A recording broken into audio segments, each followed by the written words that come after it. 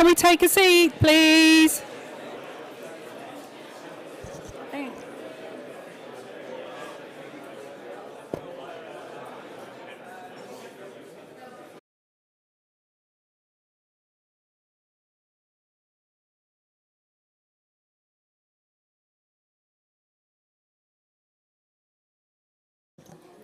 Welcome everybody. Oh, it's really good to see so many people here today. We've actually got over 350 people registered, so there's quite a good group here and a good group online. So I'm Michelle Carter and I'm Head of Transport at Innovate UK KTN. So today, this is about the Sustainable Aviation Fuel Supply Chain Initiative. We're hoping that if you find this useful, that we'll repeat these on an annual basis. So at the end, if you can give us some feedback, that'd be really great, and then we can help shape these events going forward so that they meet your purposes. So I better start with some housekeeping before we get into the actual event itself. So no fire alarms are expected today. So if it does go off, that's the real thing. So we need to go out the door, essentially where you came, so at the reception desk, and then left out the main door. And then when you get out the door, I think it's slightly left, was the instructions I was given. So you know where the refreshments are, so that's fine. I believe the toilets that are outside on this floor are out of order, so the next ones are upstairs, and I think there's also some downstairs. So I've not actually gone exploring yet, but I think that's everything that you need to know for the moment. So the aim today really is to essentially do what it says on the tin and bring that whole supply chain together in one room, which we've managed to achieve, looking at the delegate list, which is absolutely fantastic. So the agenda today, which hopefully you've all seen, so we've got 3 main sessions. The first one is about UK policy, the second on international alignment, and then the third on just a short session on some the key technologies and looking at the update on non-CO2 impacts as well. So if we started with the UK policy side of things, it links really nicely with that international alignment, so that we can see, okay, well, what the UK is hoping to deliver on in terms of policy and the alignment on the international, looking at key strategies. So we're really pleased to have Valerie from Department of Energy here from the US talk about the US SAF Grand Challenge. So looking forward to hear about that. And then also Laurent to talk about what's happening in Europe, because these are important considerations when we're developing sort of national strategies as well. So with that in mind, I guess the key thing for you, hopefully by the end of the day, you will have learned something new, and you want to find some new connections as well. So yeah, it's good to be in Leeds, and Leeds is actually home to Jet2, I've learned. So we've got a massive contingency here. So hello, Jet2. And also Leeds Bradford Airport, which is the highest airport in England. There you go. So at KTN, we have, last year we launched a program called the SAF Innovation Program. So it was launched at Farnborough by the then Transport Secretary, Grant Shapps. So our role essentially, so we also part of the delivery team at the Jet Zero Council and the SAF Delivery Group. So Jonathan will be talking about that in a moment. But so part of these, because I think what's really exciting at the moment in the UK is these different elements coming together in terms of policy, the investment, and then we're clearing house as well to support the testing. And I'm not going to give Hazel's presentation, so I'll leave that there. But it's all these different elements that are coming together. But actually then what we can offer is that glue that brings people together. And so we're an organisation, we're part of the Innovate UK group. It means we were completely impartial, and we can work with various stakeholders and build those key connections. And that's a piece of work personally I've been working on for about, must be going on 10 years now, with my colleague Pete when he joined about 7 years ago. So it's something that we've been working on for quite a few years. You know, if I just really quickly give you run through on what the programme is. So the overall objective, as it says there, is to accelerate the creation of the UK SAF supply chain. So we have a really clear vision where essentially we want to be a one-stop shop so that we can help people access experts and customers and services and various innovators as well. And this is some of the work packages that we are working on. So we have an investment program. So Jordan's here and he kind of looks after that side of things. He's building up a network of investors. So if you're interested in that, please go and talk to Jordan. And then we've got the business engagement program as well. So we love talking to people. So we wanted to find out what you're doing. So please come and find us, tell us what you do. And what that enables us is we gain this sort of bank of insights and knowledge that we can use so that if anybody comes to us and says, oh, we know we're looking for this, we can build those key connections. The supply chain initiative, as said, this is the first one. Hopefully we'll be doing more of them. And then we also do some analysis and insights. So that's an ongoing piece of work that we're doing to sort of map out some of the molecules that are being produced across the UK. So you can sort of see it as a bit of a jigsaw piece. So we kind of look at that and then we use that to inform the sort of business connections that we make. And then we're going to be delivering some technical working groups and masterclasses, and we recently had one on power to liquids, and we'll be doing more in the future. So it's worth having a look at our website. If you're interested in those, they will be delivered online as well. And if you would like to deliver a masterclass, please come and talk to us, because these will be external people. We have that in-depth knowledge and expertise on SAF, on various elements. So if you're interested in doing that, please do talk to us. So this is the team, essentially, Team SAF at KTN. So I work with my colleague Pete, and we lead on the programme. So Deborah and Juan Maria are here today. So they're the chemists and sort of biotech expertise. As I said, Jordan's here from the finance perspective, and then Connor's here as well. He's the aviation and aero expert. And then Olivia is our events manager and is kindly assisted by Anita today. So if you've got any questions, you need to find anything, please go and talk to them on the desk.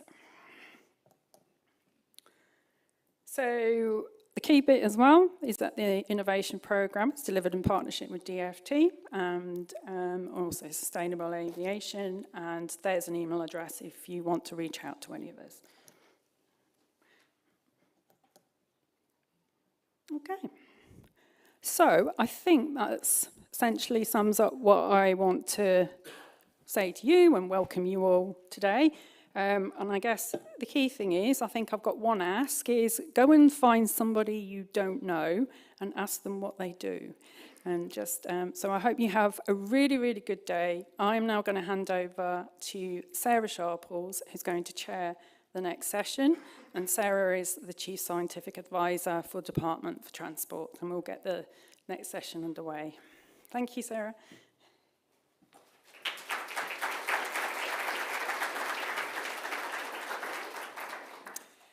Thank you, and I'm really pleased to be chairing this session this morning, thinking about how we can advise policy to create a UK SAF industry. My name is Sarah Sharples. I'm the Chief Scientific Advisor for the Department for Transport. What that means is I speak in an independent capacity, and my job is to provide independent challenge and advice to the department, but also to get stuck in and help. And I work across government with the other Chief Scientific Advisors, reporting to the Government Chief Scientific Advisor, Sir Patrick Vallance. And so I'm really looking forward to today's session. I think one of the things that is really important about events today is to get a feel for what policy and technology understanding we need to develop in order to create a UK sustainable aviation fuel industry. We know that there's work going on to create all of the key elements we need, and you'll hear about those during the session this morning and later today as well. What would be really, really helpful is that we all approach this morning's sessions with a little bit of a critical mind, thinking about, are we doing enough in the UK? And if not, what are the changes that we need to make, either from a government policy point of view, but also perhaps from an industry or partnership working point of view as well? I've come back recently from a visit to the US where it was really interesting because I was there at the point where they announced their transport decarbonisation blueprint. And it was really, actually, first of all, quite heartening to see the correlation between the approach that they've been taking in the US to the approach that we've been taking in the UK. And I'm really pleased we'll hear more about that today as well. But it also really interested me in some of the mechanisms that have been put in place to enable new technologies to pull through into transport. So what mechanisms do we need to be thinking about in terms of not only understanding sustainable aviation fuel, but thinking about the work that's needed and the role of sustainable aviation fuel within the wider transport ecosystem or within the industrial system more generally? We can't look at these issues in a siloed way. We have to understand the role of each technology intervention we need to make to deliver decarbonisation within the wider context as well.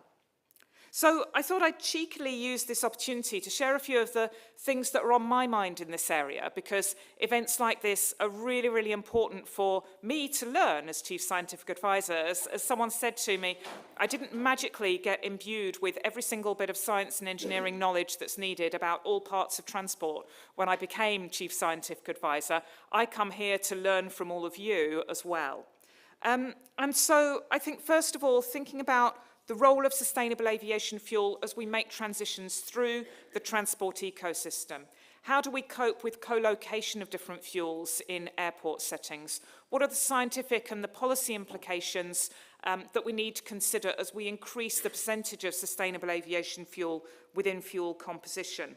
How do we make sure that all players within the system are brought along at the appropriate pace? What are the opportunities for stimulating innovation within the UK, and how can we make sure that we grow the supply chain in an appropriate way to respond to the opportunities presented by a transition that includes sustainable aviation fuel? Don't throw things at me, but maybe sustainable aviation fuel isn't the only answer within the transport and aviation decarbonisation piece as well. So how, from a government point of view, do we understand where we place our bets? Which technologies do we need to be pulling through, not only to solve the challenges that we know sustainable aviation fuel can help us with in the next 5, 10, 15 years, but what's aviation fuel going to look like in 50 years, 100 years? What do we need to have in place in order to pull through those technologies as well? And have we got the right working together, both across modes? It was interesting in the US that they don't talk about sustainable aviation fuel, they talk about sustainable liquid fuel, and very much are taking a more cross-modal approach, which is understandable considering the context of the US and, for example, long-distance trucking and the nature of transition there.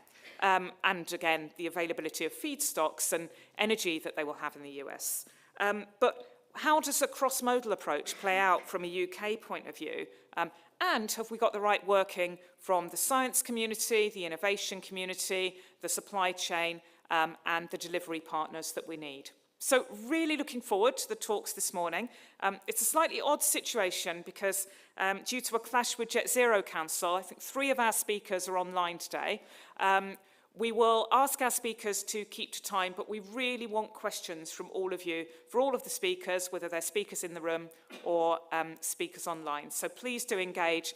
And I'll just reiterate the advice and the plea from Michelle earlier, which is use this opportunity to talk to people you don't already know. We were talking just before this session. Actually, we've still slightly got out of the habit of those coffee conversations and the value of those coffee conversations that we know we really take from events like this.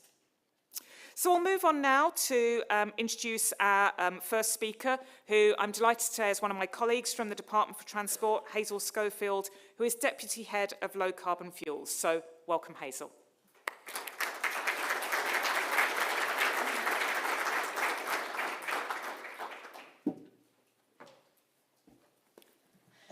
Good morning, everybody, and thank you, Sarah, for the welcome. Thank you to Michelle and colleagues for the invitation to speak here today. So as Sarah said, my presentation this morning is about the UK government's SAF policy, bringing together all of our different strands. So to start off, I just want to put us in a little bit of context. So as Sarah said, decarbonising aviation isn't all about SAF, eventually perhaps. So last summer, the department published the Jet Zero strategy, which set out 6 key measures for decarbonising aviation. And SAF is a really key part of all of this, particularly in the short term. But I think it is also important to remember that this only goes on in the context of other improvements like system efficiencies, looking at the future of zero-emission flight, markets and removals, customers, and of course the non-CO2 impacts that of course interacts with SAF potentially in quite a significant way. And if we look at how important are sustainable aviation fuels to our decarbonisation of aviation, so this is the high ambition scenario for decarbonisation from the Jet Zero strategy. The green chunk there is the sustainable aviation fuel. And certainly over the next 10, 15 years, it's the majority of the reductions that we could see and is still extremely important as we get towards 2050. And at that point, you can see some beginnings of zero-emission flight coming in, but there is no doubt that SAF is going to be extremely important to us over this period at least, and going forward from there. So our strategy for SAF policy is, there are 3 main prongs to our approach. We've got the SAF mandate, which is about creating secure and growing UK demand for SAF. The funding competitions, which is about kickstarting a domestic SAF industry.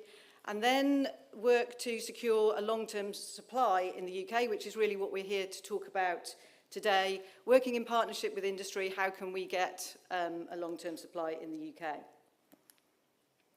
So let's start with the SAF mandate. I think these are things that many of you will have heard before, but I'll go through. So when we published the response to the previous consultation on the SAF mandate, we announced that the target would be at least 10% sustainable aviation fuel by 2030. That's something around 1.5 billion litres. That we would have the scheme in place for 2025. That it would be a GHG-based emissions scheme with some kind of tradable certificates. We set out information about sustainability criteria, which are really important, and that eligible fuels would need to be waste-derived biofuels. So if they're biofuels, they must be derived from wastes, no crops. RCFs, which are recycled carbon fuels. So this is things like unrecyclable plastics and industrial gases. And of course, power-to-liquid fuels derived through renewable or nuclear power and made into a liquid fuel. We've also said that we will have a separate target for promoting those power-to-liquid fuels that are less, or slightly lower down the technology readiness level scale at the moment, and that there will be a cap on HEFA fuels. So again, trying to promote here the second generation fuels, which are through things like gasification and Fischer-Tropsch processing and alcohol-to-jet type fuels as well. We also said that the obligation will be on jet fuel suppliers and that we will align with the RTFO, which is our road transport obligation, to the extent that we can, but that the SAF mandate will be separate to that. The next stage of the SAF mandate is a second consultation, and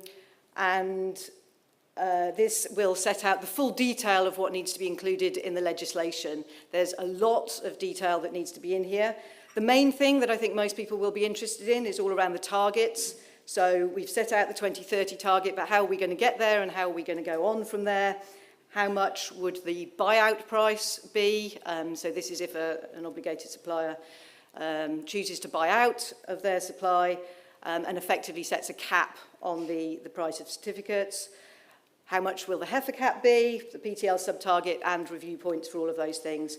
And alongside that, a load more detail on the assessment point, chain of custody, sustainability, demonstrating compliance, and other aspects that we need to set out.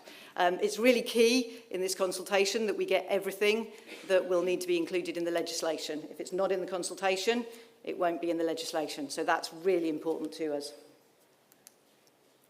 Next steps. So we've been developing the policies. We need to publish the second mandate consultation, which is what we are working towards at the moment, early 2023. I know many of you are waiting with bated breath for that. It is on its way, but I can't give you a specific date at the moment. We then expect to be able to publish a final policy position later this year, then get into the legislative process, so that will be happening through this year and next, and that the mandate will be in place for 2025. So the second prong of our approach, kickstarting a domestic sustainable aviation fuel industry.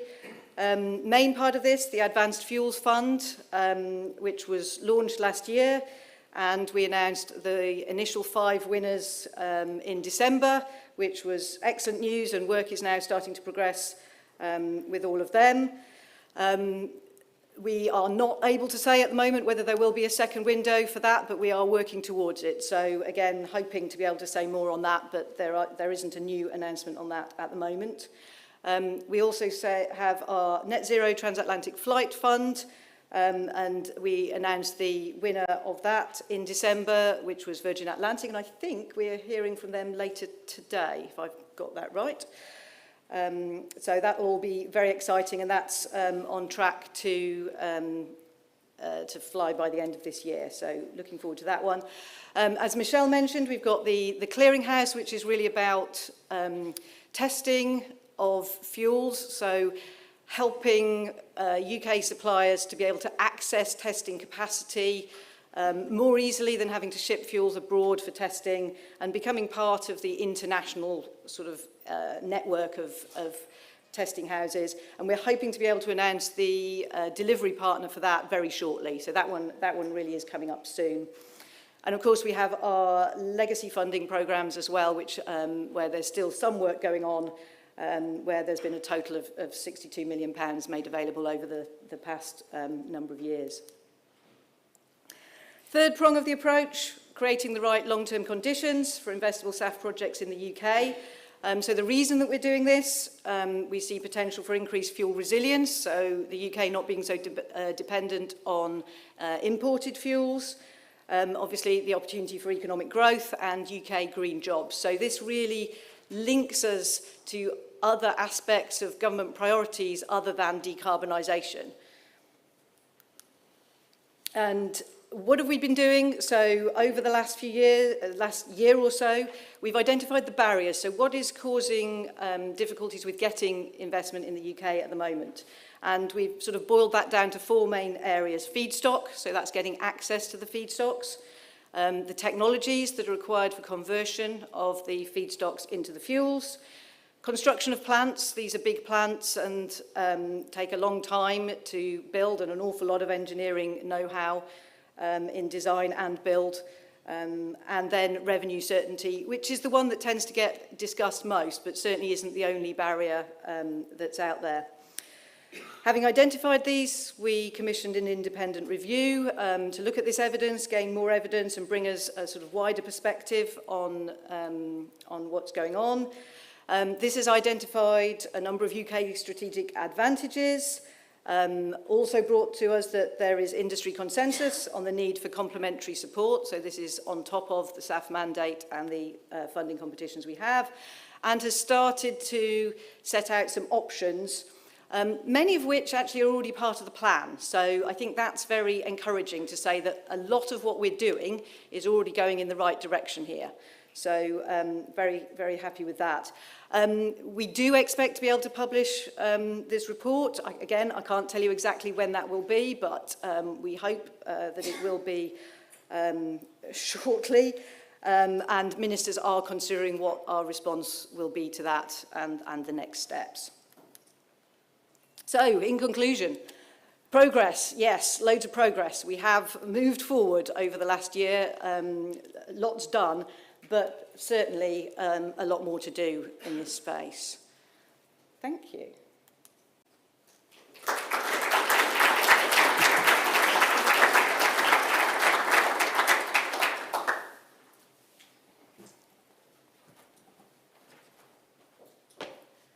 Sorry, I'll be slick at this by the end of the session this morning. Thank you, Hazel. I thought that was a really helpful overview of the approach that has been taken by DFT and by government. So I'd like to open the floor to questions. I think is there a microphone that's going around? Yep, brilliant. So if you could raise your hand, and then if you ask a question, if you could just state who you are and where you're from. So I think we've got one here and then one there. But if we could have this gentleman at the front here first, please.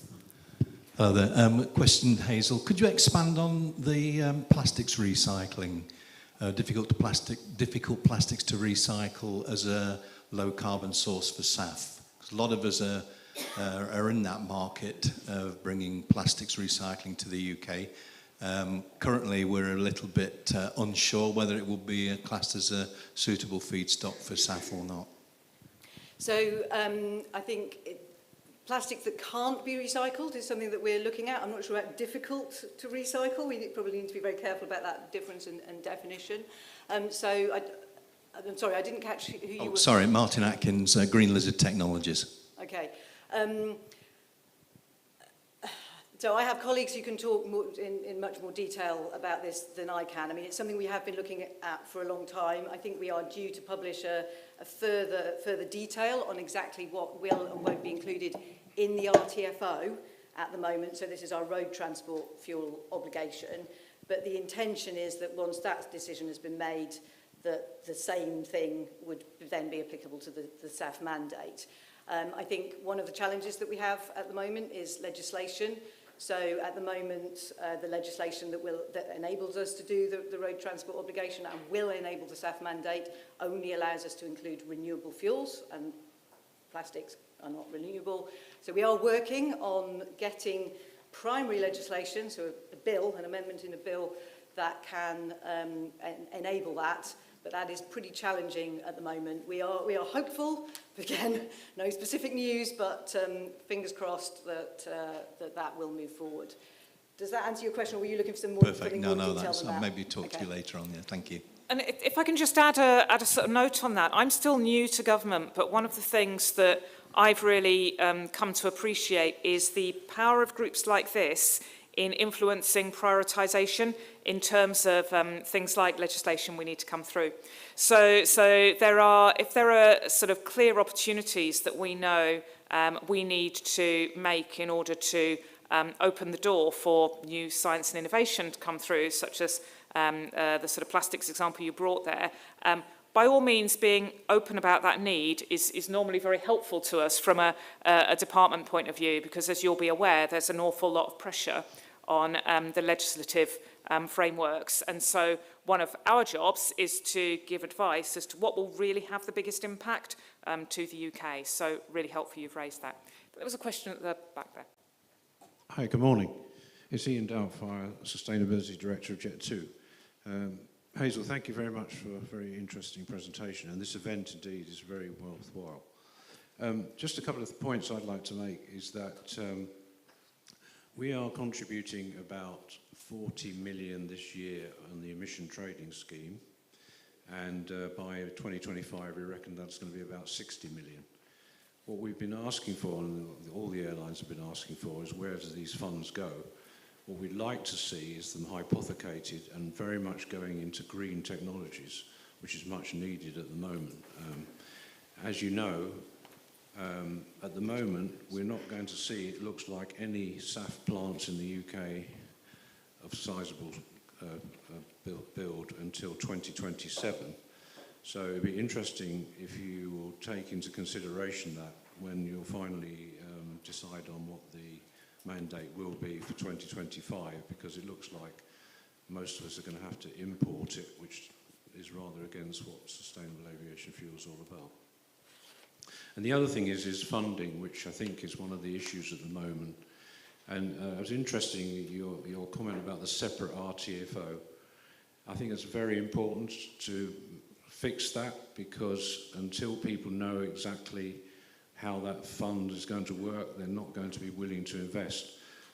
And we've been saying that we would like to see a contract for difference program, which I think is, hasn't fallen on deaf ears, but certainly that's what the investors need to invest in these plants, and as you know, they're extremely expensive to build. Okay, thank you. So if I address your first, your second comment first there, I think the work that we're doing, that I've talked about to commercialise UK industry, is absolutely focused on what you've just said. And yes, we're very aware that contract for difference would be one way of addressing those issues. The work that we need to do is to work out whether that's the right way, whether that's the best way, and advise ministers on that, which there is a lot of work that has to go into that, and looking at all of the other options.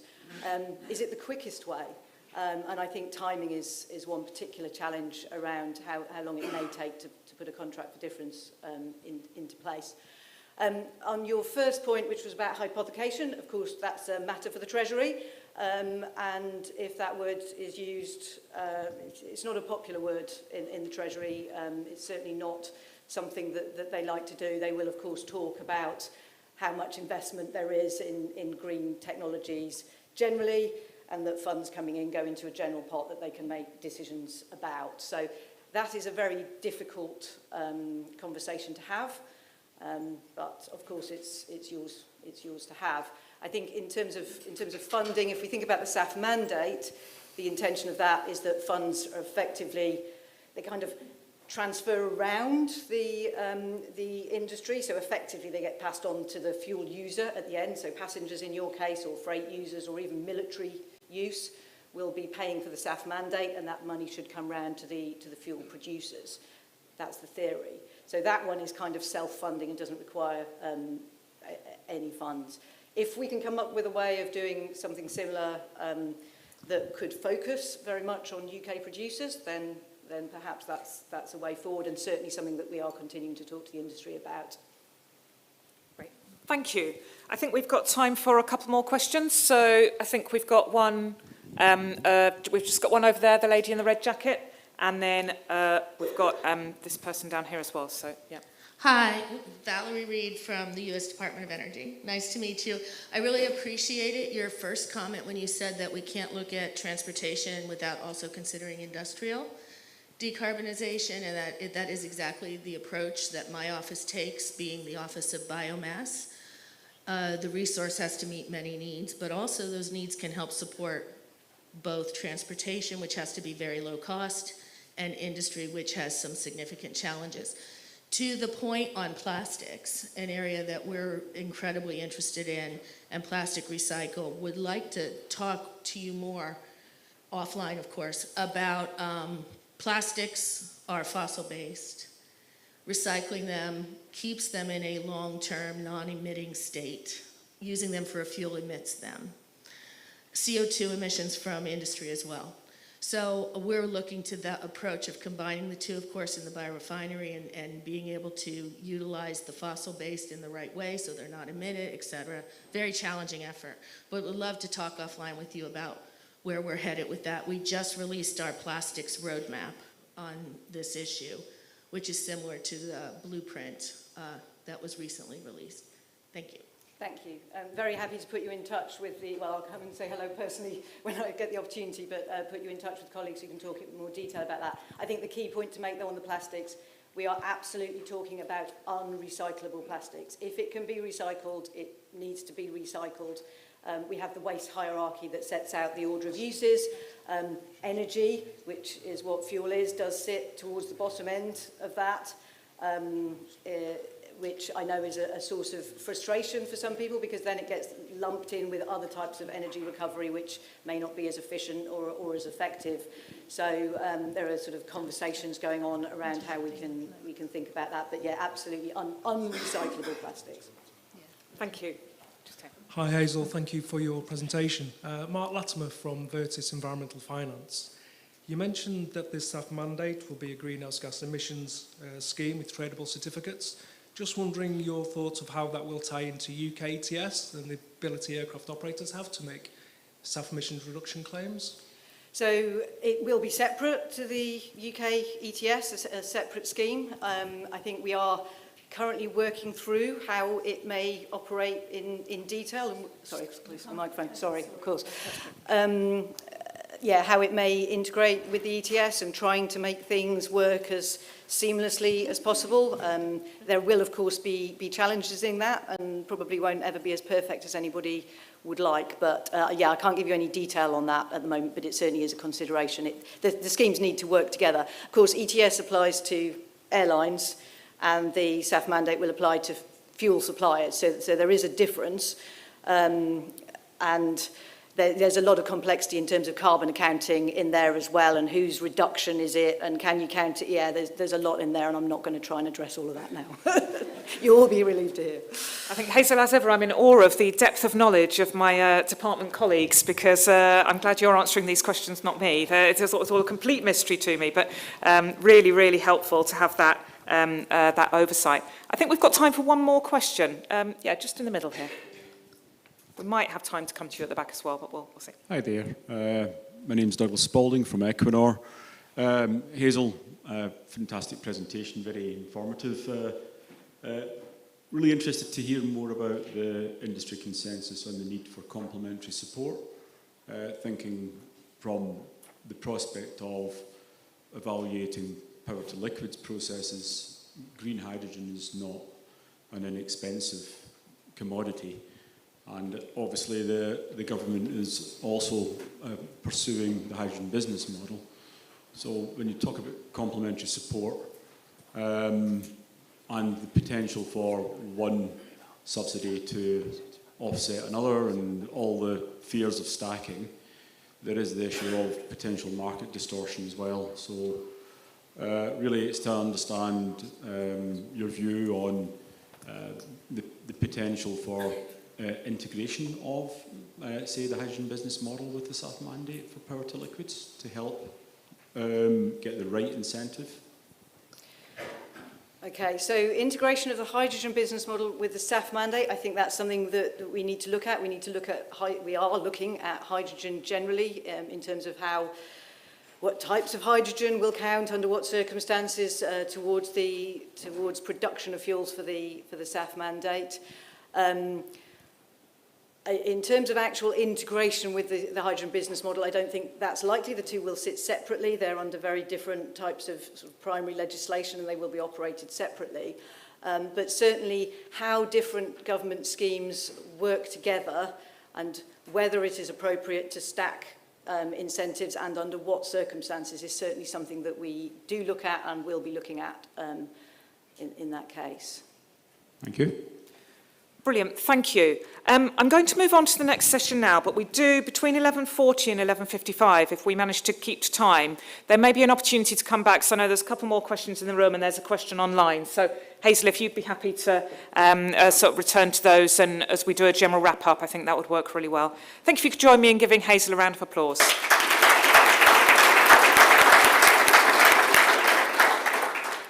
So, our next presentation is from God, I'm getting old, I can't read. From Tom Mall, who is a lead on hydrogen policy from the, and I don't know if you're paying attention to Twitter, but at the moment, the Department for Business, Energy and Industrial Strategy. And he's going to be talking to us about UK hydrogen strategy. Tom is one of our 3 presenters who's presenting online, so I'm going to cross my fingers and hand over to Tom online. Thank you, Sarah. Hopefully everyone can hear me okay. Yeah, and hi everyone, nice to meet you. So my name's Tom Mole, I'm the head of hydrogen demand policy at the Department for Business and Energy, although as Sarah pointed out, probably called something else by the time I finish this presentation. So we'll see what happens. So I just want to say it's a pleasure to be able to speak with everyone today, at least virtually. I'm very sad not to be able to be there in person, but it's always good to hear from the industry and from the sector and understand kind of what the latest developments are. Also very open to being kind of contacted online or drop me an email. So do give me a shout if I say anything of interest. So I appreciate that kind of being talked at by a head on a screen is never usually most people's favourite part of a conference. So I'll try and keep it as brief and as interesting as possible. I'm here today to talk a bit about the kind of context or at least give the context of our kind of overall hydrogen policy in the UK, as obviously as a key kind of input into our SAF ambitions and making sure that we kind of realise the opportunity of decarbonised aviation. So I'll just kind of give a brief overview of all the various aspects of our hydrogen policy, and specifically kind of what it's trying to achieve, and then I'm very happy to take some questions. I've got an online clicker, so hopefully this will work. Seems to have worked. Excellent. Hopefully that's worked for the room. So yeah, I'll just dive straight into it. I mean, the first slide really is kind of setting out why the big deal, I guess, on hydrogen and why there's so much interest in it. Now, I mean, this probably won't be new to a lot of people listening, but obviously low carbon hydrogen will be a key part of our future energy system, or at least we believe so in BEIS. As one of the few combustible fuels that are consistent with net zero, it can provide a vital decarbonisation pathway to sectors particularly that are difficult to electrify, obviously aviation being a prime example. A domestic hydrogen industry can also support UK energy independence, which is something that's kind of massively rose up the kind of ministerial priority list, at least obviously in recent times. And low carbon hydrogen also provides opportunities for UK companies and workers across particularly industrial heartlands. I think government analysis suggested that by 2030, the sector could support over 12,000 jobs and unlock over £9 billion in private investment. So there's a real economic story to be told as well with hydrogen, as well as a decarbonisation one. And the slide's quite busy, but you can see on the right, that's a graph from our net zero strategy, which suggests the kind of amount of hydrogen that we could be using in across the economy in coming years, and up to potentially as high as 460 terawatt hours of hydrogen use. To put that in a bit of context, I think the power sector sits at just over 300 terawatt hours. So the entire power sector, we might match that in terms of energy drawn from hydrogen. So it's a really big opportunity and obviously a real challenge in kind of realizing the opportunities of it. So my next slide talks about the hydrogen strategy, and this is kind of the overall outline of how we want to achieve these opportunities. So the hydrogen strategy was published in 2021. It outlines a comprehensive roadmap for the development of a wider hydrogen economy over the 2020s to deliver the government's 2030 ambition.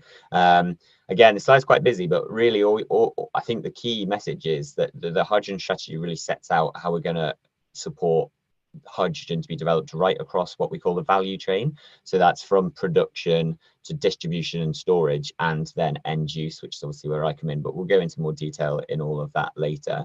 And it's one of the most comprehensive, I think, hydrogen strategies, or at least it's been described, probably shouldn't toot our own horn, but it's been described as one of the most comprehensive hydrogen strategies that have been published by a government anywhere in the world. So there's lots of detail there that we can kind of dig into as we go through the presentation. But this was also kind of, I think there was a kind of big upping of ambition and a kind of ratification of where we want to go with hydrogen in the British Energy Security Strategy. So this was published last year in April, especially as a response to the gas crisis and the events in Ukraine.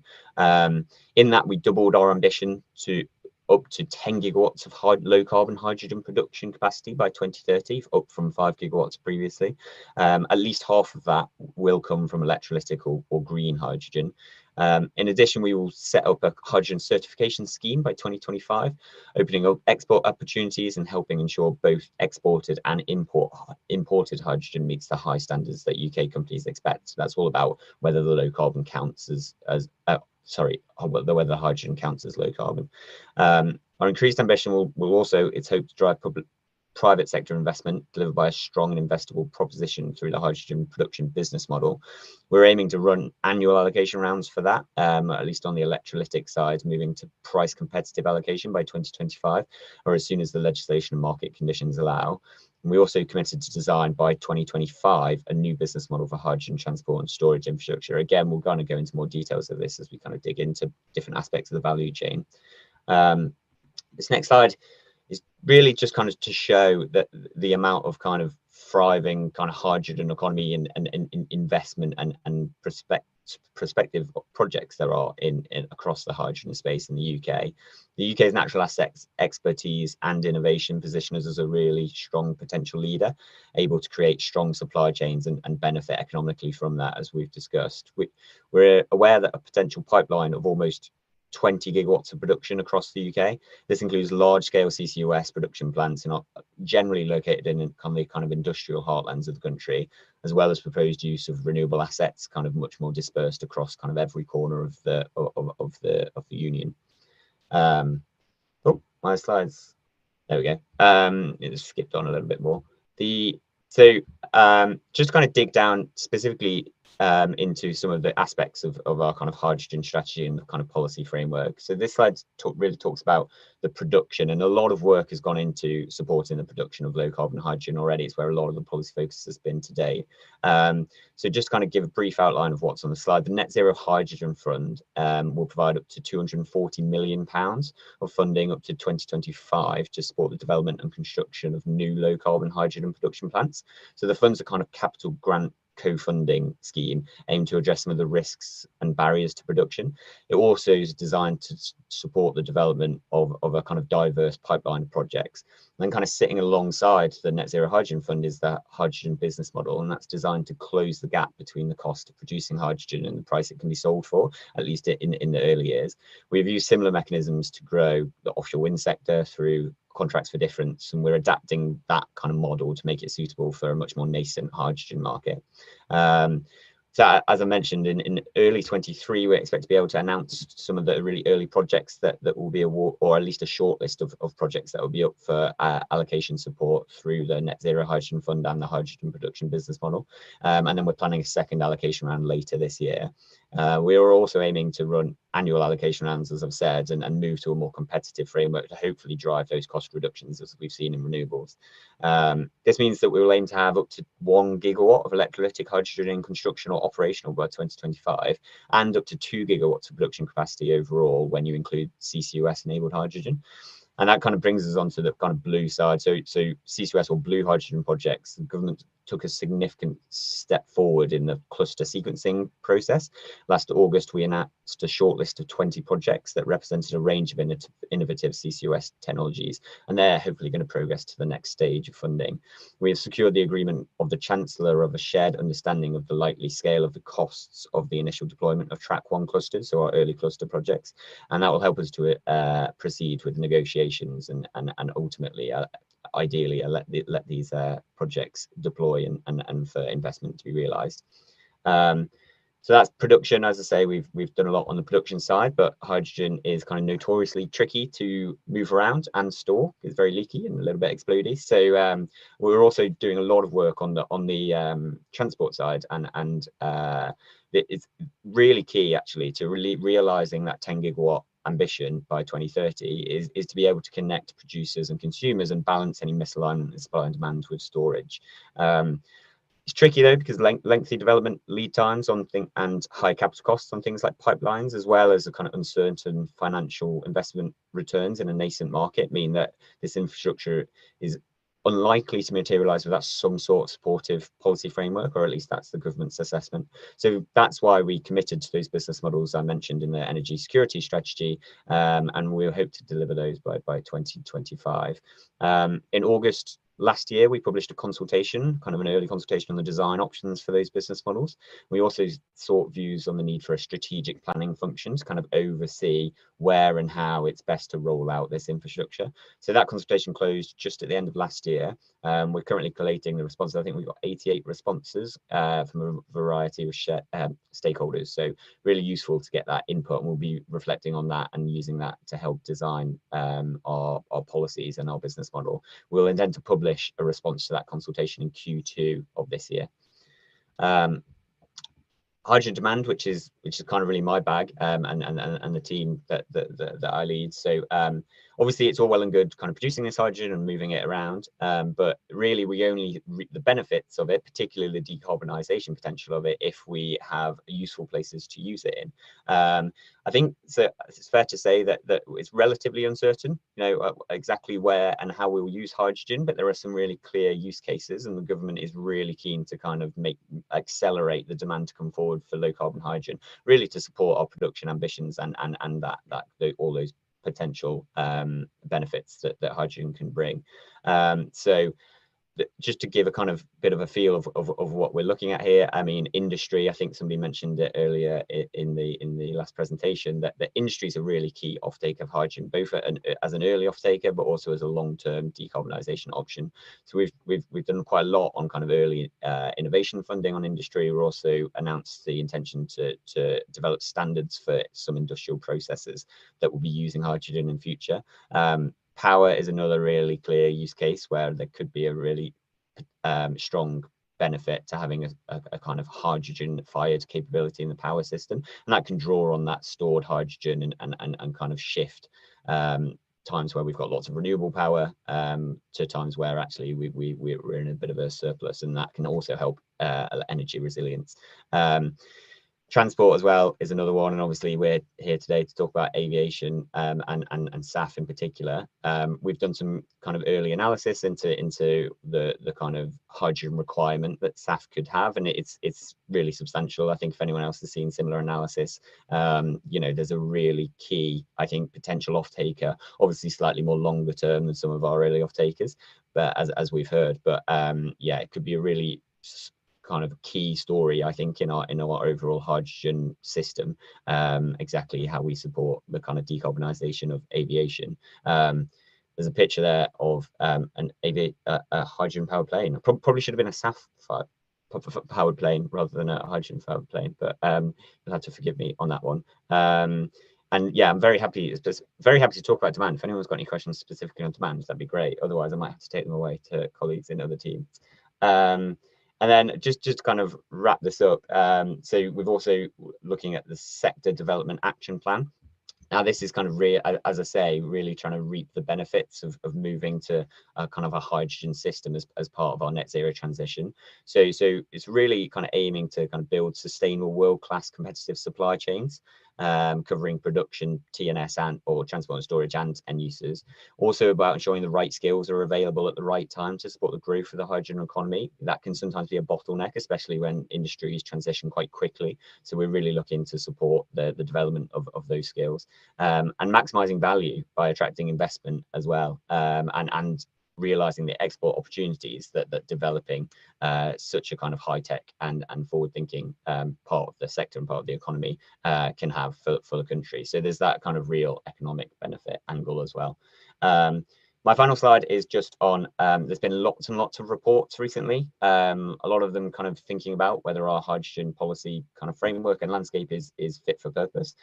Generally, I think not a bad kind of review, but lots of things to reflect on. So the government are taking a lot of these reports away, and we'll be considering them as part of our kind of continued evolution of our hydrogen policy framework. I should say that we update the market every 6 months with our kind of hydrogen strategy update to market documents. We've just published one in December, and that kind of covers the full range of things that we're doing. But obviously we'll be looking to update those as we go, and I think some of the responses to some of these recommendations and these reports will be included in the next one. So yeah, watch this space. That's it from me. I'm very happy to take any questions. So very happy to take questions from the room or online, yeah, if you could raise your hand. I saw someone raising their hand at the back there, so yeah.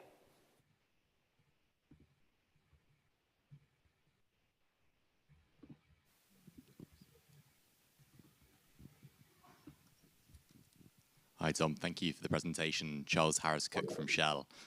Asking for a friend, so to speak, but how is the hydrogen production business model CFD being funded? How did that conversation go with Treasury, and any tips you can share? Yeah, it's a good question. Thanks. Obviously, initially, the long-term funding for the hydrogen production business model is, still up for debate. Obviously, we're engaging Treasury closely on that.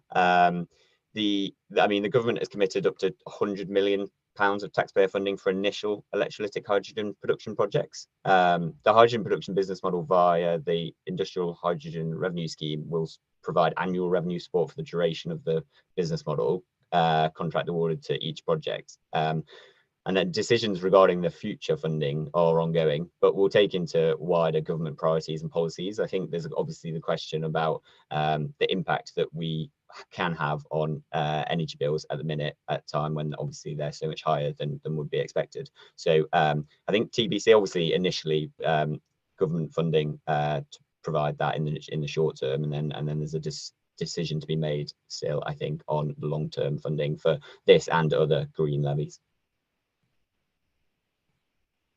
Have we got any questions online? Okay, great. I think there was something in the middle of the room. Yeah, thank you. Thank you for that presentation, Grant Pearson at ENSYS. First of all, a quick comment, Tom. It was very good to see what's happening with regard to the carrot, so to speak, for encouraging investment in hydrogen. As a potential off-taker of hydrogen, I'm seeing your challenge on the demand side. And if we look over to the SAF side, what we're seeing with the SAF mandate is the stick. I think potentially BEIS and DFT can learn a bit from each other about how both need a carrot and a stick, because to drive these forward very quickly, we've indicated in SAF that the mandate will not be good enough to drive investment in UK production, and I think we're going to see a similar challenge that you'll have on the hydrogen side in terms of the off-takers. My specific question is a little bit more around one of the challenges on the hydrogen side into transport and SAF, and it's around additionality and temporal displacement. Are we working closely between BEIS and DFT to ensure that hydrogen produced from electrolytic processes is able to count in the transport when addressing those two issues?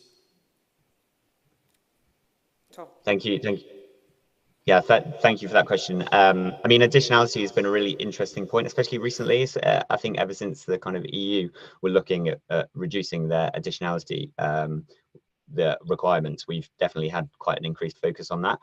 Absolutely, both our departments are engaging quite closely with especially the kind of alignment with the low carbon hydrogen standard in the hydrogen business model and the additionality requirements, particularly through the RTFO, or the road transport fuel obligation.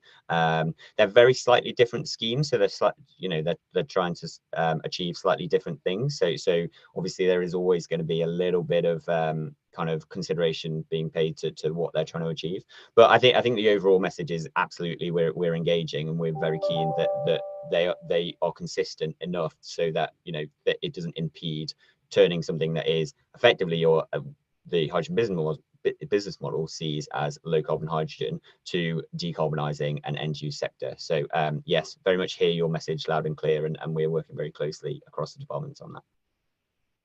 Thank you, Tom. I wonder if you could share with me in a round of applause for Tom.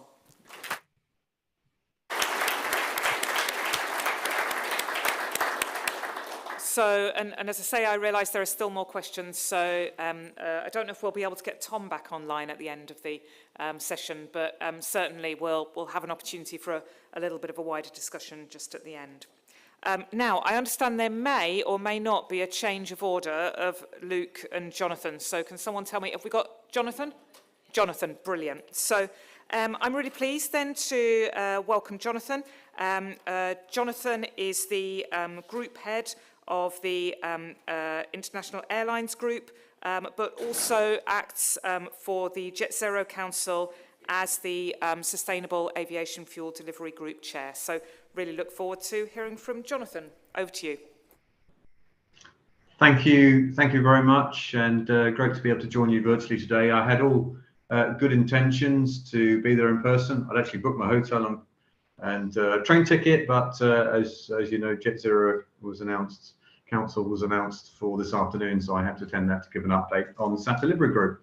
But many of my colleagues, it's good to see many of my colleagues are there. So I hope you have a very helpful and useful day. So what I'm going to do is just give you an overview of the Jet Zero Council and particularly the SAF Delivery Group, and specifically the 3 working groups, the progress we've made in the last 12 months, and then our priorities going forward. So it's possible to move to the next slide, please. And the next slide, thank you. So, as many of you will be aware, Jet Zero Council was established back in July 2020, and this was following a long dialogue between government and industry. And we've been involved, particularly at IAG and then previously British Airways, in looking at sustainable aviation fuel since 2008. And it took us 10 years to get the first policy support for SAF. It didn't happen until sort of actually 2017. And part of the challenge is there's just so many government departments that you need to interface with. So the industry view was, look, it'll be very helpful if we can create one fora where all the relevant people sit around the table, and not least the most relevant government departments. So that was kind of, if you like, the early thinking. And it's great credit to the government that they were able to establish the Jet Zero Council with both transport and bays, co-chaired by the ministers, with the overall objective of accelerating delivery of net zero emissions for aviation. And I think the other thing that is really important to note is that it's got a very clear focus on those areas that are deemed to need the most policy support.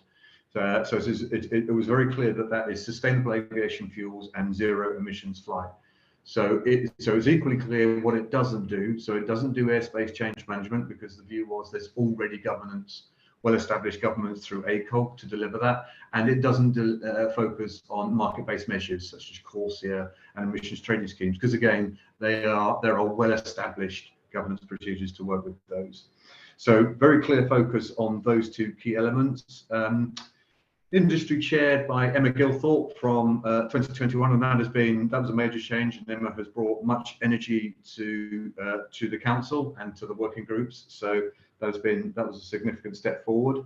And I think one of the other very effective parts of the Jet Zero Council is its very wide representation. And what I'll do is I'll give you an overview of which groups are represented in each of the working groups.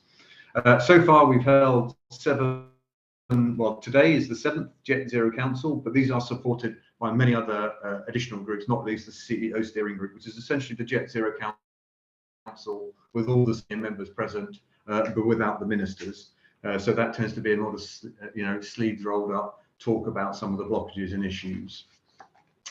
So then on the next slide, we talk about, sorry, next slide, please.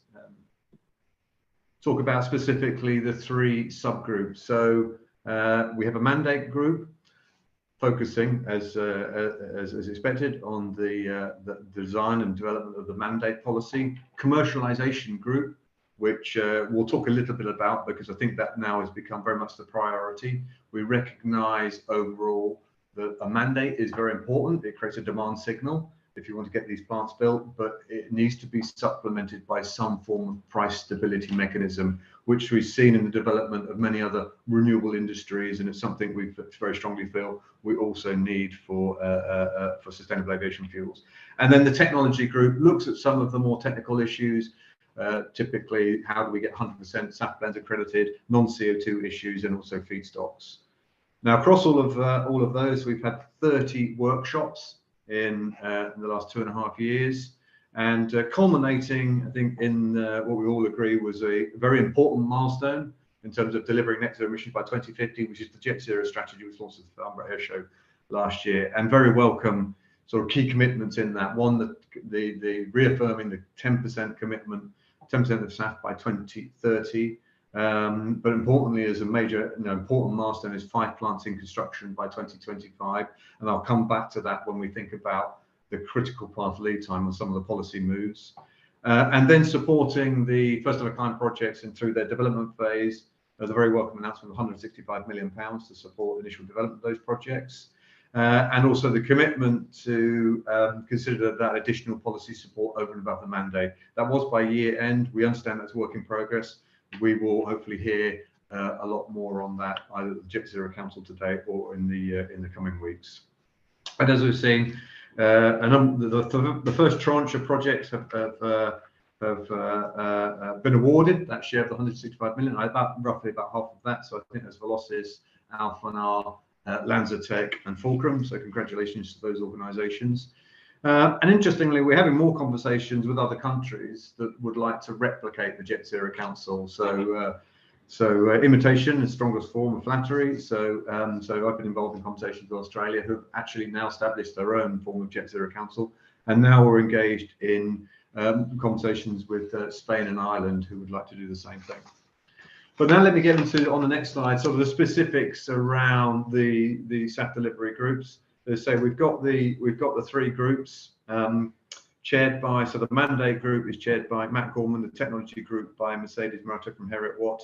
Commercialisation group was originally chaired by Dave Smith from Rolls-Royce and is now chaired by Grant Pitson, who I understand is with you today. So what I'll do is just quickly walk through the progress we've made with each of those groups, and then talk about, importantly, the priorities for 2023. So on the next slide, so overall with the mandate group, we have held eight workshops since the establishment of the council. This year we've had 3 meetings and 1 joint meeting with the commercialisation group. And what we've been doing is getting into there was a focus on, first of all, just responding to the first mandate consultation. And now what we've been doing is a number of workshops to really support the content for the second mandate consultation. So you can see some of the issues that we've been looking at, the whole question around, should we have a HEPA cap? And if we have a HEPA cap, what level should we set that? Also, should we have a power to liquid sub-target? Because as many of you will know, within the Fit for 55 refuel package, there is a power to liquid sub-target, both starting from 2030, I believe it's 5% overall with a 0.7% power to liquid sub-target. Also about what's the overall ambition out to 2050, and what does that trajectory look like? Another very important issue is the buyout price, and lots of discussion and conversations around that. How you set that. You obviously have got to try and mix the conflicting objectives of, do you want to provide incentive to actually produce the fuel, but you don't want such a high buyout price that it becomes very expensive for the consumer. And then also, of course, for the whole question of chain of custody, where do you blend the SAF, the point of control, and the chain of custody? So getting into some fairly meaty workshops, and my understanding is that has all been very helpful to help prepare for this second mandate consultation. Just across the bottom there, you can see we've got 42 members of the mandate group, and a really good broad representation across all of the key stakeholder groups. On the next slide, just on the technology group, again, we've had 6 meetings overall since the establishment of the council. We've had 2 this year and one joint meeting, and again, 51 members, broad spectrum of stakeholders across all of the key stakeholder groups. Primary focus here is on 2 key issues, non-CO2, well, 3 key issues, non-CO2, as we all believe that there are potentially beneficial impacts of SAF on reducing the impacts of non-CO2. Essentially, we're talking about contrast here. So we had a great series of presentations from Mark Stetler, who I believe is going to be talking to you this afternoon from Imperial College, Guy Grattan from Cranfield, and also Simon Christie from MMU, to give us the sort of latest position. And it's clear that there's a lot of work happening in this area. We had a very interesting workshop with ATAG, which is if you like, the Global Aviation Consortium last week. And one of the things that we'll be calling for is much more global coordination of all the activities taking place looking at non-CO2. And we think there's a role for KO through that, through the Cape Working Group 2. So that's something we're looking for, to try and pull all of that together. The other big area is, the ASTM work of getting to 100% SAF blends. And there's a great presentation from Gerhan Andek from GE Aerospace, gave an excellent update on where progress has been made there. But importantly, how can industry accelerate that approval? Because I think the sooner that we can get 100% blends approved, I think the better. And there's clearly quite a close link there with the whole non-CO2 question, because for those that aren't aware, the view is that there are a narrow number of days when you have the majority of these contrails formed. So that you quickly get to, is there a potential solution where we should reserve our early SAF for those days when we've got the contrail problem? So that's kind of work in progress. And then finally, feedstocks. Lots of questions about feedstocks, and this will actually be one of the key priorities going forward. So the general view is there's not a shortage of feedstock when you look in aggregate, but it's just there are lots of competition for it. So there's a number of other sectors that will be keep meeting the feedstocks that we'll be hoping to use for sustainable aviation fuel. So what does that mean in terms of particular pathways that you want to support, and any policy that we want to enact to try and make sure that there are available feedstocks for these first-of-a-kind plants. And then finally, next slide on the commercialisation. Again, we had 5 meetings. This is now become the priority area. I say a lot of work on the mandate. We had the first mandate consultation. We're now looking, and hopefully we'll see the second mandate consultation very soon. But as we've always said, this needs to be supplemented by the main unmitigated risk, which is around price certainty. So some form of price stability mechanism. So lots of work looking at the various instruments. You'll hear lots of talk about contracts for difference, and the reason that has been favoured, and there's a lot of work done by Nick Rigby, who was seconded to DfT 18 months ago, is because it's a proven instrument and it has worked in other sectors, particularly offshore wind. But we understand it is very complicated. So is there a simpler form or a light version of the contracts for difference that we could implement so that we can, one, deliver that price stability, but also get these first-of-a-kind plants built by 2025? It's the good news for this group. We actually now have, and the key stakeholders here are investors, as it is investors that will be paying for these first-of-a-kind plants. We now have 12 financial organisations sit on the commercialisation stream, because they are absolutely key in telling us and informing us around, which of these policy instruments will provide the reduction of the risk when it comes to price stability. As you probably know, Philip New was commissioned by the DfT in the third quarter of last year. We understand that work has now been completed, and we had lots of opportunity. He came and presented the commercialisation group back in November, so lots of opportunity to input into his work, and we're hoping that will be published very, very soon. So this is just final slide. So what are our plans for 2023? Well, second SAF mandate consultation, absolute priority. We hope to see that launched in the coming weeks. We've talked about also obviously the launch of the UK SAF clearinghouse, very important. But I think the key additional piece of policy is this price stability mechanism. And we talk about 5 plants in construction by 2025. When you work back with that timeline, those 5 plants, they will need to hit financial close mid-2024. So you quickly realise these policies have to be in legislation by the end of this year, or certainly the first half of next year. So we really are on a critical time path there. Talked about the 165 million. We're looking forward to the second round of announcements in the coming weeks. Also, the 100% SAF transatlantic flight, which I believe Luke will be giving an update from. For those pilot plants, and do you have locations where you want to site them? Yeah, no, it's a good question, and it varies by pathway. So currently, in the UK, what we can do is maybe share with you some work that was done by Sustainable Aviation, where they've identified that with the right policy support, we could have 14 plants built across the UK in the next 10 years. And that's sort of from Humberside, Teesside, Tyneside, Scotland, Northwest and South Wales.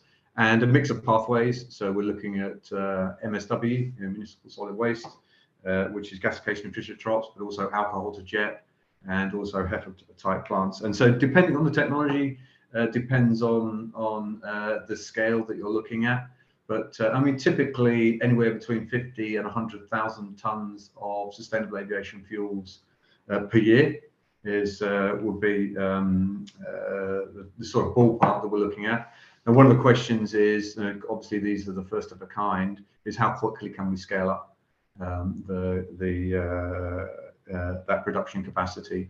I think if we're going to hit 1.2 million tons by 2030, and then our forecast for the whole UK is up to 5 to 6 million tons by 2050, we're going to need a number of plants and potentially a larger scale. But what we'll do is we'll share with you the analysis that we did through Sustainable Aviation around those 14 plants, which outlines the pathways and locations. And just as a finish, I should have said, just on Jet Zero Council, overall, absolutely, we see the Jet Zero Council as having been very helpful. We have achieved more in the last 3 years than we did in the previous 10.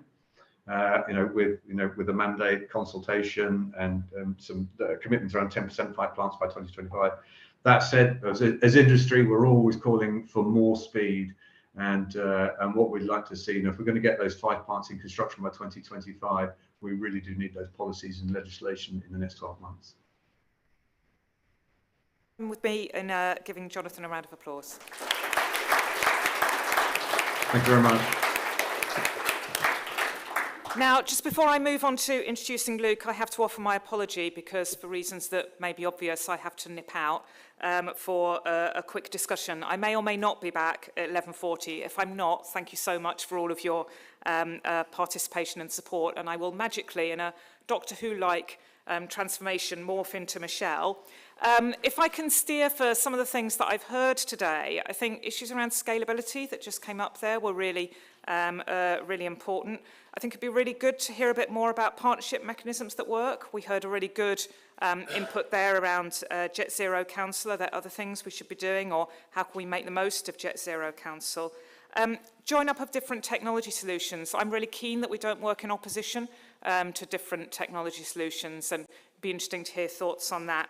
And what is it about the UK? Where's the UK opportunity? Where's the sweet spot to really grow the industry from a UK point of view? I hope I'll be back to join in that discussion, but if not, I'm sure Michelle can carry it on very effectively. And so then I'd like to move on to our final presentation of this morning, which is from Luke Irvine, and Luke is Head of Sustainability of Virgin Atlantic and is going to talk about the 100% SAF transatlantic flight. Over to you, Luke.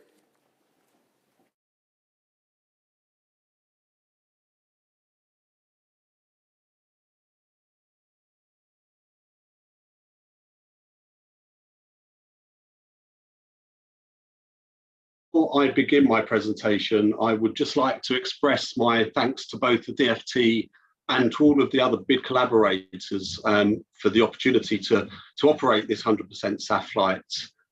From I think my perspective and from the industry's perspective, it's really vitally important that the airline industry is able to show alignment and collaboration in its approach to decarbonisation.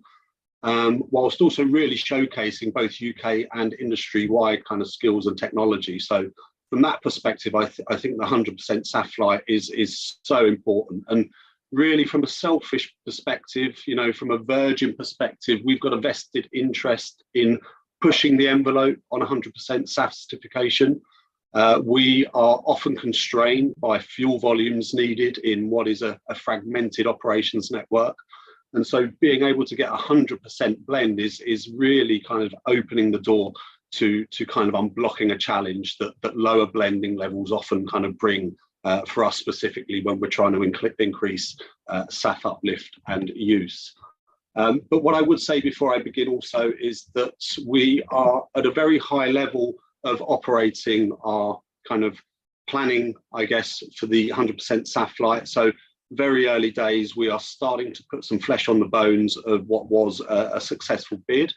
What I intend to kind of just take you through is kind of the high level kind of premise of the 100% SAF flight, a bit more detail into some of the working groups, a bit of insight into kind of some of the planning and the different kind of elements that are going to go into the kind of operation, and then finally really specifically focus a bit on what is in effect probably the key element, which is the kind of the safety and the certification piece. But really to begin with, the high level kind of overview is to kind of just share with you the fact that this is a VA consortium. We have got 6 incredible partners working alongside us. So that's Boeing, it's Rolls-Royce, Sheffield University, Imperial College, RMI and ICF. We're actually targeting the flight itself, the operation in Q4 of this year, so 2023, likely around November time, but obviously we've got a lot of kind of independencies to work through first, and understanding kind of what the actual kind of key critical components for the approvals pathway might look like. So a lot of challenges to work through, but ultimately looking to operate that flight in and around November or thereabouts. It's going to be a charter flight. It's going to be from Heathrow to JFK, and we will be flying on a 787. The kind of blend of SAF that we're going to put into this 100% flight is propensively a heifer blend with 12% high aromatic fuel content. We think it's going to roughly be an 80-20 split, although that's still to be determined. And in terms of kind of, you know, what that kind of uplift looks like, there's obviously a lot to work through in terms of the logistics of getting that fuel into the aircraft, making sure that it doesn't contaminate any existing kind of fuel technology systems that exist at things like airports. So a lot of things to work around in terms of that. In terms of the volume of the fuel, we are probably anticipating about 60 tons of SAF required to fly that flight. That's kind of a proportion of about 45-50 tons for the actual flight itself. Again, it's dependent upon some of the flight conditions, whether we have to fly a slightly different route to normal, what height we have to fly at, etc., etc. But we also will require about 15 tons of this specific kind of SAF blend in order to deliver the pre-flight kind of testing, engine bench testing, etc., required for the approvals and the flight operations. So that's very, very high level. If I talk a bit more about the kind of the program in general, obviously it's really, really kind of important that the kind of SAF testing and the approvals process is up front and takes priority. And I'll talk a bit more about that in a minute. But really, there's lots of things that are going on around just the SAF element of this flight. There are indeed about 6 or 7 working groups that we're going to set up.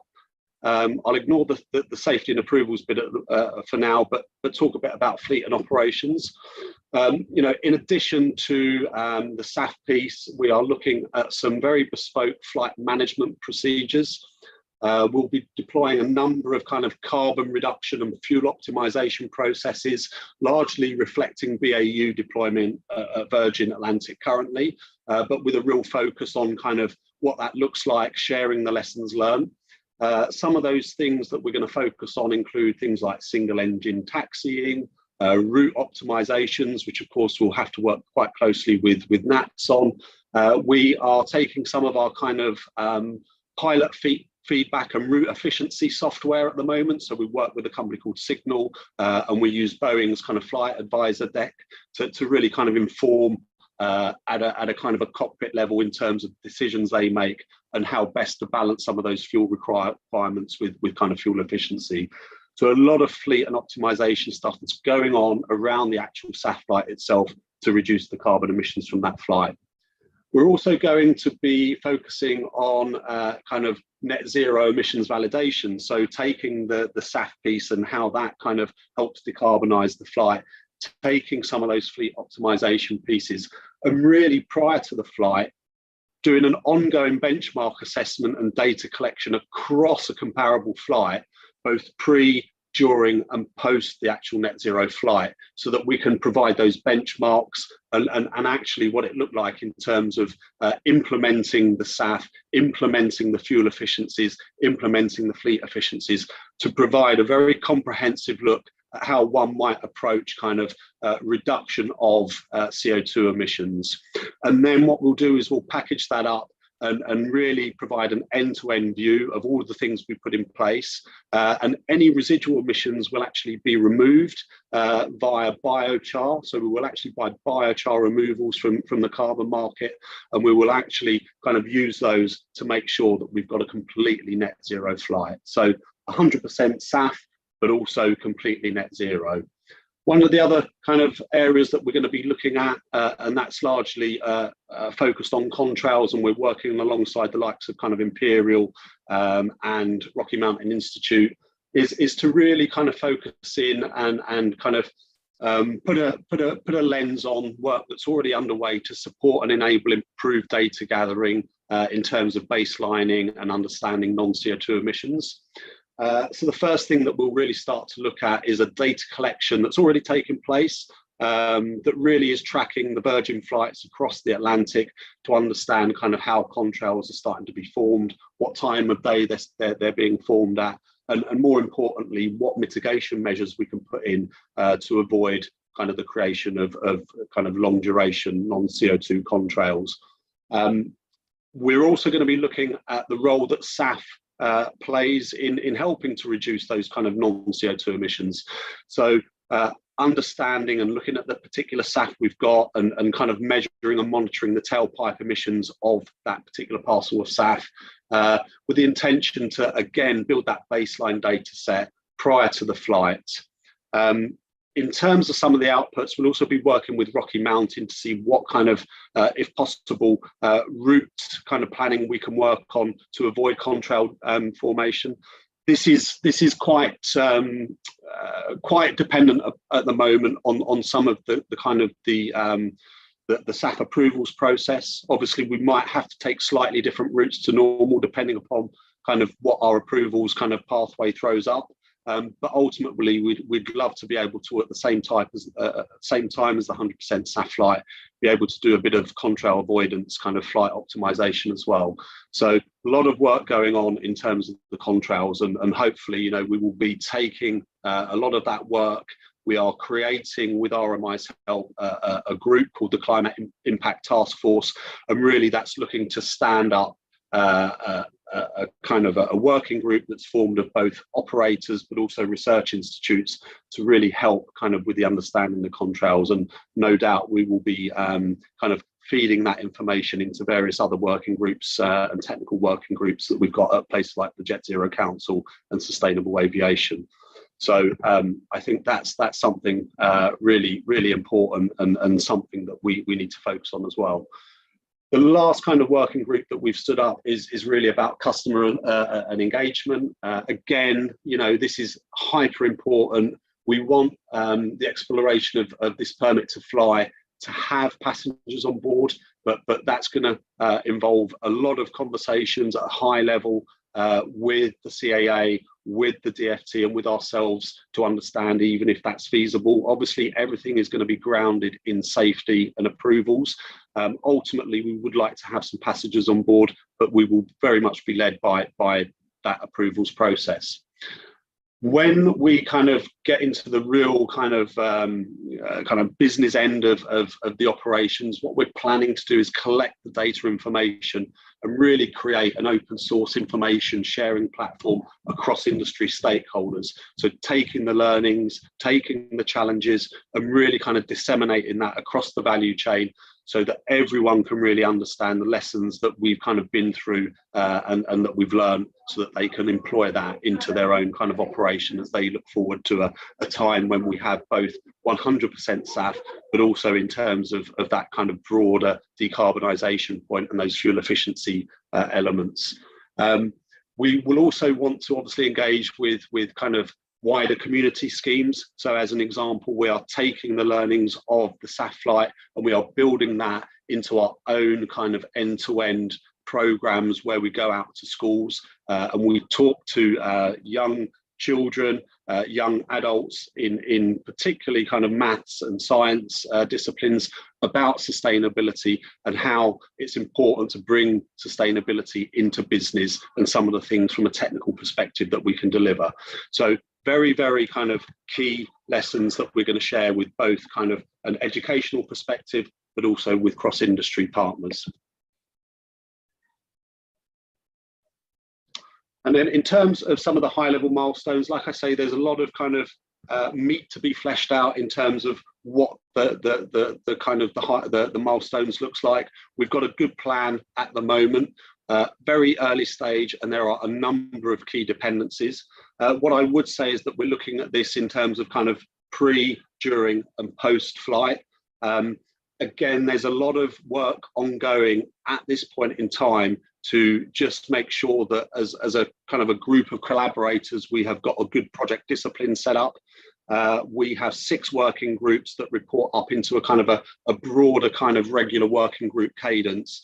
And then we've actually got a steering co, which will kind of help steer any decision makings that kind of go on at a working group level. I think ultimately we are aiming to kind of put that flight in around Q4, as I said earlier. Likelihood we're going to take off in November, but this might move a bit dependent upon the kind of approvals process and what we need to do in terms of standing that approvals process up and some of the kind of the heavy lift that's needed. But ultimately this is kind of the rough timelines, and we'll be looking to share some of the findings in kind of Q1 of 2024 with obviously all of our industry partners and stakeholders. And then probably one of the most interesting aspects of the program is the kind of the safety and the technical approvals process.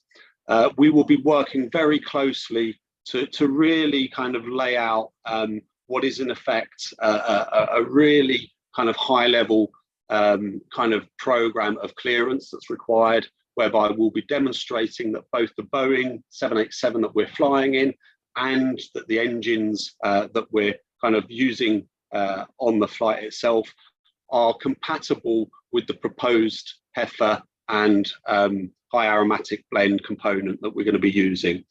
Rolls and Boeing are obviously very, very key to this process in terms of defining what those kind of technical assurances and technical reviews look like. They will kind of feed that information into Virgin, and Virgin will effectively use that information to create a statement of airworthiness. Obviously, the considerations that go into that statement of airworthiness will also include thoughts about what we might need to do in JFK to return the aircraft to commercial readiness. They will take into consideration how much fuel we're going to need if indeed we need to take a slightly different kind of route to the one that we traditionally take on our way to JFK. But ultimately, all of these things are going to be done in very, very close collaboration with both the CAA, the FAA and the EASA in terms of making sure that we've got the right approvals, which we're thinking along the lines will be a permit to fly for this specific operation, so that we can effectively deliver a very safe operation, obviously across the Atlantic.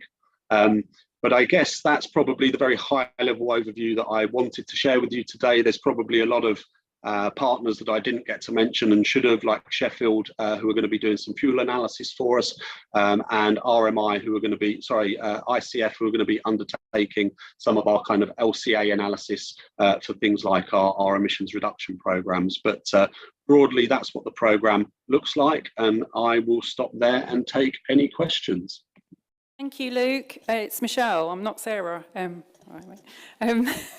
So, has anybody got any questions for Luke? A really interesting presentation. Thank you very much. Yeah, oh, we do. We just have one at the back. Hello, John Horsley from Cranfield University. I was just wondering what your timeline is to rolling this out further within Virgin Atlantic. Good question. Like I say, I mean, our kind of driver from a selfish perspective is really to make sure that where we're constrained by capacity, we're able to kind of optimize the amount of fuel that we can take in at any one location. So, you know, you think of our kind of North American network, and we have very few flights from certain airports there, and actually we're constrained at the moment by kind of that blending limit, which is kind of traditionally at about 35% at the moment. I know we have up to 50%, but it's kind of traditionally at about 35% blending. So actually, the quicker we can get the 100% certification in, actually the quicker we can kind of drive our own kind of target in terms of getting SAF in and making use of things like, you know, the West Coast kind of price support incentives, and get them working for us in a real kind of meaningful way by increasing the amount of fuel we take in there. And then there was Chris here. Have we got one online as well? Okay, well, let's do Chris first and then we'll go online. Yes, Chris Urgener from Green Air. Do you know as yet when you will announce the supplier of this of the SAF fuel? Will it have to be imported? And also about the synthetic aromatic kerosene, which is obviously very important for 100% blend. There seems to be only one supplier in the world that can come up with that. Do you agree that, and it will probably have to come from America?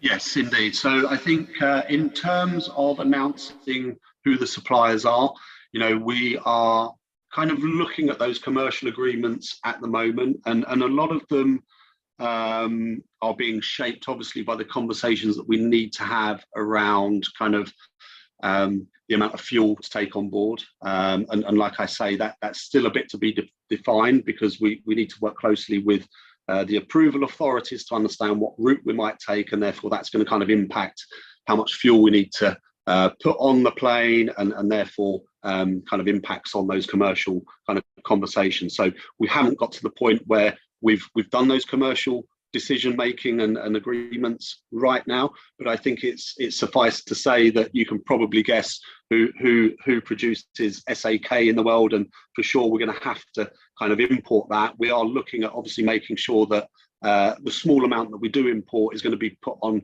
a cargo ship and not necessarily flown in, to obviously reduce the footprint of that shipping. From a HEFA perspective, that is coming from the UK. So you know, I think that's a very kind of UK-based organisation, but you know, we do admit that the SAK element is very, very critical to making sure this is a pretty much 100% drop-in for Jet A1, and kind of if you were to just look at the fuel qualities on paper, you wouldn't know it apart from Jet A1. So it is vitally important that we have that high aromatic content, and yes, it's been shipped in from the US, and I'm sure you can all guess who that might be. Okay, thank you. And we've got one online, Jordan. It's ready, but it's from Joanna Baldray from Baldray Jet Fuel Consulting, and she says, Luke, who will blend the fuel and then be responsible for getting it into the airport and putting it onto the aircraft as per standard jet fuel product quality and airport fueling practices? Yeah, so I think these are some of the things that we need to work through, and they're part of our commercial kind of conversation at the moment. I guess what I would say is, you know, this is a very, very complex bit of logistics, and again, it's something that we will look to share with everyone in terms of how we went around and approached kind of the logistics part of this. No doubt it is going to take blenders, it is going to take logistics partners, it is going to take airports to all pull together to really help us make this a very seamless but safe operation that ultimately culminates in 100% SAF flight. So a lot of detail to be worked through, but we've already started looking at some of these elements, and it is very technically complex, and is going to need a lot of support from an awful lot of our kind of value chain, and you know, that's the point of this. It's about kind of taking those learnings once we've done the work and sharing them out. Great, thank you. Any more questions, Luke, before we head off? No, I think we can let you go, Luke. Thank you very much for your presentation. It was much appreciated. So we could give thanks to Luke.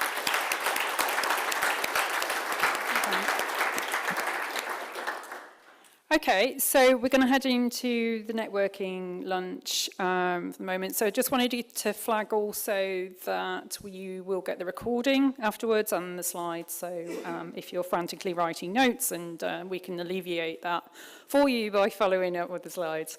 I just wanted to follow up with what Jonathan said about the Jet Zero Council SAF Delivery Group.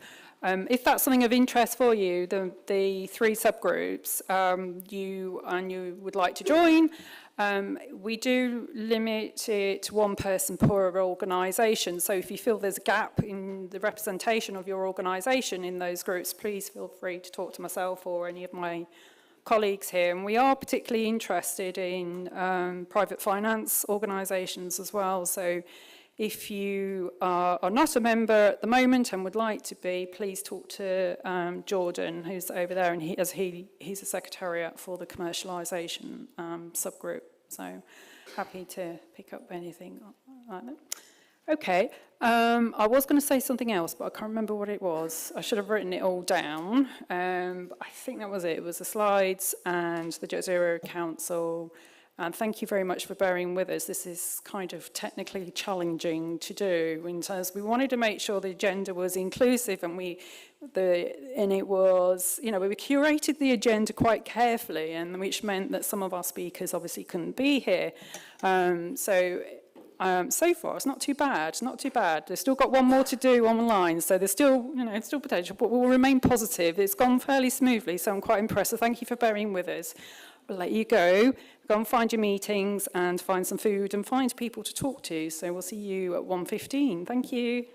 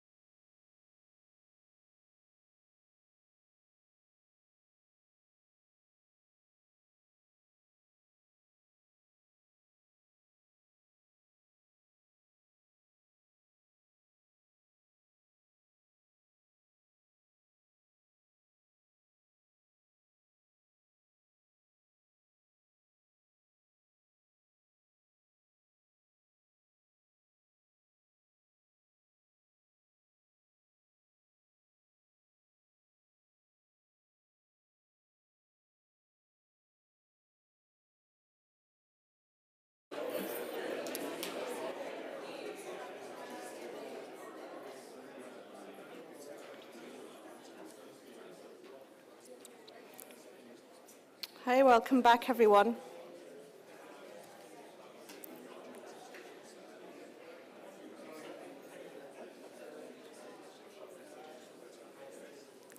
Okay, so we're going to start the afternoon session. Good afternoon. I'm Lee Hudson. I'm Sustainable Fuels and Carbon Manager at IAG, which, if you don't know IAG, it's the parent of British Airways, Aer Lingus, Vueling, Iberia and Level. So 5 airlines in the group. I am a self-confessed SAF superfan. I've been working on SAF since 2008. And we're really lucky this afternoon because we have 3 SAF policy experts that are going to be going through different aspects of international policy and sharing their learnings with you. And also we're going to have a really good long panel session of Q&A. So please save all your questions. So a bit more about IAG before we start.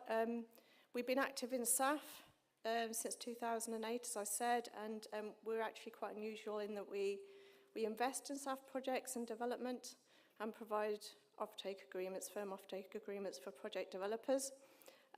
My partnership with KTN goes back a long way, and Michelle has kindly been setting me up on various blind dates with SAF developers over those years.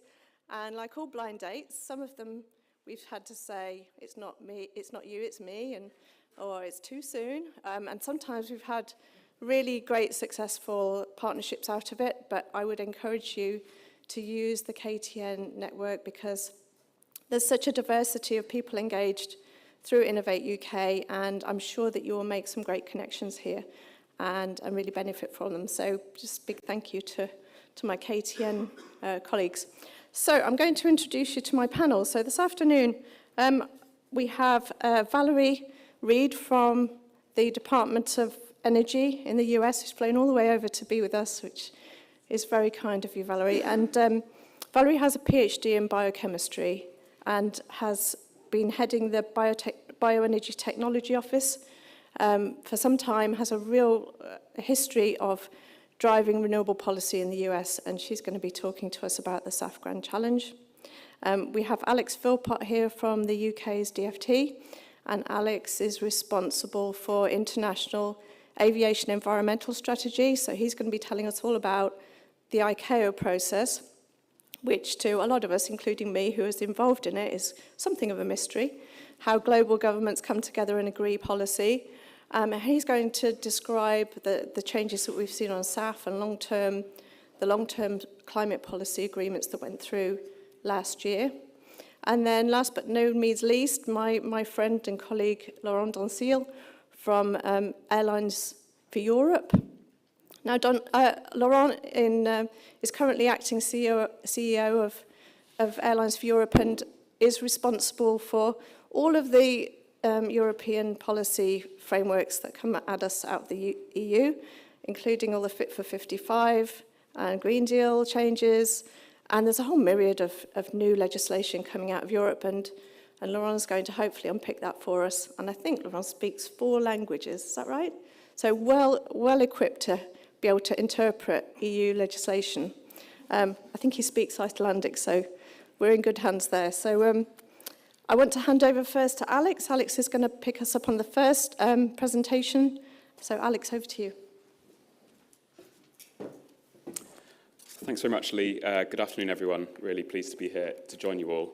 I couldn't escape the opportunity, first off, just to comment briefly on the reshuffle of the UK government, which you might have heard of briefly. There's no script because it's all happened very recently, but I think for what we're talking about today, for aviation decarbonisation and for SAF, it's really good news. So now there'll be, I think, 4 departments in total who are pushing forward some of the issues we're working on in terms of decarbonisation, UK industry, science, technology, and the future of aviation. So more complicated job for us government officials to make sense of things and more people to speak to, but I think that's a really positive sign from the UK government. So as Lee mentioned, I've been asked to speak to you a bit about ICAO, what it's all about and why it's relevant to our session today on SAF. I should say I'm not an official representative of the organisation, I'm not a spokesperson for it, so I can help to understand a bit, but I can't necessarily fully demystify it, but hopefully you'll understand a bit more about it and why it's important and the role it can play. If if we go on to my first slide. So I know there's quite a mixed audience here and lots of people from different sectors with different ranges of experience. So briefly, just to go through what exactly is ICAO. So it's the International Civil Aviation Organization, and it's the UN's specialized body for civil aviation. It's quite old now, so it was founded in 1944 with the Chicago Convention, so it's very well established. It brings the whole world together, basically, so 193 member states, which is almost everyone with a few exceptions who we won't name. It brings everyone together, the whole world. That's quite a complex job and results in lots of disagreements and need to reach consensus, but it's really powerful and can make a difference to the future of the aviation sector and the global environment. It has its origins in working on aviation safety, so it's really good at detailed, evidence-based technical standards. That's what it does very well. They take quite a long time, they can be complicated. Once they're in place, they tend to be effective and make a huge difference across the sector globally. It's worked for quite a long time on environment as well. So on noise, first off, that was the initial concern about aviation, then coming more recently to air pollution and local air quality, and then more recently in terms of the last decade or two, climate change. And that's now firmly the top environment priority and probably the biggest strategic priority for ICAO as an organization. How does it work? I won't go into all the detail. It's very labyrinthine at times, but every 3 years, every country comes together and has a global assembly. We did that last autumn, and that makes lots of the big final decisions about what's going to be done to the sector and what countries will work on together. That assembly elects a small executive council of about 30 member states. The UK is one of those. And then advising that to lots of specialised committees. So there's one on environment, on which I represent the UK, and others on different issues where standards, regulations, policy are developed and then put forward for approval. I should mention importantly that as well as 193 member states, there's a huge number of observer organisations. So although it's governments that make the decisions at the end of the day, there's, I think, quite a good opportunity for other organisations, for industry, airlines, fuel producers, environmental groups and so on to feed in and inform those decisions too. As you might have picked up already, then it's a big priority for the UK and its work on aviation. We're one of just a few permanent members of the ICAO Council, take its work very seriously and deploy a lot of expertise and capacity to ensure it delivers in line with UK priorities. So that's just the background, but what's this all got to do with SAF?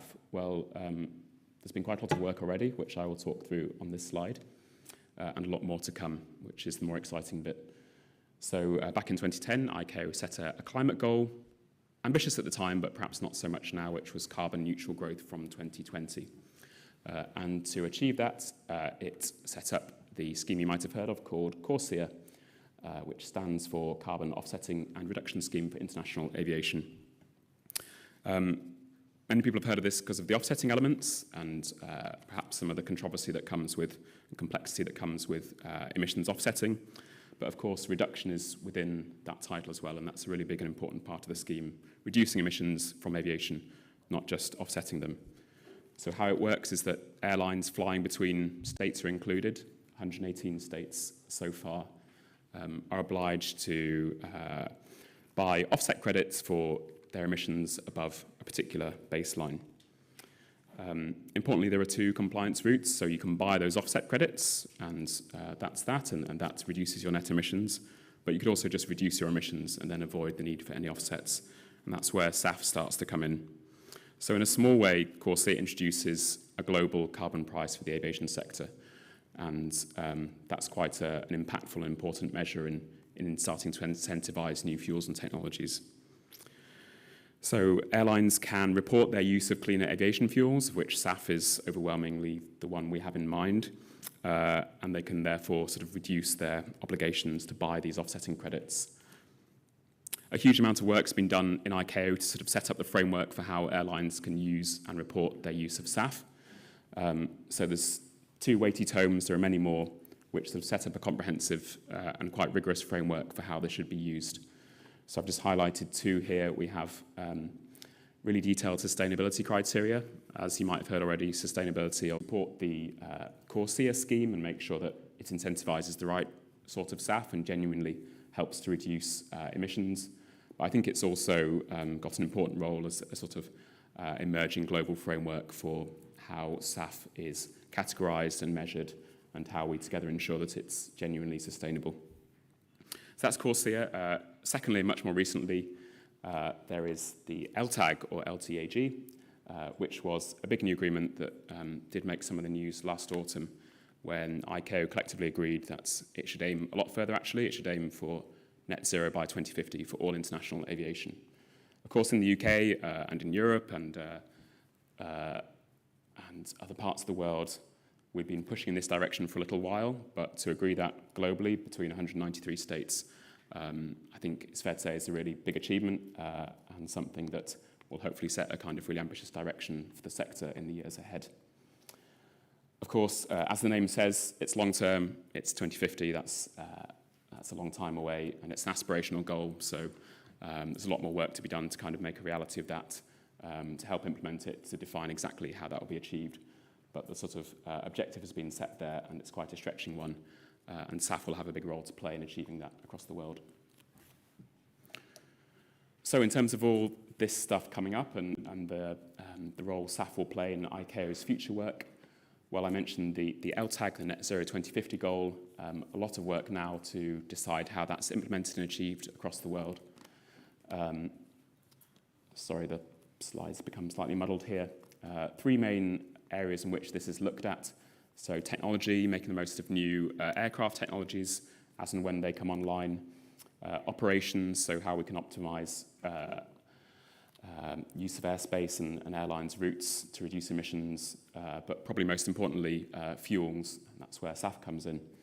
So I included here a graph. This was one of the scenarios behind the Net Zero 2050 goal, and you can see the vertical line for 2050 and this huge wedge showing what international aviation emissions would be, and then the green section is what they need to be to get towards Net Zero 2050. And all those green sections of the wedge, that's kind of more than 50%, I think 700 to 800 megatons of CO2 in 2050. That's all attributable to SAF. So there's a huge kind of agreement and recognition from ICAO and its member states that SAF is really needed and is the most important thing to decarbonise global aviation.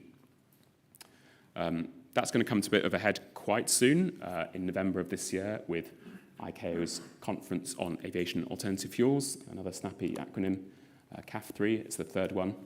And in the wake of the Net Zero 2050 goal, we, especially in the UK, see a big opportunity there to go further and define exactly what role SAF will have to play globally. So potentially using graphs and an analysis like this, we could set a global target for SAF uptake. That could be just in 2050, or more ambitiously, we might try and set milestones in 2030 and 2040 to complement the milestones that governments like the UK already have in place. That could just be an aspirational goal, or we could try and make something stronger and start to mandate or somehow regulate the achievement of those targets. So I hope you can see there a huge emerging demand for SAF across the world. And then, of course, the measures to achieve that, that's quite difficult at an international level, and lots of debate about how you do that and who bears the cost. But we're keen to kind of turn all these targets and aspiration into reality at a global level and think about measures to achieve that. One option being discussed is some sort of book and claim system internationally, so that you can make sure that wherever SAF's used, it's providing an incentive and its emissions reductions are properly recognised and credited. So that's the CAF3 conference later this year. The CORSIA scheme that I talked about on the last slide, well, it's quite good already, but it could go a lot further. And if we're aiming for Net Zero 2050, it needs to. So currently it runs to 2035. There's a big question about what happens after that, whether we continue it or introduce something similar or much better.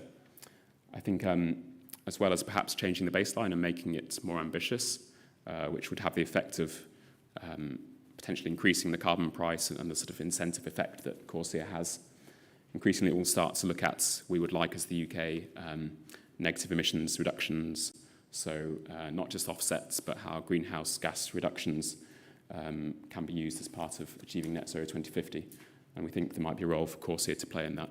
That's all quite difficult and a way off, but just wanted to give you a flavour of the possible options there. So this is all targets and measures that could be done internationally, but I think increasingly ICAO is recognising that this is kind of too much to control at a macro level, top down, in terms of one body making decisions. So I've mentioned here ICAO state action plans, and these are detailed plans which every country in ICAO must submit every 3 years to explain what they're doing to achieve the carbon goals. I think those are going to play an increasingly important role, and there's recognition there that every country will take its own path to incentivise sustainable fuels and technologies. They'll probably go at different speeds, so the UK, we want to be one of the fastest and the first. Other countries in developing parts of the world will need to take things more carefully and slowly. So I think state action plans and ICAO in general will aim to provide a framework, but bring together the kind of the measures and the policy and the priorities of different countries and regions. Finally, one of the trickiest issues when it comes to international negotiations and climate negotiations in particular is finance and capacity building. How exactly do we make this happen? It's a big challenge for us in the UK, and we've got more resources than many. So a big piece of work which we're keen to support to think about how this can be funded globally. So trying to encourage and leverage and match up private investment where it exists. And I know there's an increasing number of investors looking to clean technologies like SAF and the opportunity it might provide.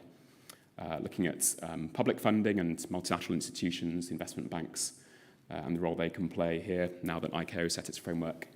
But also thinking about capacity building and how companies and governments with particular skills and experience can help those who are further behind and need some support. So there's a big programme of capacity building getting underway, which the UK and many other countries will be playing a role in. So I think that's plenty in terms of what's coming up on SAF, and that's all I had to say by way of introduction, but looking forward to the discussion and questions later. Thank you.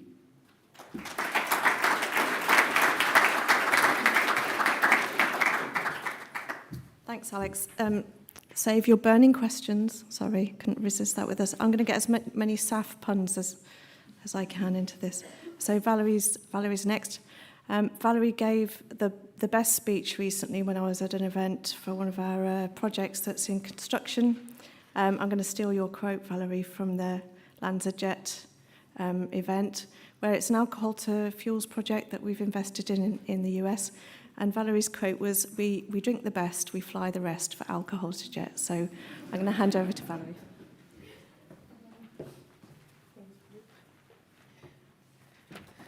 Okay, so she set you up to expect something great here, but I'll do my best.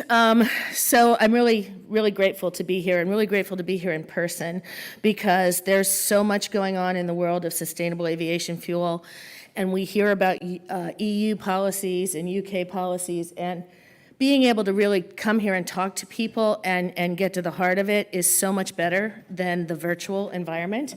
Even though I had to use some carbon to get here, I think it was really worthwhile. So thank you for having me.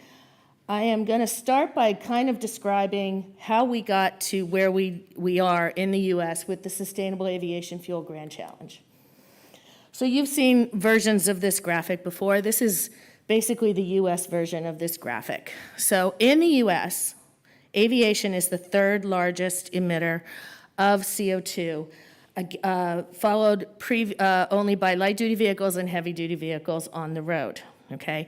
With the decarbonization priority that this administration has given us, really looking to these heavy emitters is our highest priority. So we had to take a look at our portfolio at the U.S. Department of Energy as a whole.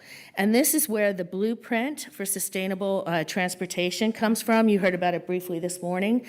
It is an overall government blueprint for looking at transportation, the technologies that are possible for decarbonization, and how we can best approach that from the U.S. With light-duty vehicles, we have really come a long way in a lot of things. Carpooling, mass transit, efficiencies of vehicles, and now electric vehicles coming on strong. Heavy-duty vehicles have also shown promise with additional technologies, things like hydrogen and fuel cells. So what does that mean for biomass? We can produce green gasoline and we can produce renewable diesel, but is that the best use of that biomass? First, let's take a look at this graphic and see how important is a liquid transportation fuel for aviation. You've seen this before, and it shows the frozen technology. If we stay where we are today, aviation is only going to continue to grow. We can't carpool. We can't use some other form of transportation to get to and fro, especially since we're a global society. I never would have been able to get here without aviation. So if we freeze technology where it is today, we're looking at more than doubling our greenhouse gas footprint by 2050. New technologies in aviation take a long time. Boeing or Airbus will tell you that the designs that are coming out now were 30 years in development, and now they're being brought to market. They have a pipeline of designs, and they're working on new designs, even some in hydrogen and electricity. But in order to get these to the market, it's going to take a long time. And so you can see, though, if we did, this new technology would have a reasonable role in reducing CO2 emissions. But this entire green area is dedicated to what you're going to need in order to truly get to net zero, and that is sustainable aviation fuel. Fuel that can use today's infrastructure, including the pipelines and blending at airports, as well as the existing fleet, really to be able to get to 2019 levels. And then to meet the goal that has now been set for net zero, we need to advance to 100% aviation fuels. So I think that is where we went to with biomass. And here's why. So in the US, we have a whole large source of biomass and a resource assessment that we did over 30 years ago. And we've been updating it every 5 years since to truly understand the biomass potential in our country. And this is one of the places that maybe we differ with the EU and the UK in terms of what we're qualifying as acceptable feedstocks for any bioenergy, and in particular for aviation fuel. We look across the entire agriculture, forestry, and waste sectors for all the possible sustainably produced feedstocks. So what does that mean? Well, these are feedstocks that do not interfere with existing uses of those feedstocks already. Let's take agriculture, for example. The billion-ton study, which is what we call it, does a resource assessment that looks at the potential for food production in the U.S. based on our agricultural land and productivity gains that can be made. It then removes that as available biomass, and it looks at what else can be done on that field from that biomass. So it is sustainable in the sense that it should not impact food, feed, or fiber uses of those feedstocks. This is true of our forest residues as well, and when we look at things like vegetable oil, and of course starch comes from corn. So we're able to utilize all of these feedstocks in our country as a form of biomass, but it's a limited resource. It was never going to be enough to meet all the needs of transportation fuel. So we took a look at that and we eliminated light-duty vehicle and heavy-duty vehicle from the equation because there are solutions there. So this is really the hard-to-electrify story. Everything that's hard to electrify is represented in that graphic there in the middle, where you can see we only pulled out marine, aviation, off-road, and a few other uses of biomass. And we compared it to the 2030 and beyond projection for that sustainable biomass. And you can see that there's more than enough to meet aviation. There's enough left over to include marine fuel and even some other uses of that biomass. And that gets complicated because we look at the chemicals production where it's hard to electrify certain molecules, particularly those that make polymers and plastics. Biomass can play a role there because there's no other alternative. The beauty of biomass is it's grown everywhere, or it's available everywhere in our country, but it's diverse. So this graphic shows that billion-ton. So that's the aggregate amount across the country. But it shows it at $60 a ton and the priorities within different regions of the country. So every region of the country has a series of feedstocks that are more specific to them, which is what makes this an incredibly unique problem. Those are diverse feedstocks with diverse technical challenges, and we're going to be doing this across the country. However, this is the main story behind the Sustainable Aviation Fuel Grand Challenge, which was established government-wide. So this was released in September 2021 by the White House as one of the primary focus areas for decarbonization. It was brought together by Department of Energy, USDA, and the FAA, which are the three key agencies that have a role to play in the production of aviation fuel. We worked very closely with the industry. It was the first time I ever talked to the airlines in my entire 30-year career. But I talked to them a lot. And we talked to the energy providers, we talked to the feedstock companies, and we looked at the real potential here. And we established our near-term target of 3 billion gallons by 2030. This is absolutely necessary. If we can get to this goal, and some will call it somewhat aspirational, others will say we can make that and we can actually exceed that. But that's based on existing technologies. That's only, 7 years away. And all of you know that you cannot build a commercial facility in less than 3 years. And so imagine all the technologies that haven't been demonstrated yet. This is really based on demonstrated technologies. So it includes fats, oils, greases, alcohols, and in some instances, we have demonstrations coming out on wood crops and municipal solid waste that could play a role in this, in hitting this target.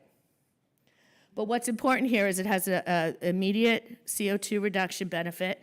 It shows the industry this is possible. And then with long-term investments and a continued R&D strategy, the goal goes to 35 billion gallons by 2050, and that would be 100% of the projected aviation use from the US, including airlines that will be traveling to Europe but fueling in the US. What's it gonna take to make that happen? This is where we have incredible similarities, and you've heard it today. It's gonna take technology, it's going to take strong business models to commercialize, and it's gonna take policies. So in the area of, let's start with industry. Industry needs to feel confident in the technologies. They wanna understand that it's going to be as cost competitive as possible, and they're there to provide the offtake agreements. So this is where the airline companies come in to provide offtake agreements. And I think it was Lee who said it, that not only are the airlines providing the offtake agreements, but they're investing in the technology. That's never happened before. They want a role to play in actually developing the technology and bringing it to market, and it has had the impact of accelerating some of our technology timelines. We want to create an environment where producers want to produce and sell SAF, and this is where policies come in. It needs to be friendly policies that will make it as cost competitive as possible. The airline industries are hearing from their customers. They're hearing from the general public. They're hearing from their corporate customers who all have sustainability targets. And they're hearing from the goods and services that are delivered, like FedEx and others, who also want to reduce their carbon footprint.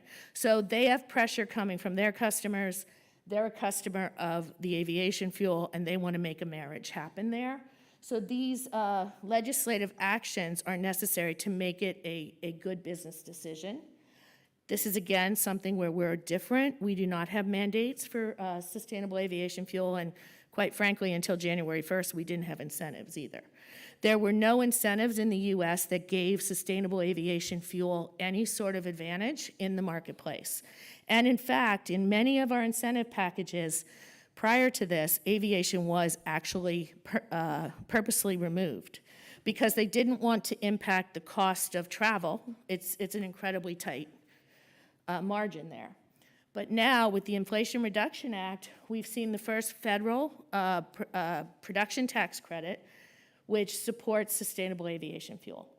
I'll be the first to admit it's not good enough. It's only 2 years. Again, we're looking at existing commercial technologies that, if they've got their act together, can quickly take advantage of this. but it doesn't last long enough to really pull the new technologies into the marketplace.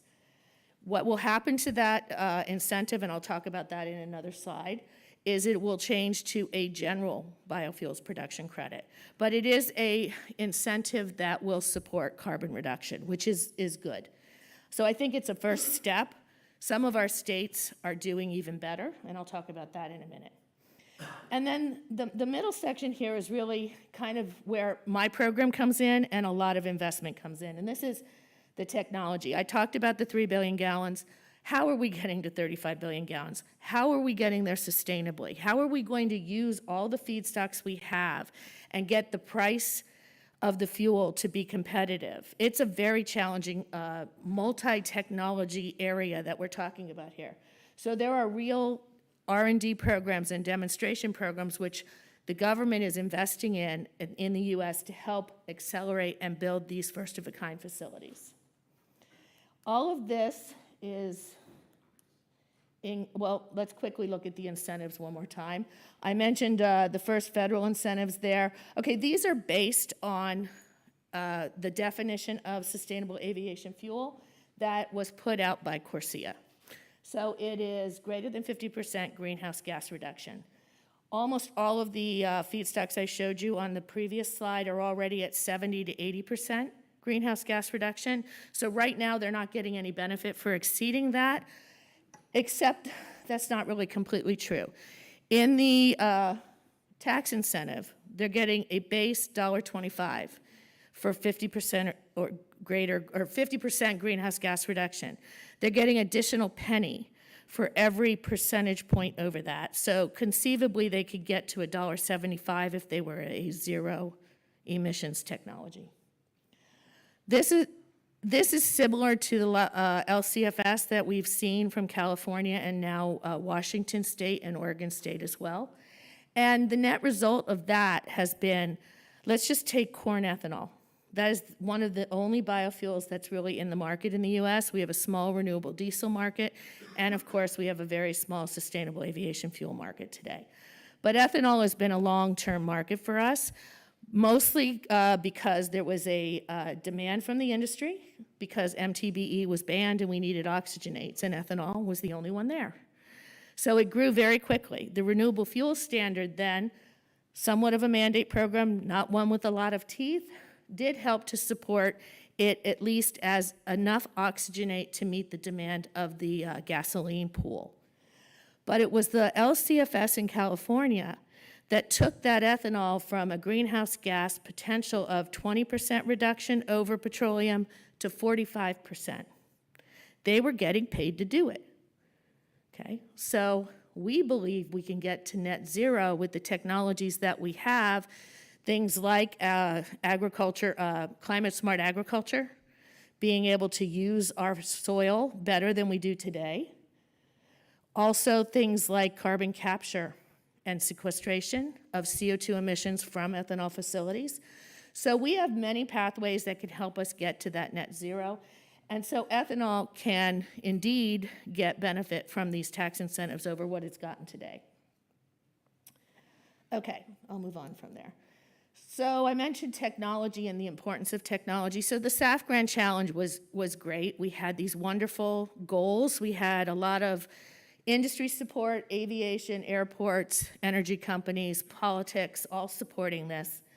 But how were we going to get there? So through our relationship with the agencies, we committed to a roadmap, which we published exactly 1 year later in Pittsburgh at the recent meeting that was held there on decarbonization. And the roadmap covers 6 action areas, which it really defines what needs to happen. There were some 20-odd stakeholder engagements that led to the creation of these 6 action areas. They break down into 26 work streams and 139 separate activities. I don't know why that's on the slide, I guess to impress you, but the areas are most important: feedstock innovation. So we talked about our resource assessment. We want to make sure that that feedstock is available and it actually meets the projections and the criteria that we've set for it. So there's work there to understand that, working with USDA. One of the key areas that we have increased our focus on because of this is cover crops and how will we be able to use a winter crop that comes between corn and other crops on the field, provides the farmer with economic value because it's a high oil crop, and it actually returns the soil to better productivity in the following year. So that's an example of the feedstock innovation we're talking about. Conversion technologies, all those feedstocks, well, there's just as many feedstock conversion pathways. And unfortunately, you need to be able to understand even the nitty-gritty of these pathways if you're going to engineer and scale them up. And that's one thing in my 30 years I've learned, because we have just as many failures as we have successes, maybe more failures, because we still didn't have the conversion technologies right.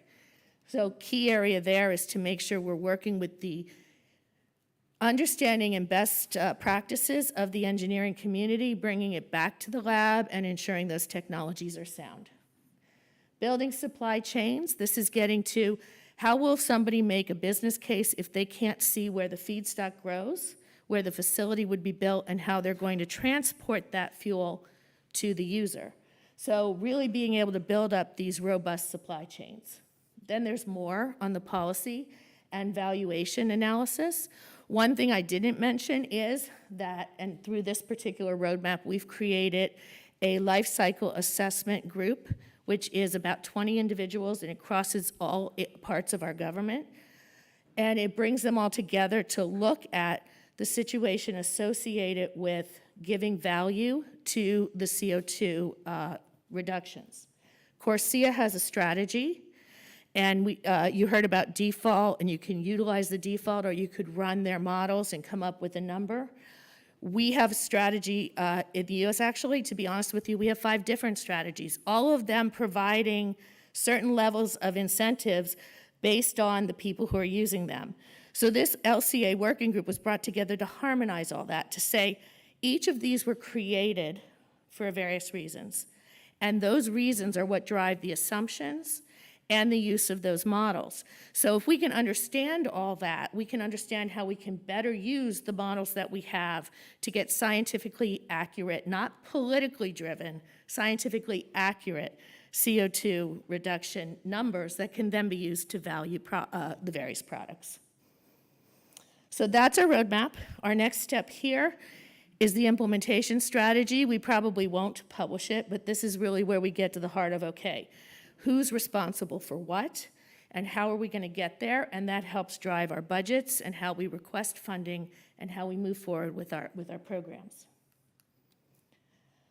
I really added this slide, and I apologize. I know death by PowerPoint, but hearing today the questions and things that were going on, this is really our schematic of what it takes to get from a good idea all the way to a commercial facility. And it gives you an idea of the investment numbers that are going to be critical in order to get there. For the last 30 years or so, we've worked on the left-hand side of this graphic. There's the early feasibility. We know that we can do, organisms can take CO2 and convert them into ethanol. It worked at the bench. Can it be developed into a real storyline? We take that all the way through to a technology-ready level of 4 to 5, which means that we understand what we believe will really be the full pathway. It isn't integrated yet, but we as the government are providing things like process development units or facilities where you can come in and test it. We have third-party experts. Our national labs are working on this. We bring all of that to play into validating the technologies at that level, because now we're going to get into the expensive stuff. Scale up. So pilot, demonstration, scale up, as you can see, those are not insignificant amounts of money. We recognize this is expensive and the risk is high. So the government still invests at this point, and we invest up to 50%. Unfortunately, we don't always have enough money to invest in all the good technologies that are out there, but we do our best to provide that risk reduction through grant money. And we also have a loan program, and our loan program can help finance the remainder of the projects. Ultimately, once we demonstrate it at scale, it can go on and become what we call pioneer plant or first-of-a-kind commercial. So I really wanted you to see that this is the life cycle. Typical life cycle from start to finish, if everything goes perfectly, which we know never happens, would be about 12 years. Okay. Most of our technologies are in that technology readiness level 6. So we're beyond that first part and we're moving into that second part. And I wanted to show you what the most recent announcement from my office is down here in the corner. This is us actually doing what I said, and we put out $118 million of partnered investment. Our number one project is getting $80 million. This is Avapco in Georgia, and they're going to be doing an alcohol-to-jet project based on probably about 10 years of pre-development at that site. But they're going to be getting $80 million to support the demonstration facility there.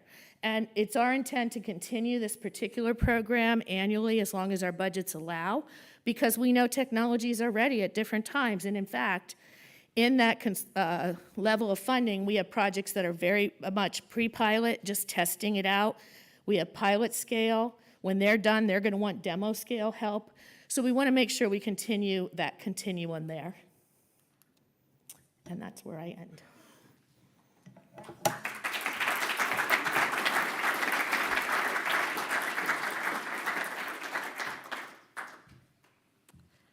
And now I want to introduce Laurent to you. When I first became an environmental manager, a couple of years ago now, the EU brought in most of their pollution prevention regulations. And we had a whole swathe of different regulations and directives, 80 in total on pollution prevention, water quality, air quality, waste. And I don't think since that point in the 90s that we've seen such a huge revolution in legislation and regulatory approach as we have in the last couple of years with the EU. So Laurent is going to go through the refuel and help explain some of the policy directions that the EU is now taking. It's quite a revolution. Thanks.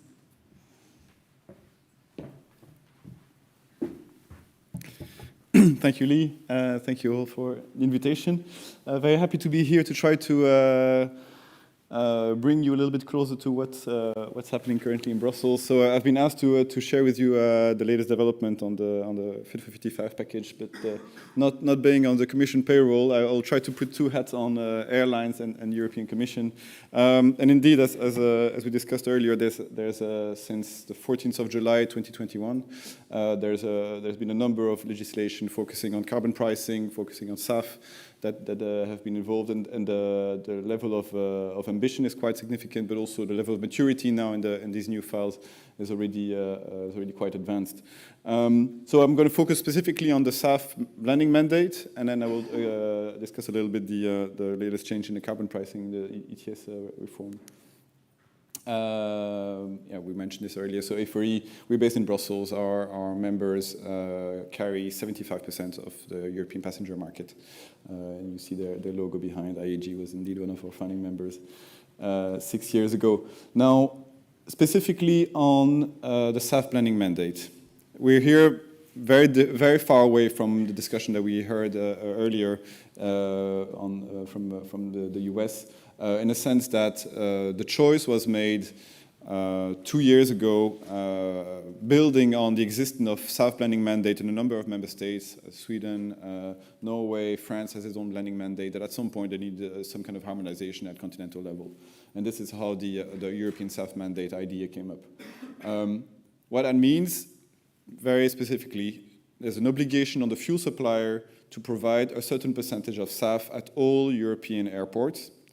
And there's an obligation for airlines to uplift that SAF with, alongside that, limitation when it comes to the tankering that airlines can do. So you can only tanker 10% of your flight. So we're very far here from the idea of a book and claim system. You have the physical molecule of the SAF at all European airports. You go to that airport, whether you fly inside of Europe or outside of Europe, you have to buy that SAF. There's only one SAF. Whether your airline is a European airline, Turkish airline, Russian airline, everybody buys the same SAF. And it's not only SAF from first generation SAF, but also, and this has been even further increased since the beginning of the war in Ukraine, and even further pushed now towards the second generation of SAF or towards renewable fuels of non-biological origin, so synthetic fuels. So the SAF blending mandate, as it will start in the 1st of January 2025, includes an obligation for the SAF producers, SAF suppliers, to bring a certain percentage of SAF at all European airports, 2%, and that percentage ramps up towards 63% in 2050. Now, we're still in the middle of the negotiation. I will spare you the details of the European co-decision process. But we can start to see, sketching what the final legislation would look like, which we believe will be agreed upon by late spring. A SAF blending mandate starting at 2% in 2025, 2030 around 5 and 6% of all fuel supplied at European airports will need to have that percentage. And already as of 2030, and this is where the cost impact is the most significant for the airlines, between 0.7 and 2% of those 5 to 6% will have to be synthetic fuels. That's really the basis of the legislation. Now, there's a number of elements that are still moving. Negotiations are ongoing as we stand, but it's fair to say that this is going to be the baseline. There will be some changes in the figures, but at least we know that there's a certainty there when it comes to the fuel that will be uplifted and the fuel that will be supplied. Beyond that, it's very likely that some member states, typically Scandinavian countries, will want to have higher target for the RFNBOs, for the synthetic fuels, which is problematic for me as an airline because we don't want to see a situation where you have to uplift 3% of SAF in Malmö, but only 1% of SAF in Copenhagen, for example. Distortion of the single market, intra-European carbon leakage, we don't want that, but we know that there's a push from certain member states to go beyond, especially on the RFNBO. And that is something that still needs to be agreed upon. Where we still also see some lack of clarity is exactly on the type of SAF that will be eligible, and I will come down to that in a minute. Just maybe before I move on, a quick reminder of the timeline. So very likely that we'll have an agreement by the end of spring, with the first reporting starting already on the 1st of January 2024. So as you see, it's going to be very quick, with the first SAF mandate kicking in 1st of January 2025. That also means that by then, when the European SAF mandate is in place, all the existing national mandates, i.e. France, Scandinavian countries, have to be brought to an end. Now, there's a number of elements that are still moving. But what is very clear from the beginning, and this actually brings us a little bit away from the discussion that we heard earlier about CORSIA and CORSIA eligible fuel, is that the basis of the accounting for the SAF blending mandate in Europe is that if your SAF is compliant with the Renewable Energy Directive, then it's considered as zero rated. So basically, you don't have to surrender allowances under DTS for the amount of CO2 that you save by purchasing the SAF. Basically, the idea here is that you don't pay twice for the same CO2. If you paid it by buying more expensive fuel, you don't have to surrender allowances for that. That is the first fundamental basis for us also when it comes to the financing of the SAF, is that you know that you can zero rate, or you don't have to surrender allowances for the amount of CO2 you save through the purchasing of the SAF. And that criteria is set by the Renewable Energy Directive. Again, I won't go into the detail of that, but that means that the directive sets not only criteria for that eligibility as a greenhouse gas threshold, but also goes beyond that, because it's not only looking at the CO2 threshold, it is also looking at other elements such as indirect land use change. So we're going beyond the pure GHG accounting, and which is something, for example, that we don't see in the CORSIA criteria, but also in the Renewable Energy Directive, because of the strong push now on the synthetic fuels. There's also an additional number of elements when it comes to the eligibility of the synthetic fuels. And this is now tying us to one of the biggest political battles that we see happening in Brussels now, is what constitutes a synthetic fuels. Would Germany accept now to have synthetic fuel that are produced on the basis of nuclear energy in France? Not particularly the case. So then we bog down and we get sidetracked on the whole discussion about the European energy mix as a whole, and the fact that each country wants to have a different way of producing these synthetic fuels or producing hydrogen. What's still unclear, though, beyond the fact that the red refers as the standard for the eligibility of the fuel, is a number of other elements. For example, whether certain types of biofuels should be kept or should be excluded. For example, as airlines, we had some strong concerns about, for example, use of PFAD or other types of food and feed crops that could compete with food and feed production or lead to deforestation. So whether we need to put a cap on that only these types of feedstuff can contribute to only to up to 3% of reaching the mandate, or do they need to be phased out? That's one of the elements that we'll get a clarification hopefully in the next few weeks. As I mentioned, we had the question about the synthetic fuels and the low carbon fuels, how they're being produced, what kind of energy, especially linked here with the discussion on natural gas and nuclear. And there's also a discussion about the recycled carbon fuel, in particular the waste plastics. So we have quite a base when it comes to eligible fuel that we know it's very likely to happen, with some elements that are likely to be still evolving. Now the most important part for us as airline of the SAF mandate is coming from another piece of legislation, which is the carbon pricing. Something that us as European airlines, we used not to really care much prior to the COVID crisis, or even in 2018, because at the time the cost of carbon was less than the price of a can of Coca-Cola. Now I checked this morning, and you'll forgive me for not having done the transfer into pounds, but we are roughly 93 euros per ton of CO2.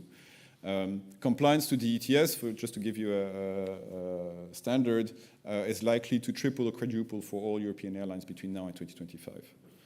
Roughly in 2019, our annual cost of compliance for all European airlines covered by the ETS used to be around 915 million annually.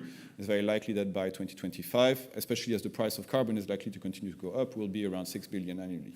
So for some airlines, this is likely to become the third largest external cost after fuel and after labor, just to give you a reference. But this is very important for us because it was we needed to build a bridge between the SAF mandate, which is obliging fuel producers and airlines, and on the other hand, the trading of the CO2 certificates. And the basis is, as I mentioned, the zero rating of RED compliant biofuels. So that means that you don't have to pay twice for the CO2. But it was even more important, and this is something that came out especially over the past 6 months, is to go beyond that. And notably what we saw happening in the US, for example, gave a strong impetus into say, well, we need to go beyond that. It's not enough to be able to limit the cost of the carbon pricing, but we also need to look for additional price incentive. And in the late December, we finally agreed with the finance ministers and the climate minister to earmark the percentage of an equivalent of 400 to 550 million euros of allowances into an ETS innovation fund that basically functions as a venture capitalist, if you want. So that's for the equivalent of 5 million allowances. So the more the allowances will increase, the price of the CO2 will increase, the bigger that pot of money that that airlines or that a fuel producer, that a OEM can go after in order to finance the decarbonization. That was one first earmarking that we were very happy to see, so through the ETS Innovation Fund. More important, and this is something that the European airlines have pushed, which was not part of the European Commission proposal in the first place, is a concept of a double zero rating of the Sustainable Aviation fuel, or if you want, allowances for SAF in the ETS. Which means that not only you don't have to surrender allowances for the equivalent of the CO2 that you save by purchasing SAF, but you also receive allowance in return. And that's something that we managed to get support by a number of member states who were keen to try to limit the cost impact of the uplift of SAF on travel. We heard earlier the discussion about the impact on connectivity. And what the legislators have agreed is to set aside the equivalent of 20 million allowances in the ETS just for SAF uplift. So as a reduction for the SAF compliance from European airlines. At today's price, and again, I don't have the price in pounds, but it's worth between 1.9 and 2.5 billion euros. Between 2024 and 2030. That's as much that airline will not have to comply with the ETS every time they uplift SAF.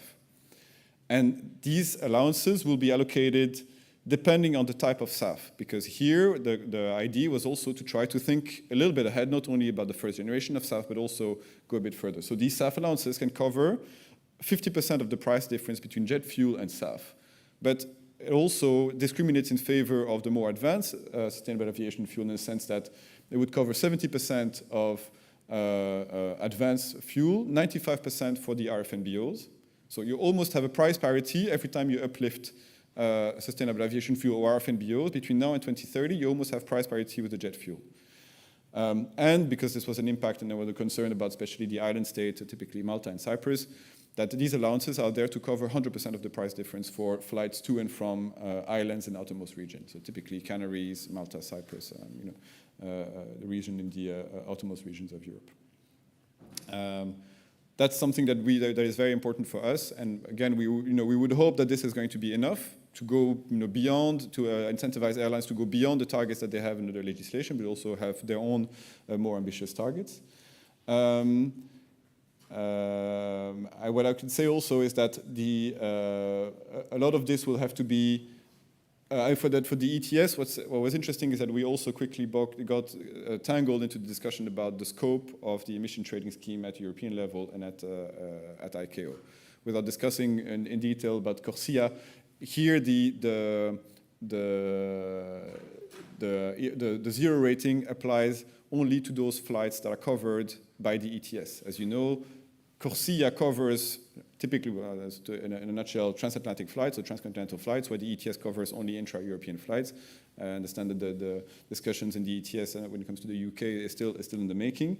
But that also has an impact for us because it means that in some cases, for example, you would be uplifting SAF on a transcontinental flight, even if that flight is covered by CORSIA and not the ETS. That means that you may face yourself with some issues here when it comes to the pricing or the zero rating of that SAF. I think that's a lot of question. I think maybe just before we go into the discussion, for us it was very important. You can see here that it's a very complicated legislation. Brussels and the EU always prides itself to being a regulatory superpower. That's clearly the case. We're going down a very small rabbit hole on legislation. For us as airline, we want to have more red carpets for SAF and less red tape. So this is what we're working on now. There's a big European response, as I'm sure you're aware of, how the EU wants to respond to the US IRA. So obviously this is feeding into the debate, and I think that it was very interesting also to have this comparison of EU, UK, US policies today, and I think this is going to be something we'll discuss now in a minute. Thank you.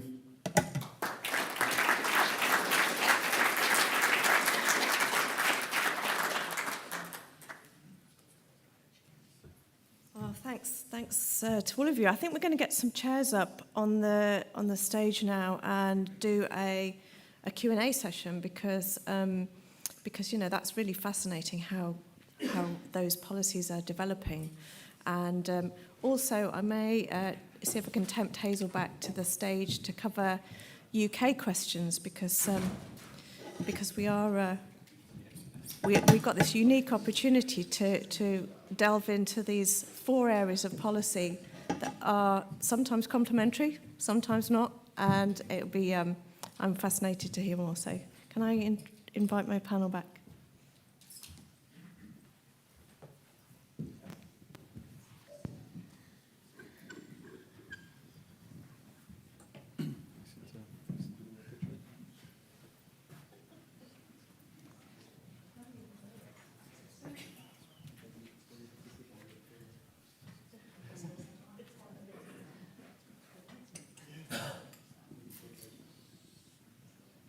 Hello. Right. Okay. Great. So, Chair's prerogative. I'm going to ask the first question to get us started. So, huge amounts of policy development, all really aimed at increasing the supply of SAF. I mean, there's great alignment with the states and the global community wanting more SAF. So, as airlines, that's super encouraging. Lots of activity to try and boost SAF and SAF investment, which is really key. So my first question to my panel is, will these policies really attract the investment we need? And what hurdles are there still to overcome in the next couple of years that we can really get more projects to financial close and get more in construction? So I'm going to start with Alex on CORSIA. In terms of CORSIA, is there enough happening with CORSIA to make it an investable proposition now? Very good question. Thanks, Lee. So CORSIA has been quite a long time in the making. It was first agreed in 2016 and will fully come into effect in the next year or so as offsetting requirements kick in. It was a bit delayed by the pandemic and activity dropping off then. So it will really come to reality now and, as I mentioned, includes a huge scope of emissions, a huge number of airlines, a huge number of countries. Admittedly, it's in quite a small way to start with, so I think it's It's a fair challenge. Now that we were kind of focused on the ambition and the framework, now that we have a clear global commitment to net zero 2050, then one of the next kind of challenges on the list is strengthening Corsair and making sure it kind of provides a really strong and effective incentive for industry and can kind of start to drive that investment. So probably still work in progress, but it's definitely our aim. All right. I mentioned in my comments that the IRA, the Inflation Reduction Act, provided 2-year tax incentive for sustainable aviation fuel, and I also mentioned that wasn't enough. So I know the industry is working hard to get that extended and to enable themselves to have a longer lead time for existing technologies. The one thing that will really make this a marketable industry, in my mind, is the ability for us to unlock all those additional feedstocks that I talked about up there. We've created a price war for fats, oils, and greases. I don't know if you've noticed that, but we're getting yelled at from the biodiesel community and the renewable diesel community and even exports because there's so much demand for a single feedstock that is very, very limited. So we really need to unlock the potential of all those other feedstocks and enable them to get to a point where they're commercializable for true confidence that going to 100% sustainable aviation fuel or even the interim goals is possible. Yeah, maybe from the European perspective, I think it would be lying to say that from the airlines' perspective, we were strongly in favor of a mandate. But in the current context of rising prices and the fluctuation of prices, I think we're quite happy to have a mandate that provides quite incredible certainty actually for the fuel producers, and then hopefully help innovators and investors in the sector.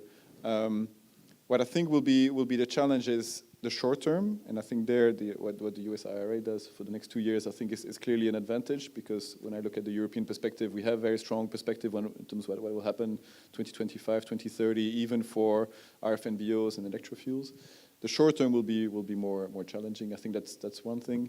The second thing is whether considering a lot of the European regulatory framework will be based on carbon pricing, which itself is an issue for the airlines more than for the investors, whether the investor can go the extra mile in their accounting and in their investment plans to look into what it means for the airlines in terms of how much an airline can reduce its CO2 compliance on the basis of its SAF uplift. So it's going one extra mile. It's not only looking at purely the investment cycle from a fuel producer perspective, but also into really what does it mean for my customer. Thank you, and I'll come back with the UK perspective here. I mean, from our perspective, what we're seeing, mandates as they develop around the world are sort of necessary and helpful, and potentially could create that investment. I think that the question that remains is where they create that investment. And from a UK perspective, if we want a substantial amount of that investment in the UK, then there is certainly a sort of a growing swell that says then more may be required. And I mean, very interesting to see Valerie's numbers there and how the US looks in terms of its land, obviously a very different situation to the UK. Sort of exports of fuel and or feedstock weren't mentioned in that at all. It was very much a domestic policy. So I think it's quite interesting when we think about how this, and obviously each part of the world, each country is thinking about their domestic policies and how this all interacts, because ultimately, as much as we all want domestic industries, that is really important. There will be some kind of grand global ecosystem which is trading and helping global resilience to the kind of shocks that have played out over the last few years. So, yeah, a long and complicated answer to a very difficult question, I think. We'll throw it back to you for the next one. Yeah, hearing you talk about that, I wanted to bring up another point. We don't have a mandate in the U.S., we just have the incentive programs. And they have a great opportunity for near term, but one thing that we're seeing play out are the states where the feedstock is most plentiful are ensuring that they're getting the market. And so we've seen states come up with incentives, and one in particular, Illinois, big corn state, put out a 10-year incentive for $1.50 a gallon SAF. That's huge. And that will pretty much guarantee that there'll be facilities built in that area because it requires that it be either produced in Illinois, used in Illinois, from Illinois feedstocks, and requires only domestic. It has a lot of clauses to it, but so the states are now beginning to fight over who's going to get the market. So incentives made that kind of possible. I think hopefully we've got loads of questions, so I can see one hand at the 2, 3, 4, loads of hands. Brilliant, okay. I don't know where to start. I think that gentleman at the very back was the first hand that I saw go up. Yeah, and just while we're waiting for that question, that was one of my questions. Will there be a race for SAF? Because there's competition. And we can't get these places built fast enough. So anyway, hand over to... Hi, Andy Waters, Mission Zero Technologies. This is primarily a question for Valerie. You said after the 2 years of the current federal incentive, that it's likely to switch to a generic biofuel tax credit. How does the DOE view synthetic fuels and power to liquids? Okay, so that's a good question. I wondered when that was going to come up. With the amount of feedstock that we currently have and the amount of work to get that feedstock into production, we have prioritized power to liquids a little bit further down the pike. It's an important technology long term.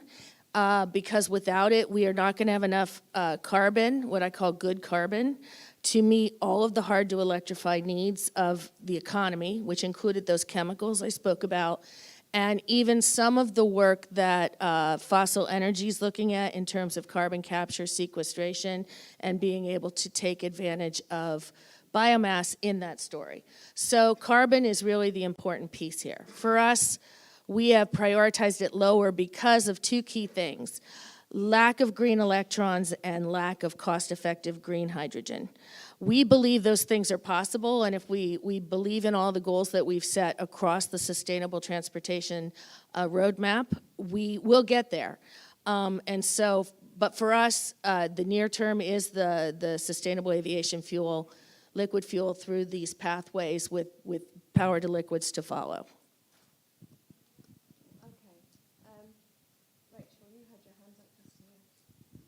Hi there, thanks. George King here from Commodities, Quantum Commodities. Bit of a broad question here, really. I mean, given we've heard about the IRA and the EU Green New Deal, do you think if the UK doesn't really come up with a legislative programme in the same kind of size and scope, do you think we risk falling, perhaps some would consider further behind in the SAF, the race to SAF?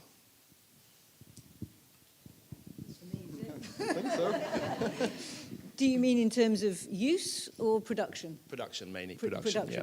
I mean, there is that risk. I mean, effectively, as who just said it, it's a competition. There is competition here, and clearly investors will go where it makes most sense to invest. So, yes, there are risks, and I think that's exactly what we're working on. You know, the UK government is committed to having a strong SAF industry, certainly recognises the value and the importance of that, and needs to balance that with all of its other priorities and everything else that's going on. So that's what.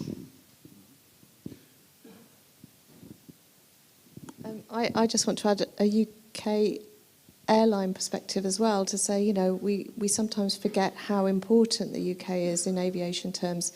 We are the second most connected country in the world, despite our small size. And the strength of our aviation sector, the excellence in aerospace too, this industry is worth 22 billion to the UK economy. So another reason why we want to see it develop sustainably. So I'm going to hand over to Rachel now, who's been waiting patiently. Thank you. I think I've got a question for Laurent. We've talked a lot about incentives, but I'm also thinking about the overall investment picture, in which the big question is the differential between the cost of a fossil fuel and the cost of SAF, right? That's the number one exam question that we're trying to solve here. And I'm very aware that it's much harder to do a tax increase than it is to do an incentive programme in political terms. But I also know that the Energy Taxation Directive has been under examination in terms of how fossil fuels are handled. And I just wondered whether, but I find it hard to find more information about that, where it's got to, what the implications might be. I know at the moment it's only potentially targeting fossil fuel for use within the EU, but it seems to me that if that principle was expanded, it could be game-changing in terms of just levelling the playing field and making everything more expensive, yes, and that's not a very popular choice. On the other hand, if everything's more expensive, then SAF will be more attractive by comparison. So I was just interested in perspectives on that. Yeah, I mean, lots of elements. The question, the first is trying to unpick the different elements.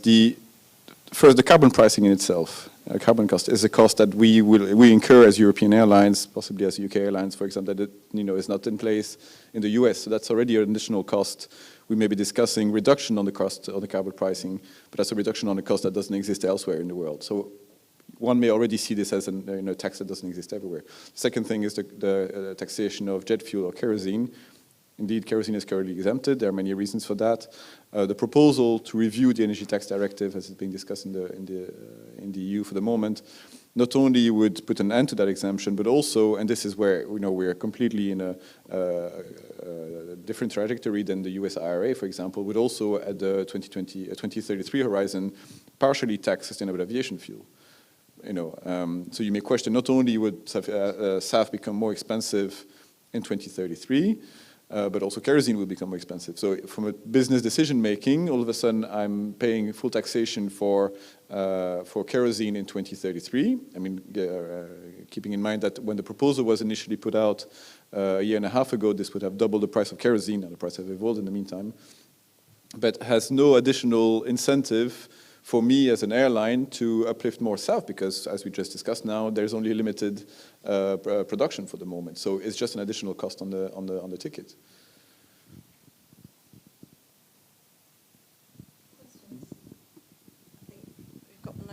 Hello, can you hear me this time? I got told off last time for being too quiet.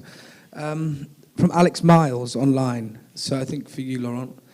How will the EU ETS for aviation interact with member states' existing biofuel support programs? Will SAF projects qualify for certificates, e.g. RTFCs, HBEs, and also generate a premium through the ETS? So ETS has the beauty in a sense that it mirrors the single market. The same price for CO2 applies from Latvia to Portugal. And this is also one of the reasons why we've been very supportive of elements such as I mentioned earlier, ETS allowances for SAF, because it limits distortion of competition within the single market now, and particularly in the current energy crisis, there's a very strong desire by some member states to, I would say, further water down the single market. And on top of whatever EU-based or continental scheme, there is very likely to be distortion of competition and additional subsidies in the form of carbon contract for difference, in the form of grants or loans at member state level. I think it's very clear already that we know that SAF is likely to be cheaper around Frankfurt or Schiphol than it is in Cyprus or in Latvia, for example. So this is where we are, and it's part of the discussion, by the way, on the European response to the US IRA. Some of you may have followed the speech of Ursula von der Leyen at Davos 3 weeks ago. We're trying to find the right balance between keeping the integrity of the single market, which is really the bread and butter for airlines, limiting distortion of competition, and at the same time allowing those who want to go beyond and support their green technology faster to do so within the limits of EU competition policy.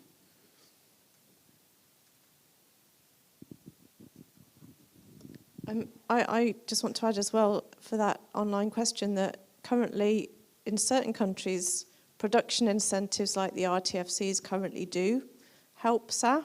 In the UK particularly, that's one of the pathways. And I think it's a similar situation in the US. There are production incentives that also sit alongside. I think that's one of the things that has made the US scale up so quickly. It's because incentives there are stackable.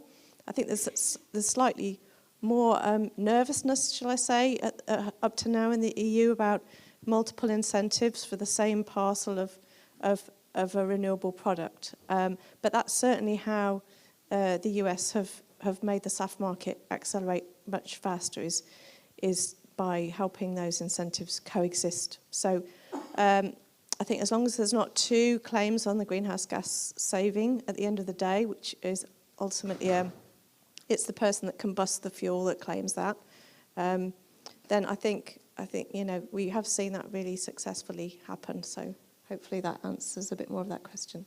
I think we've got a question. Oh, there's a gentleman here that had his hand up very early on. Hi, it's Matt Finch from Transport and Environment. It's a question for Alex. I've heard a lot about strengthening CORSIA, but could you be specific about what that means? And in particular, would it have to have a General Assembly resolution to strengthen it? Yeah, very good question. I can say a bit more about that. So we made some changes to CORSIA at the last Assembly, which we think were positive. So we resolved the question of what the CORSIA baseline should be, and that was agreed with all states, and that's now in place, and that means that offsetting should begin at last in 2024. So that's really good. And we also looked at the how the offsetting obligations are calculated in terms of whether they look at global growth across the entire sector or whether they look at individual airlines' growth. And some changes were made there, which people had different views on, but compromise was reached, and that we hope will make the scheme stronger and include more countries kind of going forward, helping some developing countries who'd had objections. Beyond that, then this is kind of all speculation, really, as it's still a very live question. But I think one likely option is that the CORSIA baseline is currently flat, carbon neutral growth in 2020, broadly speaking, whereas we want aviation emissions globally to reach net zero 2050, which is quite rapidly going down. So I think that baseline needs to be reassessed in some way and start to become more ambitious to support net zero 2050, and that in turn you'd expect to kind of increase incentives and provide greater kind of certainty and incentives for investment. Also, as I mentioned before, looking at currently it's based on offsets, but how and when you would start to bring in greenhouse gas removals. So these are all kind of things that we have in mind that people might work on, but a lot more work still to come on that, and the focus kind of in the immediate term is on SAF. I suspect changes of that nature would definitely need an Assembly resolution, so that's something for 2025 or 2028 would be the next ones. Thanks, Alex. I think this lady here had a question. Yeah, hi, Nadine from Imperial. I just wanted to ask, when do you anticipate non-CO2 impacts to be considered, and how do you think that will affect legislation and/or incentives in this case? Let's start with Laurent. I think Laurent could. Yeah, thanks. I mean, it's an important question. We've seen the latest studies on that, and I think there's clearly a need to look at it closely.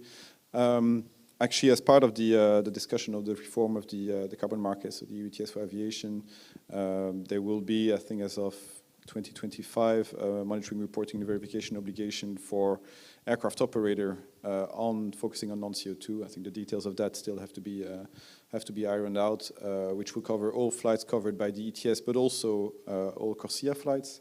This is quite new. Beyond going over the discussions on the technology, on the operations, the trajectories, the question is very relevant for today's discussion, because in the end, the answer to the non-CO2 question, and even if there's more scientific evidence that is needed, is going to be in SAF. Regardless of how the non-CO2 will be looked into, whether it's from a aircraft operator perspective, from a fuel standard perspective, or from a trajectory perspective, the SAF is the answer. So I'll just add that in the U.S., the agencies within the aviation decarbonization overall strategy that are working on this issue include DOT and NASA and the Department of Energy. So really trying to understand the technical issue and the different fixes that might be available. And the conversation has been turning to using a CO2 equivalent reduction as opposed to CO2 emissions reduction as a way of measuring and giving value to that piece as well. Yeah, I can say a bit on the UK perspective, but similar to what's already been mentioned. So a big consultation on reform of the UK emissions trading scheme came out last year, and that included a call for evidence on how non-CO2 should be considered within the UK ETS. So that's been, and we had lots of useful responses there, so that's been looked at, and there'll be some next steps set out for the UK ETS when that comes out quite soon. As has been mentioned then, the science is really difficult and challenging, but it's something we're working on quite hard, including with US and EU governments and through ICAO. Yeah, something we're keen to make progress on. It's a core pillar of the Jet Zero strategy, so we really recognise its importance. Great question, thank you. We have an online question, I think, that's been waiting for a while. Thanks.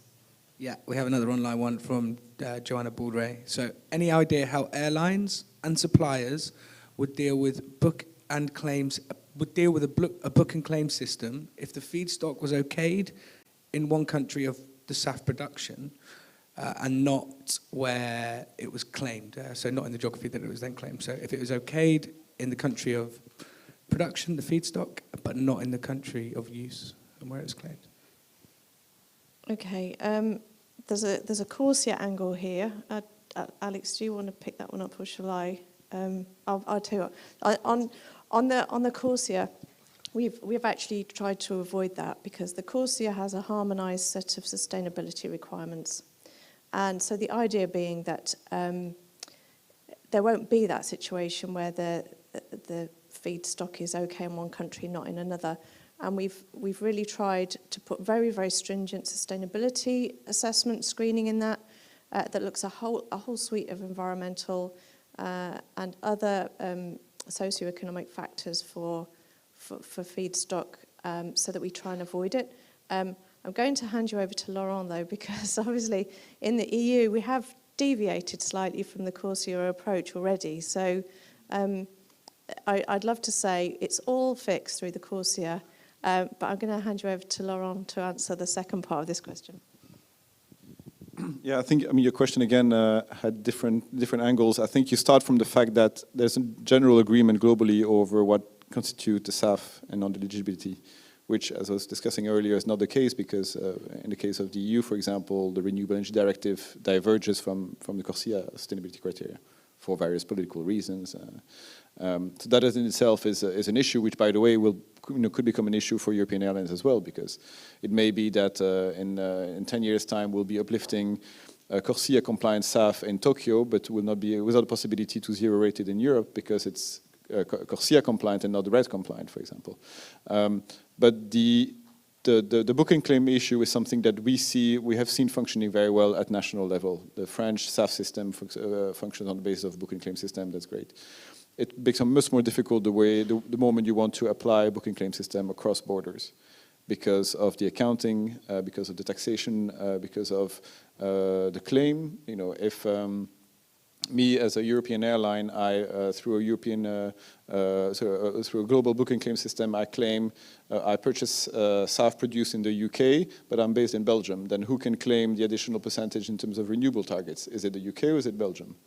There's a whole set of questions around that. From a pure market perspective, it's the best way to distribute the SAF. It's the most cost-efficient way. Prevents from create additional CO2 from transporting the SAF across borders around the world. But there's a lot of work that needs to be done on the criteria first, and also on the accounting of how a system like this would work. Yeah. Hello, my name is Vincent from 270 Consulting. I was wondering regarding the role of airports in sustainable aviation fuel. I know within the EU, or I've heard that there's also at some point within the further future, 2030 or 2035, a mandate for airports to be able to provide SAF. Is that something that the other panelists are also looking at, or do you see a different role for airports in ensuring SAF uptake and development?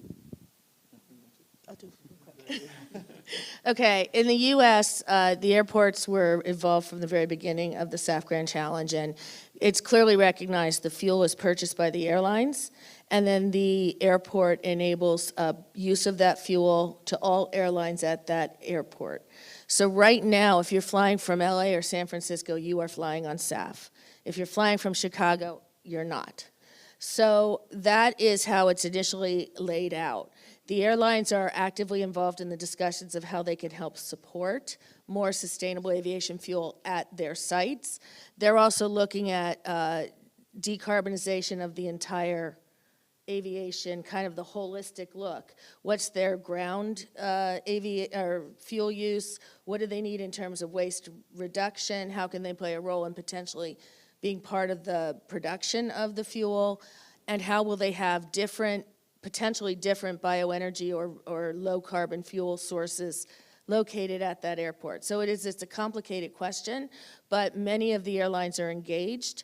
One thing that the IRA did provide was some funding for FAA, who oversees the overall infrastructure of aviation.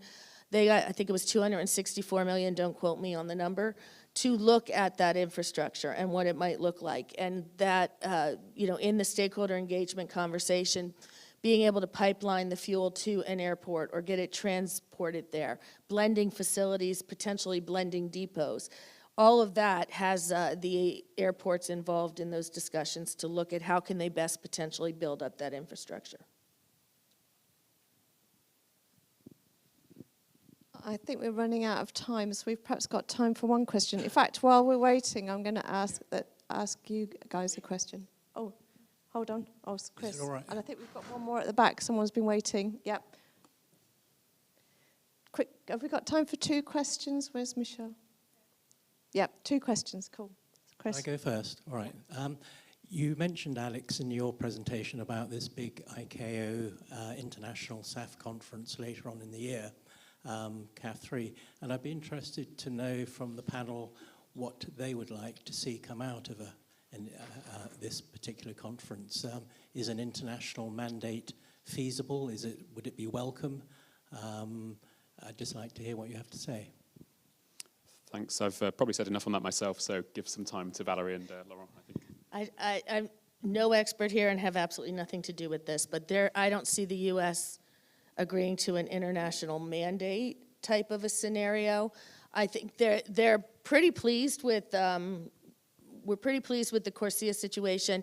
The one thing I hear most often is we need to be able to requalify fuels quickly because the default values are outdated, very fast with the technology innovation that's coming on board. And so having to take, I don't know, how long does it take to do one of those certifications? 8 months, potentially a year, and you have to use a third party, is just cumbersome.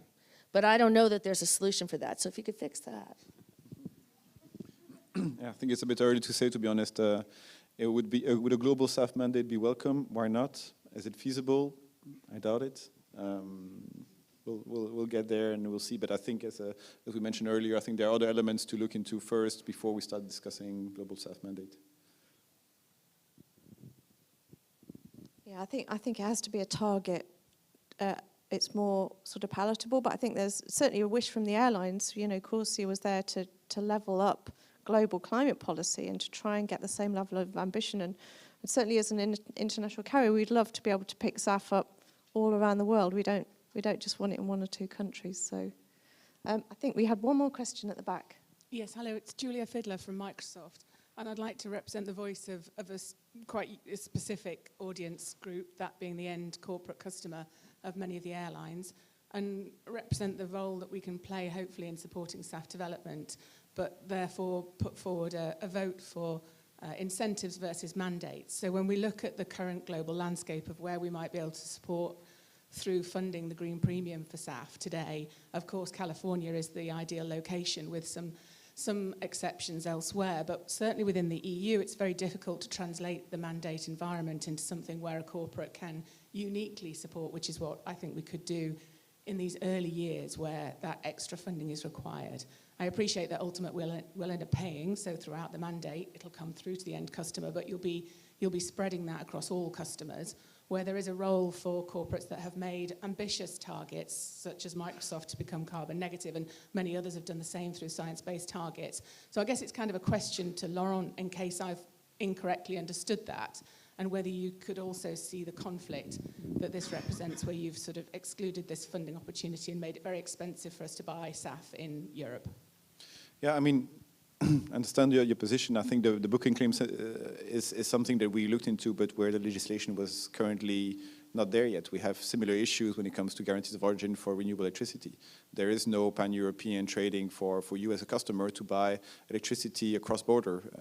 So that lack of a background or jurisprudence when it comes to renewable electricity also created a problem for us.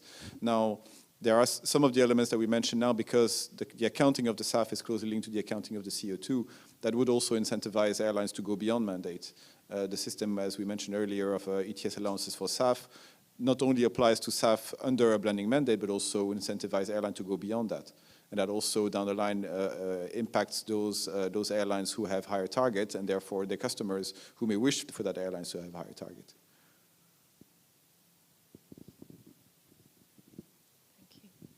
Yeah, hopefully, Julia, the SAF allowances make the difference in Europe to go beyond. So hopefully that will work and encourage higher ambition.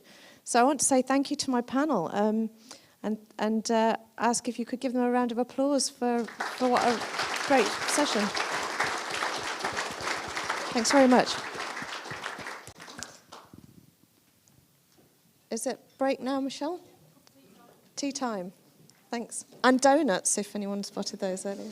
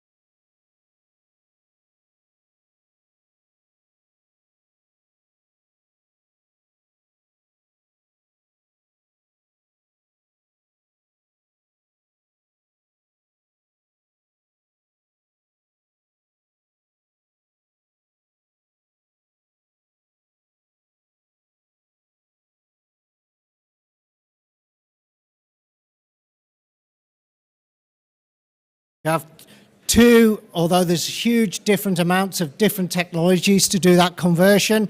We're just going to focus on two. First one, power to liquids, looking at the challenges and opportunities, and also looking at co-processing, where you can actually process biofuels and use cooking oils at the same time as fossil fuels. And then we'll wrap up looking at, we have an online presentation on the non-CO2 impacts of SAF. But just quickly before I start, introduction to myself. I'm Neil Hindle. I'm the CTO at Nova Pangaea Technologies. Now, we have a unique opportunity to unlock our part of the SAF supply chain. We run a demonstration plant up in the northeast of England, and we take lignin cellulosic wastes, so mainly focused on wood wastes at the moment, but we have processed all sorts of wheat straws, bagasse, and fermentation residues through an adapted pyrolysis system where we can produce sugars directly from the waste, and at the same time we produce biochar. So we have two products, about 50-50 mass ratio. The biochar, because it's come from that biogenic source, is actually a carbon negative effect. So our process from the waste through to the ethanol is actually a carbon negative 2G ethanol process. And we are just about to put in a first commercial plant in the UK to do this. I say this will be up on Teesside. And the intention is then to take that ethanol as a 2G ethanol and convert that through to SAF, with the biochar going back into the agricultural sector as a replacement for peat, because peat in the UK is going to be banned from this time next year. So we have that opportunity to produce a complete circular economy. So that's myself and Nova. So first of all, I'd like to introduce Anisha Harris from E4 Tech to give us an introduction to power and liquids, looking at the challenges and opportunities.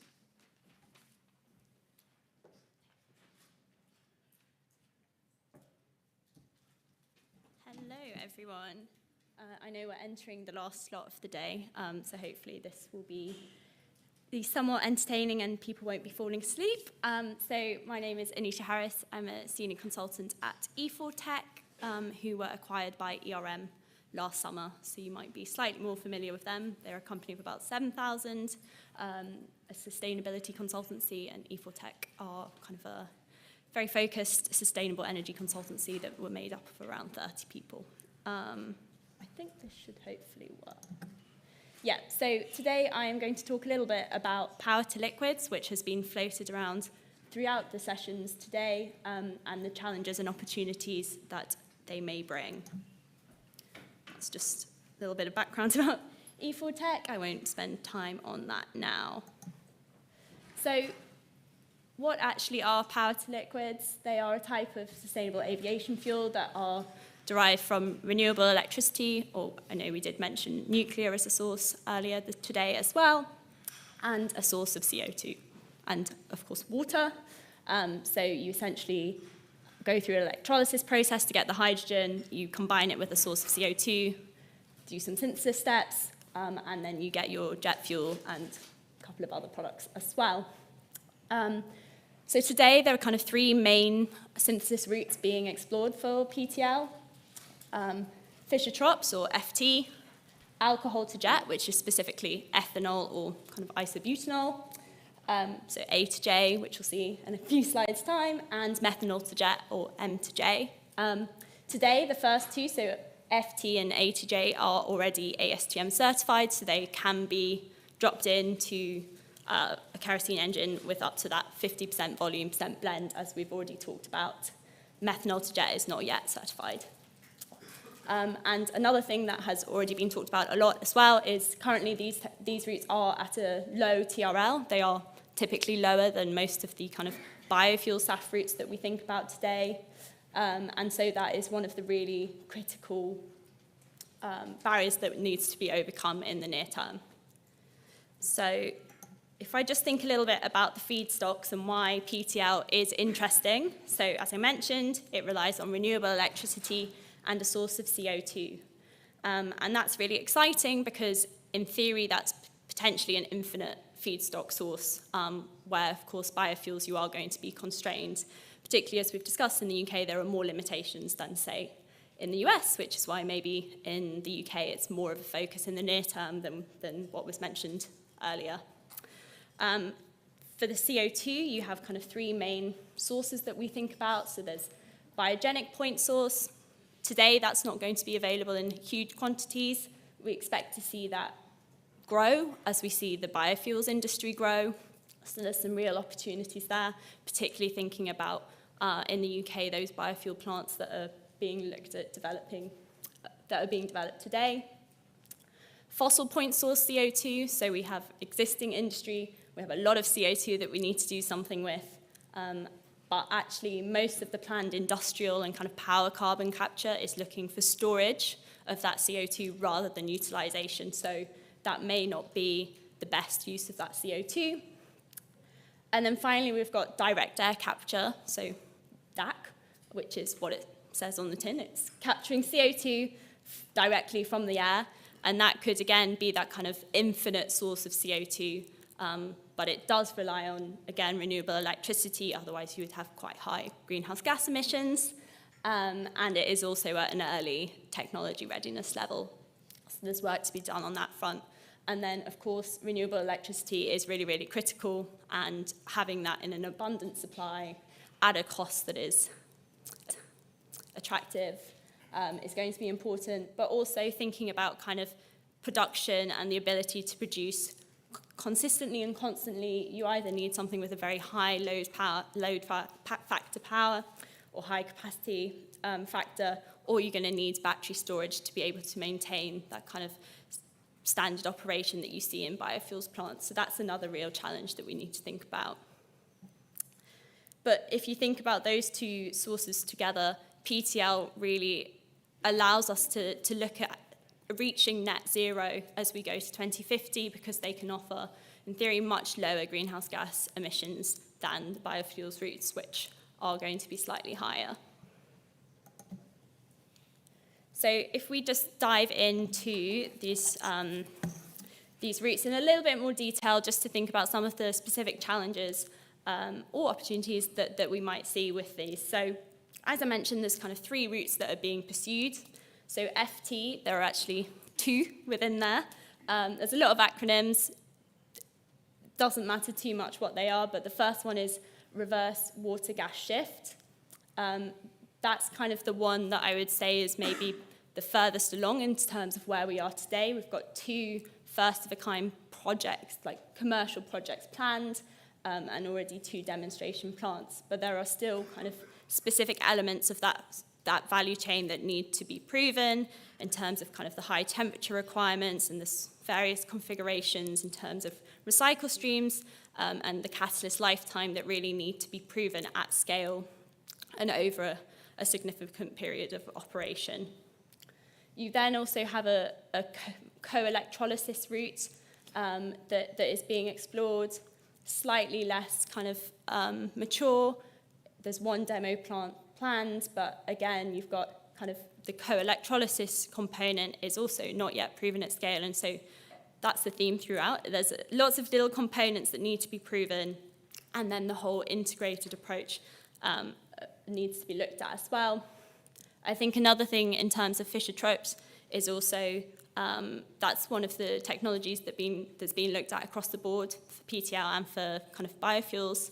But in terms of how we can obtain those really high jet product slates, that's something that in theory we know we can do, but hasn't yet been proven at scale.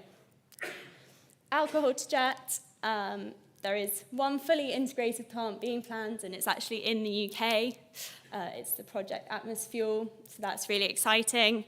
Again, there are some unknowns in terms of some of the technical barriers that need to be addressed in terms of kind of ethanol yields and energy requirements potentially being quite high in terms of getting kind of that ethanol to go into the alcohol to jet process. So these are all things that hopefully these planned plants and these demonstration plants can give certainty and prove that the technologies can work. The final route is the methanol to jet. So as I mentioned, this route is not yet ASTM certified. Some funky formatting gone on there.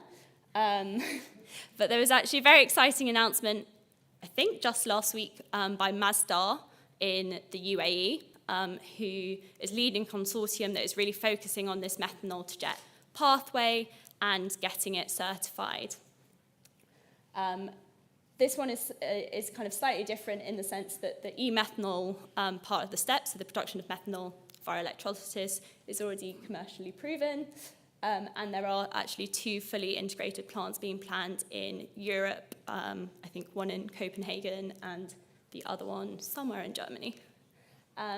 So it's not yet clear which of these routes is going to be the most competitive, if there is going to be one that is the most competitive. But I think hopefully you can see from the logos on the screen that there are some really key players across all of them, and so all of them are very actively being pursued.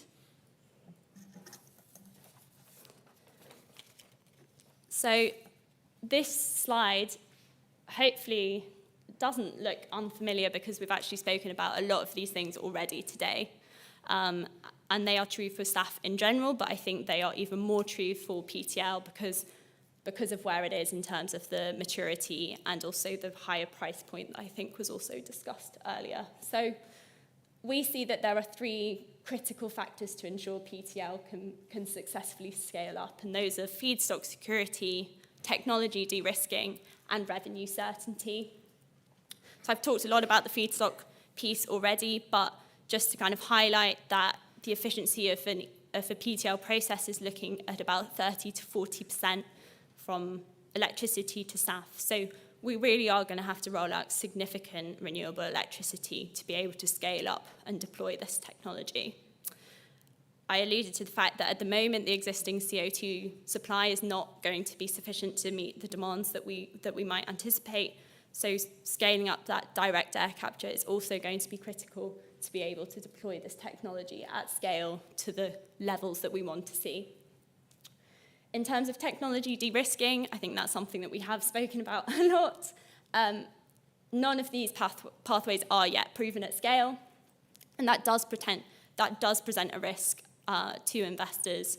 And so it's that kind of chicken and egg situation of they want to see that the technology works, but without the investment, we can't prove that it's going to work. And so we probably are going to need supply side support. Unfortunately, that is something that we are seeing in the UK, which is brilliant. So we've heard of the Advanced Fuels Funding competition, which is doing exactly that. It's helping these technologies take the next step, and then you can bring in that kind of assurance that this is something to pursue.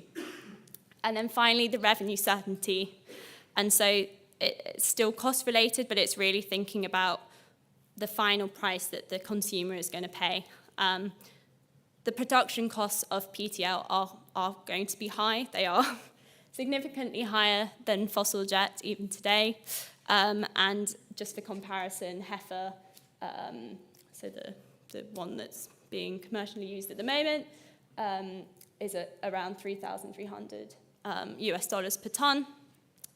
But the price of PTL is kind of, the cost of production of PTL is anywhere between 2,000 to 6,000.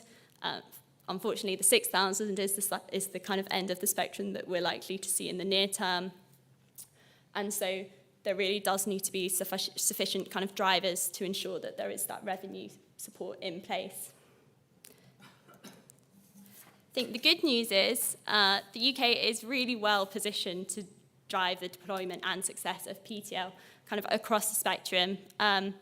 This is just a slide, actually it was referenced in one of the earlier sessions, I think, of some work that E4Tech did for Sustainable Aviation back in 2020, looking at what the SAF industry in the UK might be. The numbers aren't important in this context, but it was just a useful map to kind of illustrate where there's activity today, where there are opportunities. And so the UK has significant renewable electricity potential.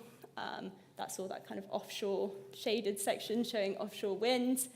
We also do have an existing industry that could provide a fossil CO2, so there are a number of refineries and still mills that could provide that CO2 in the nearer term. And there is also a growing biofuels industry that could expand the pool of biogenic CO2. And so, as I mentioned, there are a number of SAF projects already being developed where there will be CO2 streams that could be used for PTL. I think linked to that as well, you see that the SAF expertise and supply chains that are being developed already in key industrial regions, Teesside, Humber, that can help PTL get up on its feet and running. The kind of technology expertise is transferable, so a lot of the plants that are being developed in UK today are looking at technologies like Fischer-Tropsch, like alcohol to jet. So there's different components of the value chain, but there are key elements that are the same. So there's a lot of synergies and there's a lot of learning that we can take from that. And then I think finally, again, which has been really encouraging to hear today, there's those policy drivers are in place, or they're going to be in place, that will really help PTL. So, for example, that target for a PTL, a sub-target for PTL, will help drive and acknowledge that there are higher costs and that the support needed is greater. And I think with that, yeah, that's me. Thank you.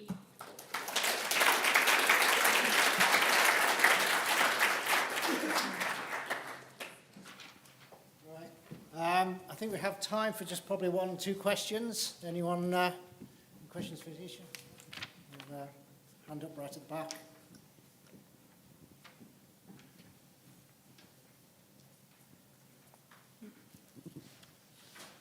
Hi, thanks for a great talk. So I'm Peter Starring from University of Sheffield and CCU International. I just want to pick up on that point about industrial sources only being used for CCS. That's changing completely.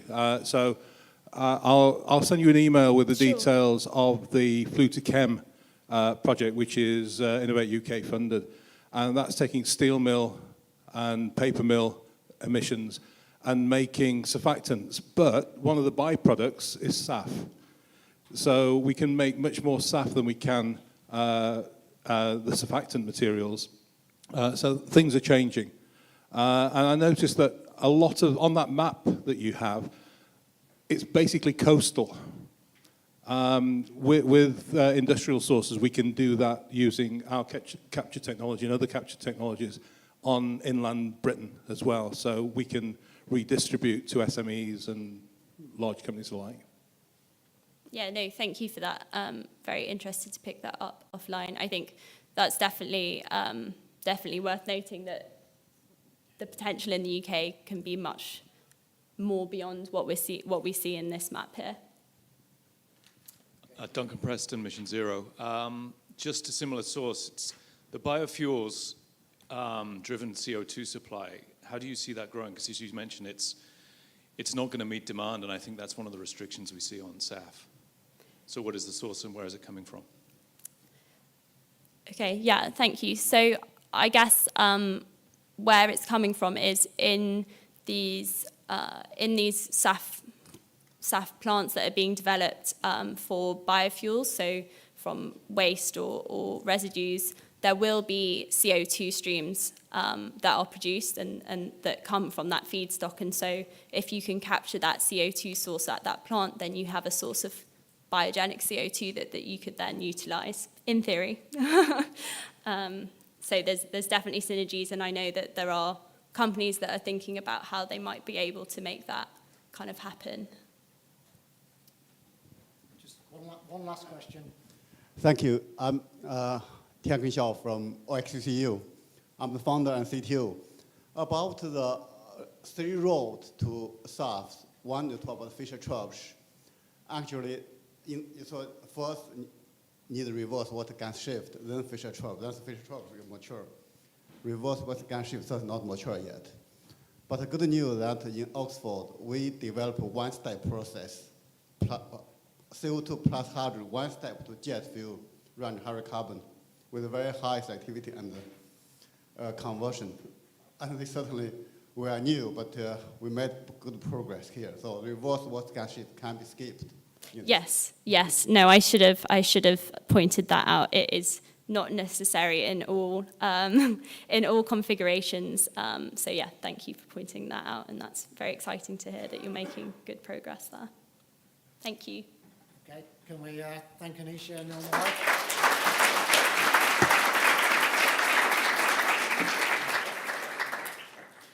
All right, I'd like to introduce now Alistair Clark from BP International, who's going to talk to us about using existing equipment and co-processing. Thank you, Alistair.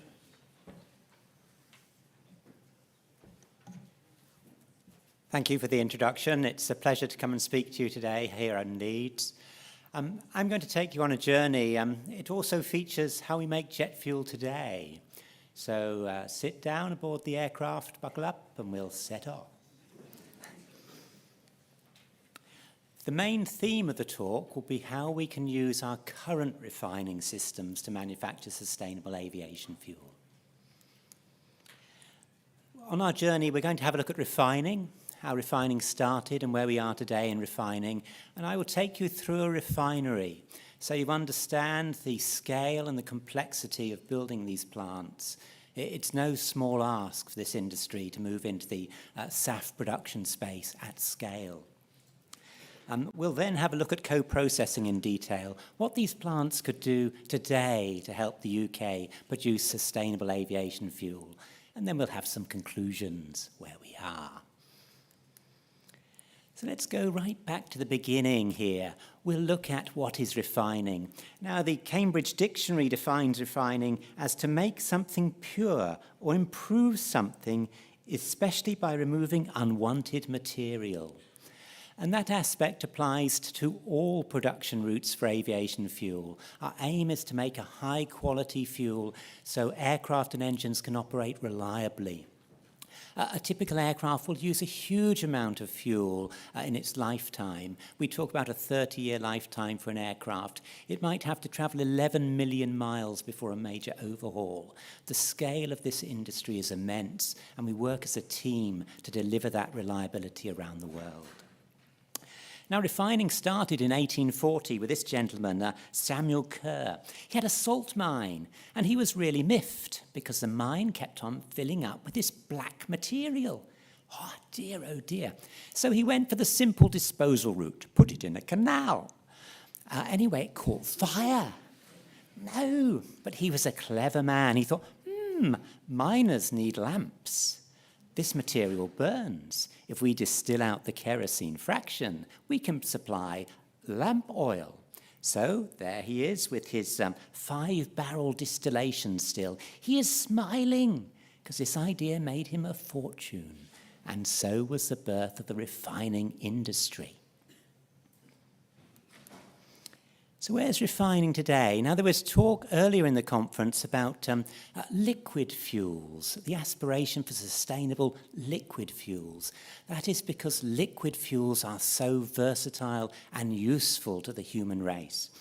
And refining has built upon that because of the demand from customers. Essentially, we have a high energy content product, which is easy to handle. It's available in significant volume around the world. And this has meant a huge growth in use. The US Bureau of Mines used to publish a report about volume of crude oil use within the US. And it used to be, we can probably keep going for maybe 10 more years, then we will run out. But the demand has been such that people have sought to find this product around the world. And today, the world uses about 100 million barrels of crude oil every day. If you've watched the film Groundhog Day, imagine you wake up each morning, a barrel of oil's about that big. Line up 100 million, strike a match, throw it in, they burn. You wake up the next day, you do the same thing. Is there a CO2 problem from this? Yes. We're using a huge amount of this energy resource. So it's good that we gather as aviators to find a solution. Now, in terms of refining, there are about 600 refineries operating in the world. The UK has 6 refineries, 1%. Okay? We're not big refiners anymore. We're small refiners, and we import a lot of our petroleum products. So that's something to keep in mind. How does a refinery work? thermodynamicist by background. A refinery is a thermodynamic machine. It's where economics and thermodynamics meet. And we take in our crude oil at a cost. The refinery has to turn that into usable products with the minimum energy loss. So heat exchangers, optimization of units, that's the #1 priority for the refinery engineer. And that economics has driven huge scale in the industry. It's difficult to get good economics with a small refinery. You need a big refinery to get good economics. And you don't want a lot of losses. We've just talked about CO2 use from a refinery. Refiners seek to minimize their loss. Every CO2 molecule that is emitted by the refiner is $1 lost because they could have it in the product going to the customer. So what's a typical refinery? Here's a picture from Google Earth of a refinery. What do we find? This refinery processes about 30 million litres of crude oil a day. So that's the scale, one refinery. 400 staff, 100 tanks, over 1,000 miles of pipe. Just to build these sites is a huge undertaking. So the world needs time to build sustainable aviation fuel plants unless it can use what is there already. That refinery isn't big in the world. We talk in terms of thousands of barrels a refinery can run in the industry. There's 1 million barrel a day refinery in India. That's the kind of scale these things move to get economics.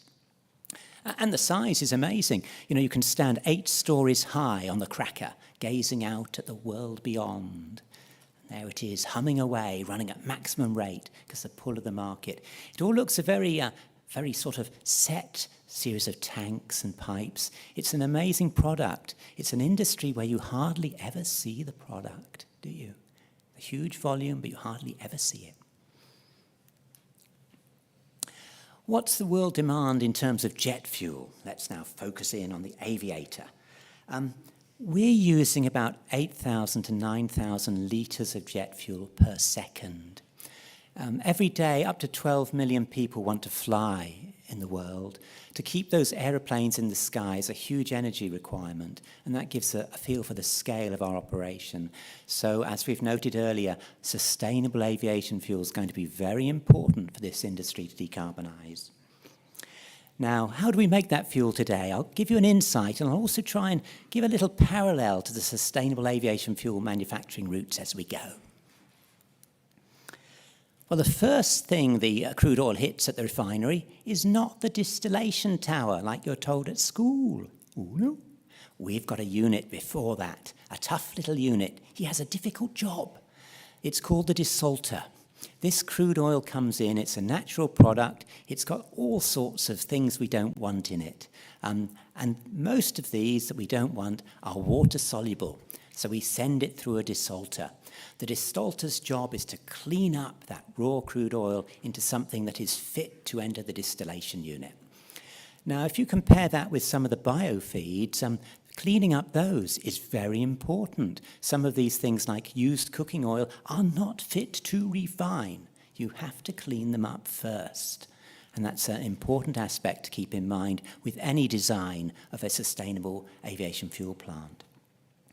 So, it's been through a desalter. What's next up? Oh yes, it's our distillation tower. Distillation, a primary route of the refinery for purification and separation of products. In the old days, to make jet fuel, all you would need is a distillation tower. You would pick a sweet crude oil that didn't have much sulfur in it. It was pretty decent with a kerosene cup, distill it, and send that to the airport. You have made jet fuel. Now, from IATA's perspective, that's really good news because we've mentioned the Chicago Convention. The Chicago Convention says our role is to join the peoples of the world. We don't want to leave a country stranded because they can't make any aviation fuel, so no one can come visit them. It is the simplest fuel to make. So well done, aviation industry, for choosing a clean-burning kerosene in the 1940s. That was a very important decision. It allows this industry to span the world and make a fuel anywhere on which you can fly. Within our distillation tower, essentially, we distill various fractions from that. Typical jet fuel fraction boils about 150 degrees C through to about 260 degrees C. The spec allows you to go to 300. We don't usually go there because the diesel folks are after that fraction. Now, sometimes the crude oil that you choose to use isn't very nice. It gives a kerosene fraction which is very odorous, very smelly. This is due to what we call mercaptan sulfur within the fuel. So you might use a Merox unit just to make it sweeter, to eliminate that very severe odor. Merox unit is a very humble unit. Essentially, it just bolts together two sulfur compounds. A few equations on the screen for the chemists in the audience. Okay, a few equations. They will become important in the next slide. But just here, with our Merox unit, think very simple little process. This isn't going to help you make any sustainable aviation fuel. It's simply to clean up a crude oil which isn't very nice. Next process we might use is hydrotreatment. Hydrotreatment is a superb process. We've talked a lot about hydrogen today. Hydrogen is a very important molecule. Now, with jet fuel, the primary use for hydrogen is to eliminate sulfur from the fuel. We hydrotreat the fuel to get the sulfur content down and to make it more pure. It's a good way of eliminating trace problematic species. And we're talking parts per million trace problematic species here. And for example, nitrogen compounds can give you fails on thermal stability. You get coke formation in fuel systems potentially. So hydrotreatment is an excellent process. Now, interestingly, hydrotreatment is very heavily featured in the manufacture of sustainable aviation fuel. So this sort of process could be applied to sustainable aviation fuel production. You'll notice on the screen there, our little hydrogen molecule, it tags up with the sulfur there to eliminate the sulfur and forms H2S, which is taken away. If you have oxygen present, which you would do with a sustainable aviation fuel made from cellulosic type materials, used cooking oil by way of example, that sulfur would be replaced by an oxygen. You would make H2O, water.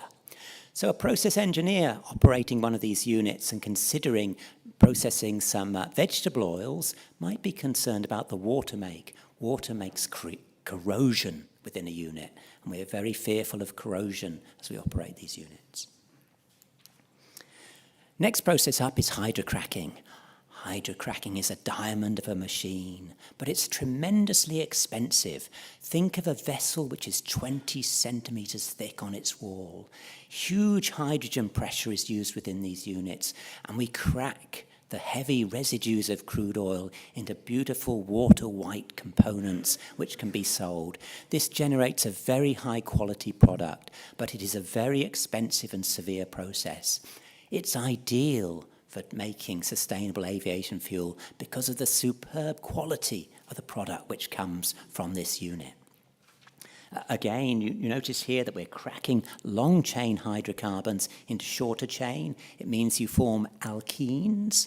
We don't want alkenes in aviation fuel. They're unstable, so we hydrotreat them. Put hydrogen across that double bond, makes a nice alkane. You can isomerize things to improve the freeze point, and it makes you a very nice jet fuel. Downside is it's an expensive process. And finally, we've got, within this slide, synthetic aviation fuels. Yes, synthetic aviation fuels are out there in the market.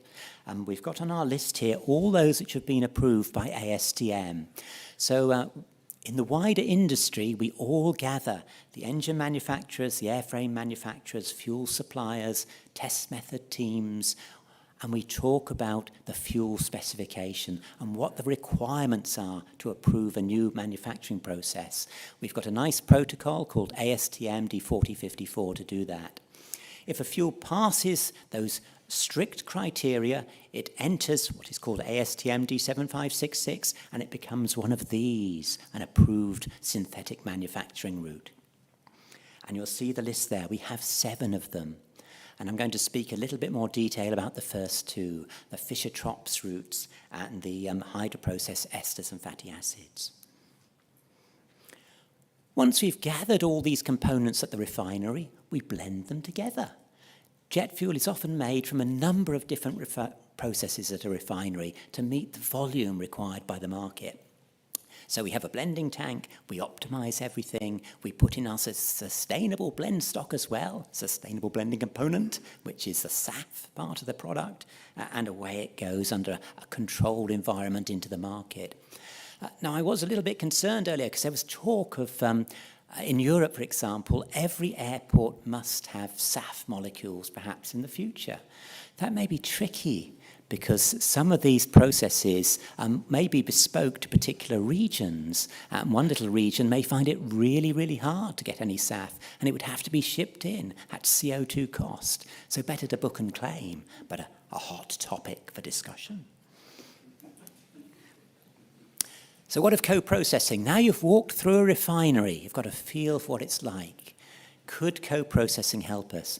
Well, the processes which have been developed for making sustainable aviation fuel, they feature processes which are already at refineries. And by way of example here, we can look at that hydroprocessing, hydrotreatment or hydrocracking.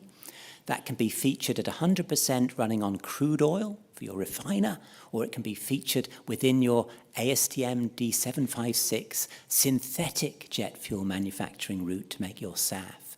It's a spectrum of operation. We can just move across that spectrum and see where we get to. Can we make some SAF alongside our crude oil through the same unit? Rather than mix the two at the end of the process, mix them at the start of the process. Keep it simple.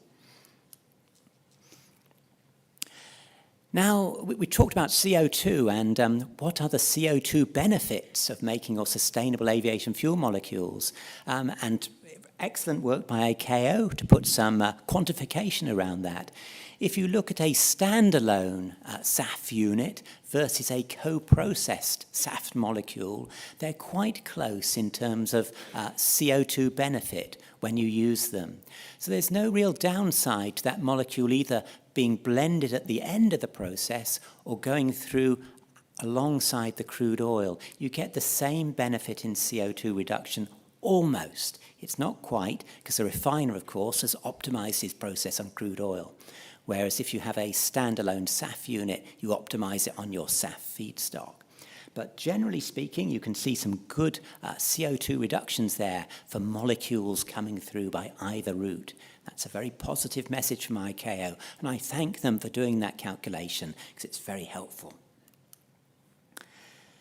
So let's have a look now specifically at co-processing. It's very logical to co-process, but there are some challenges, and I'll take each one in turn. Firstly, tracking the sustainable carbon. You're going to mix up your crude oil feed and your sustainable carbon feed at the same time and send it through the system. How will you know the amount of sustainable carbon the other side of the process that gets in your finished product? And also you might be using green hydrogen. How will you follow that as well? So that's a little bit of a challenge for the process engineer. The location of available feedstocks is important for the refinery as well. Are those feedstocks available at the right cost to use within the refinery? Economics of transport comes in, getting the feedstock to your units. The refinery tankage available. Do you have a tank to put that feedstock into? And what we talk about, the refinery configuration, how the units are put together in a daisy chain. That's very thermodynamically important because we like to optimize thermodynamics. Catalyst life, I've mentioned there. Some of these feedstocks are challenging for our catalysts. We've mentioned about water make. You know, water can be problematic in terms of corrosion. We've got to watch over that. We've got to protect our catalysts. These are very expensive precious metal type catalysts in the units. And we've talked about the value of product in some degree at the conference. But there are loads of benefits by going co-processing. It reduces your requirements for building your sustainable blending component, your SAF plant, because you're walking into a unit that's there already with all that infrastructure around it. It's built. All you have to do is get the feedstock and put it in. You benefit from the integration of the infrastructure in terms of thermodynamics and heat exchange. You've got expertise on site. Operating these units, you call it the bunker. You're sitting in the bunker. Because at the refinery, there's a very secure and solid zone where you sit, where we have all the controls. It's all computerized. Process engineers sit there and they watch their screen. And they're interested in their unit, what's happening, what's coming in, what's going out, the heat mass balance of their unit. And that's where they sit 24 hours a day, 7 days a week. We run constantly. There's a laboratory on site with the right expertise to analyze the product. We've got C14 analysis, carbon dating, that can tell you whether it's sustainable carbon or whether it is fossil-derived carbon. Because the fossil-derived carbon, of course, has lost all its C14. It's decomposed over the years. So that's a useful test, but not for something like if you've processed a municipal solid waste, because that could have come from perhaps a fossil-derived source. And we talked a little bit about plastics, didn't we, in that area? Optimise routes to market. A lot of fuel is pipelined. It's the most efficient way to get fuel to your airport. You don't see loads of tankers of fuel driving in and out of Heathrow. Extremely dangerous driving lots of fuel on the roads. You send it by pipe. Pipeline's the way to go in the US. About 90% of the product pipelined, swiftly and with style. Whoosh, to market.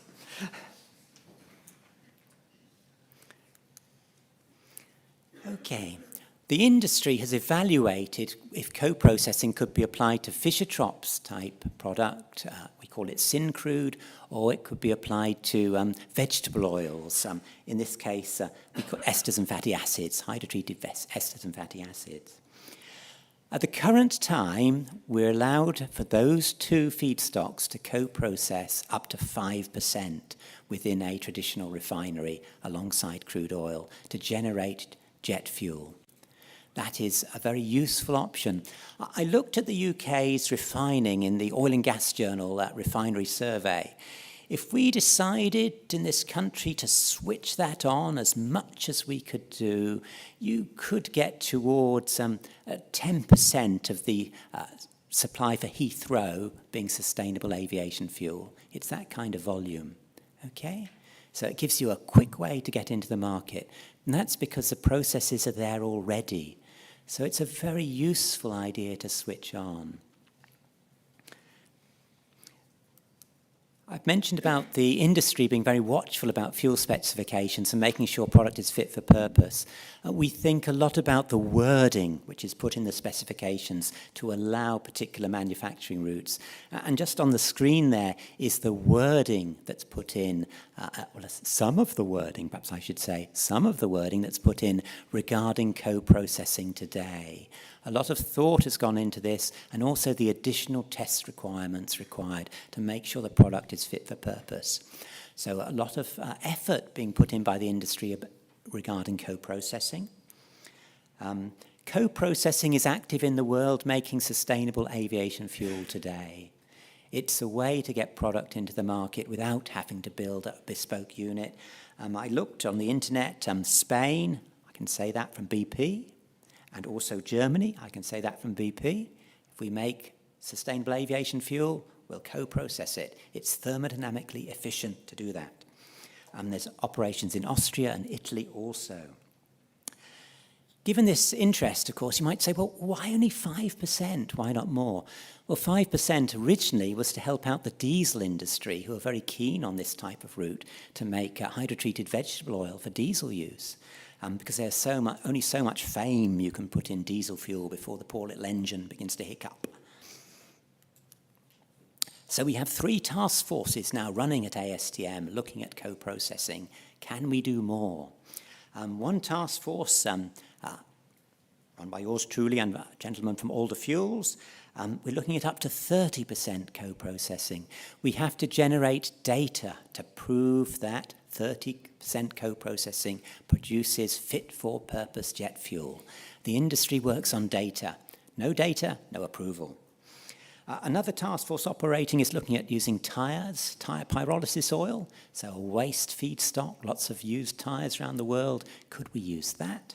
And another task force is looking at reprocessing of already sustainable hydrocarbon fuels and how they might go through a refinery and enter jet fuel. So some effort going on in the world now to try and expand co-processing. I'm a little bit concerned about the time. Am I okay?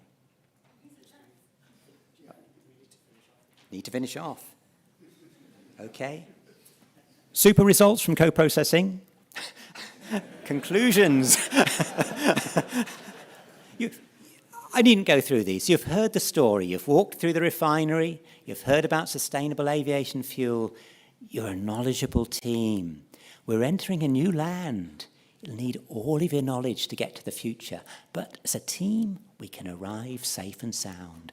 Thank you for your time.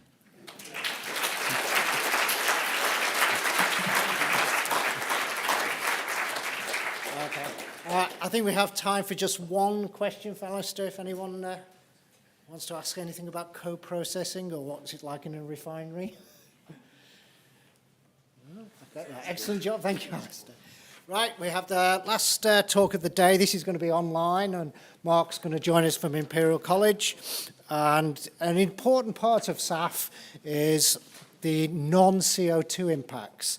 We've heard a lot about the sustainability of SAF, and this is all about the extra bits, so the contrails, particulates. So Mark is going to introduce us to this, and then we'll finish off with Michelle just to wrap us up. So if we can get Mark up. Hi, Mark. Hi. Over to yourself. Good afternoon, everyone. Can you hear me okay? You can hear me? Yep. Okay. Right. I assume you can hear me, in which case I'll start. So thank you very much for sticking to the end of the day. I'll try and keep it relatively short so we are not over time by too much. Right. So I'm just finding my clicker thing. Okay, so thank you again for the invitation to come and talk to you.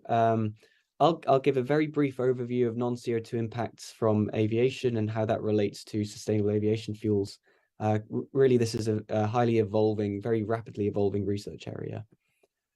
On this slide, we can kind of see the main climate effects of aviation. It's a little bit busy, and the three main effects are related to CO2, which has been the predominant kind of topic of conversation today. And that leads to an effective radiator forcing of about 35 milliwatts per meter squared. We've got contrails, and an individual contrail could have a cooling effect or a warming effect. And on balance, the warming effect of all contrails is larger than the cooling effect of all contrails. And that net contrail effect is about 57 milliwatts per meter squared, so more than the CO2 effective radiator forcing. And the third component is NOx. So nitrogen oxides lead to best estimate of the effective radiator forcing of about 17 milliwatts per meter squared. And so what we see from these numbers is that total non-CO2 effective radiator forcing is about 2/3 of the total effective radiator forcing of aviation. That is to say that they are these non-CO2 effects are at least as important as CO2 in terms of our understanding of the climate impacts of aviation. And then if we relate this aviation contribution of effective radiator forcing to total anthropogenic radiator forcing, we get a number of about 3.5% contribution to total radiator forcing. But we've got I want to just explain this figure that I'm sure you've all seen. This is from David Lee's work, which is putting those numbers now into a bar chart, and we're seeing these effective radiator forcings as bars now. So on top is contrail cirrus because it's the largest. Then comes CO2. Then we have NOx coming a third below that, and that's a balance between interaction with ozone and interaction with methane, and so there's a net NOx effect. And then there's some other effects that are kind of secondary order. But the important thing to note about this is the circled bit on the slide, which says that this is effective radiator forcing quantified in 2018 for aviation activity between 1940 and 2018. So that's the picture today, as it were. And from this picture, we say that non-CO2 terms yield a net positive warming that accounts for about 66%, more than half of aviation's net effective radiator forcing. But it's sort of looking backwards up until today. Now, I want to make the distinction between contrails and CO2 very clear. CO2 is in the atmosphere for a very long time. And the CO2 effective radiator forcing term represents the cumulative effect of CO2 emitted in this period. And if we stopped flying tomorrow, the climate effect of aviation CO2 would remain steady. It would level off. It wouldn't go to zero because there's accumulated CO2 in the atmosphere. On the other hand, contrails are very different. They last for a few hours.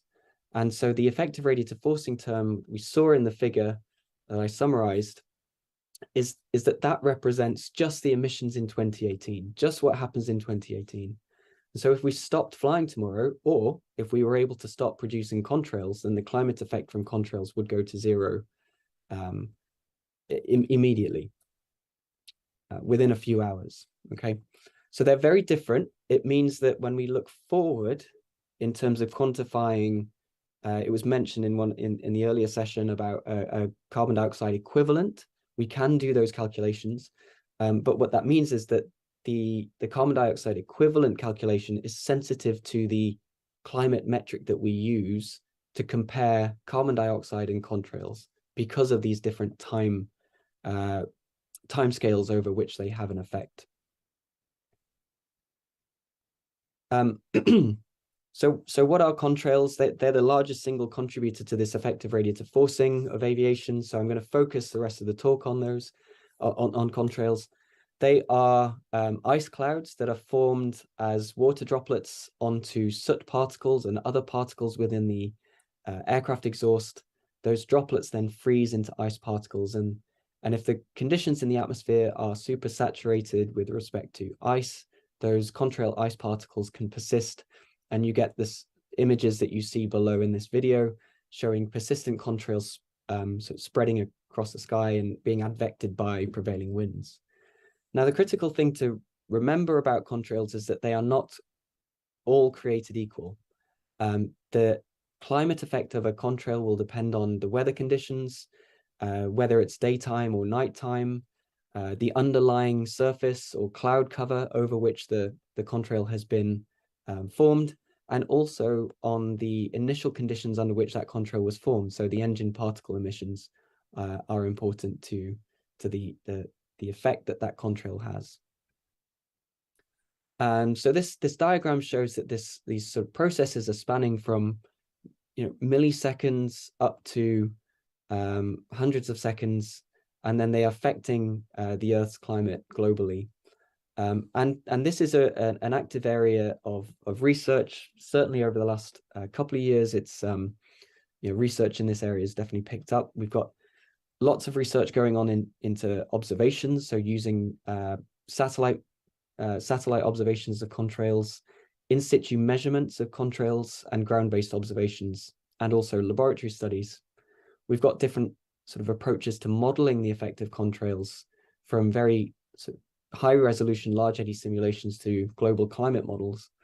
And we've got potential mitigation, both in terms of particle emissions, which might include sustainable aviation fuels, alternative fuels, engine technologies, but also navigational avoidance. So avoiding these regions of the atmosphere which are supersaturated with respect to ice.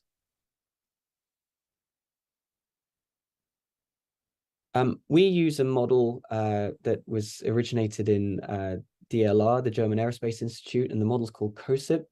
And this is just a test case of that model showing how over a flight trajectory, how in this test case, we're forming contrail segments. And initially you saw those form as a straight line, but as they are affected by wind, that contrail can change shape.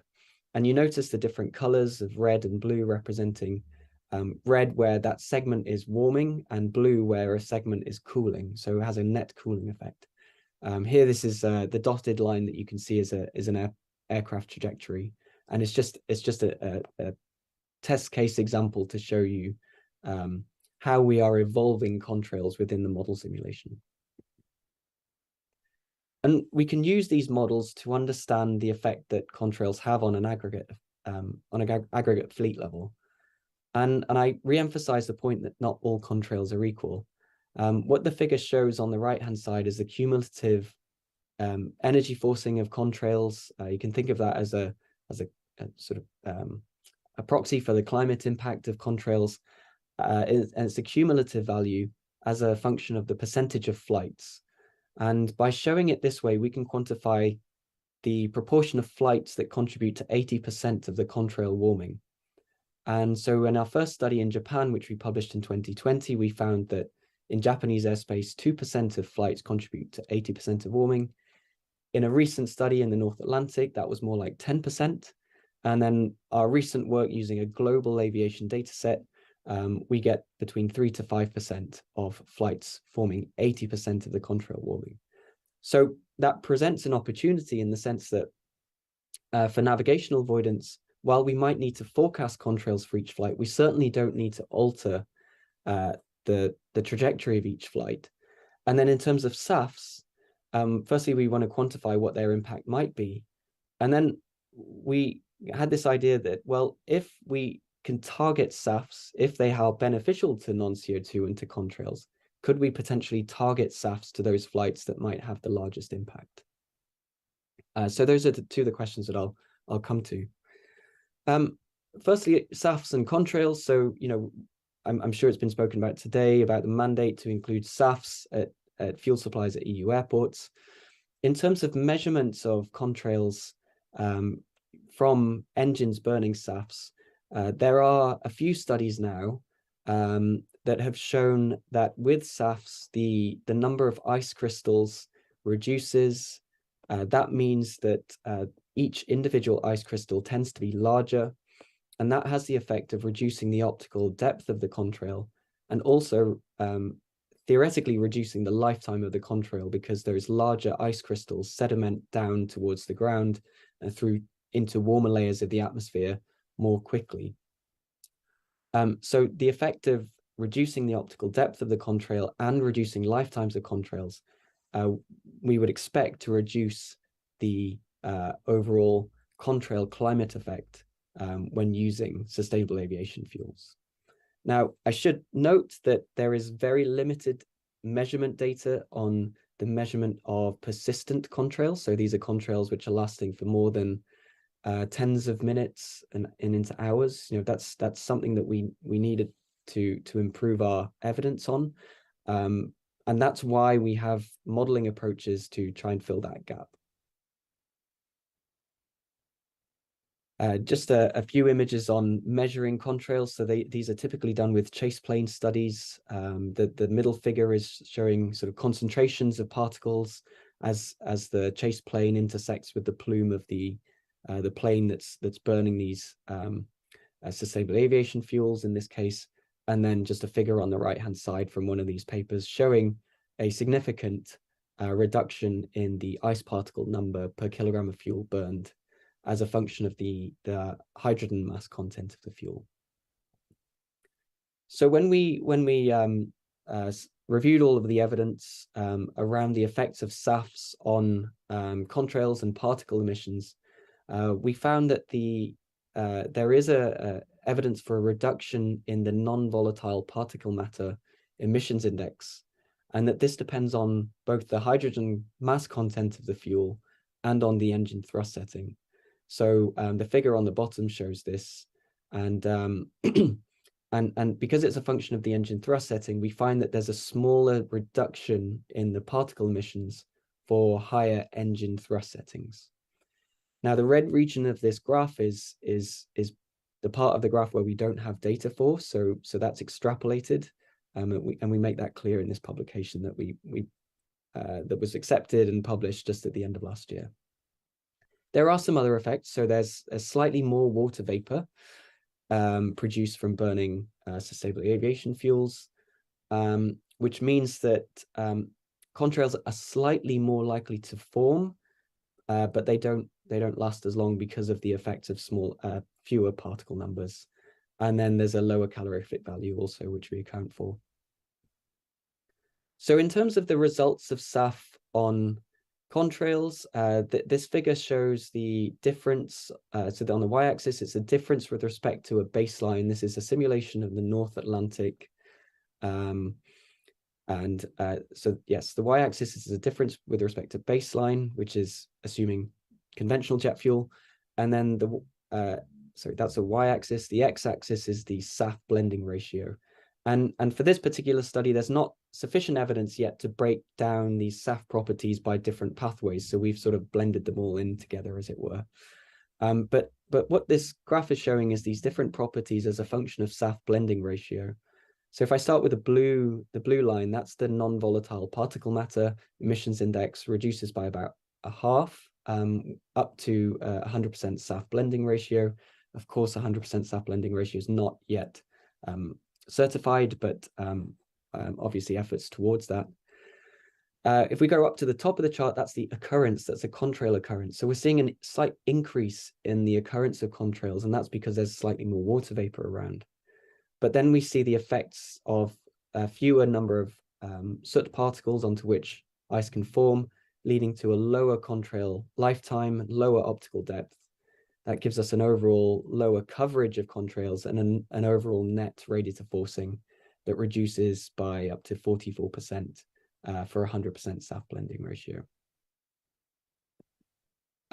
So we sort of looked at that data, and then we thought, well, okay, how might we, could we better use the available SAF if we're sort of in the first few years at least have a constrained supply of sustainable aviation fuel, and say we assume that we've got 1% of total jet fuel that comes from sustainable aviation fuel, could we deploy that 1% more intelligently if we were to both, add up the CO2 and the contrail effects? And so yeah, if we do that, and we assume that 1% of aviation fuel is sustainable aviation fuel,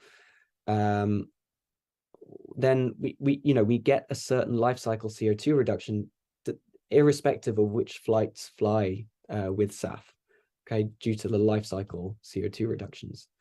But if we sort of blend it at higher ratios, so if we say take the green writing here and the green curve on the left-hand plot, that's attributing that 1% of SAF, 1% of total fuel as SAF, to only 2% of flights at a 50% blend.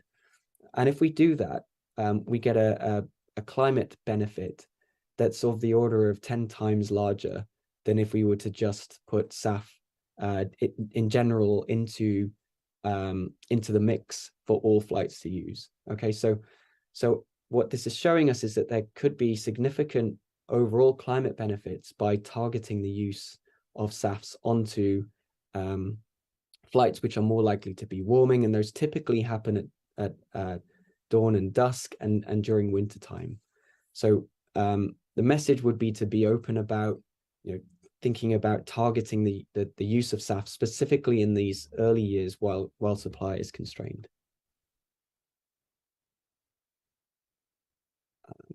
Right, so the title includes the latest research, and I'm going to sort of just raise this figure, and this is an area that really does need more research. The box that is sort of in red, the outlined red box, that's currently where our emissions levels are, and we know that with cleaner engine technologies, so lean burn combustors, for instance, we get much lower emissions, engine particle emissions, and then when we combine them with SAFs, we get even lower particle emissions. And that's starting to push us towards the left-hand side, indicated by this red arrow, this left-hand side of the figure. And at that point, the latest research is indicating that we're getting not just the soot particles acting as nuclei for contrail ice particles, but the other particles that are in the plume. So that might be from sulfur and sulfates, it might be from lubrication oil droplets in the plume, which are then acting as contrail ice particles.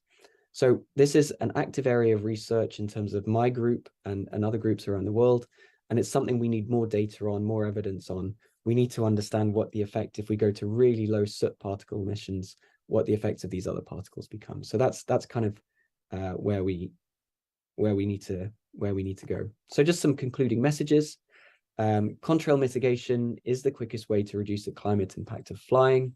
There's some navigational options for that. Alternative fuels could have a role in that, but both options require a collaborative approach.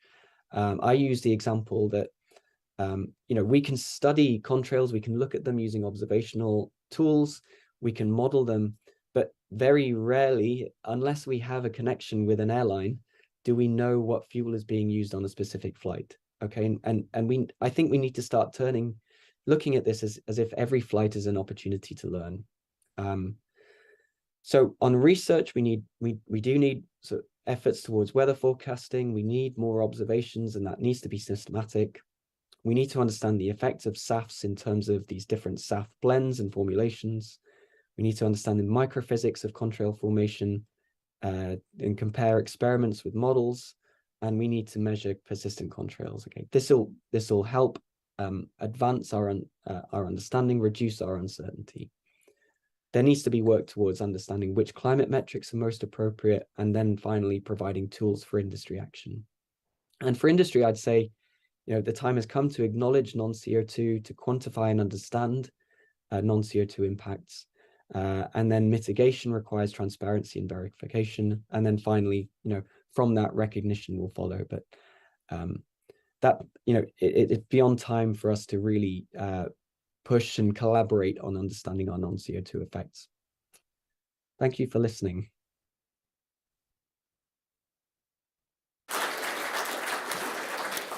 Okay, thanks very much, Mark. Again, it's just quick questions for Mark before we wrap up. No, oh, there's one down here.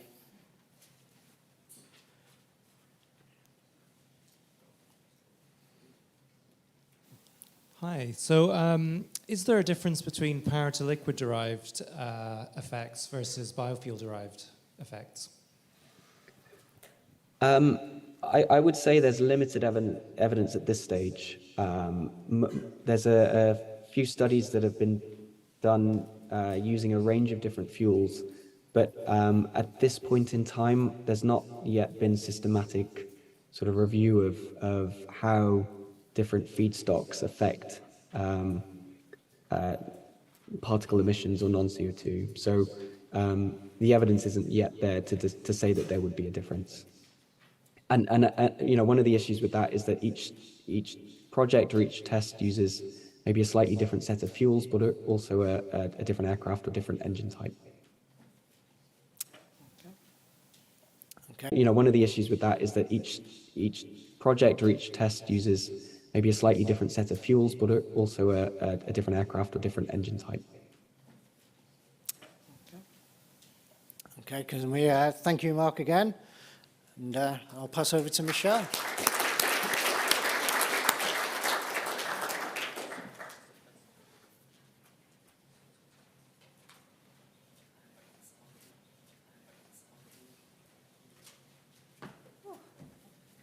Great. Well, we got to the end, and the technology works. So thank you very much for Visera at the back. That's their magic that they worked on. It all worked seamlessly, I think, didn't it? Yeah. Okay. So just to finish up, just to remind you that the slides and recordings will be sent to you, so you will get all that to watch out for an email from Olivia. She will also send you a feedback form, because we'd really like to know if you want another event again, and if so, what you'd like it to look like. Is there anything else, topics or format would be good for you? Then please do feedback to us, and we'll go through that and assess going forward. Great speakers today. I thought all the presentations were very, very good. Particularly Mark stepped in at the very last minute, because David Lee had to go to the Jet Zero Council meeting instead. That was far more important. So Mark stepped in only last week, so I'm really pleased. Thank you very much, Mark, if you're still online. And if you feel that you can't get enough of Alistair, he's a frequent presenter at the Aviation Fuel Committee, or it was run by the MOD as well. That's really good if you want to know more about the technical side of aviation fuel and sort of the technical changes that happen within the D7566. If you want to know more about that, Martin's here. Martin, you're still here?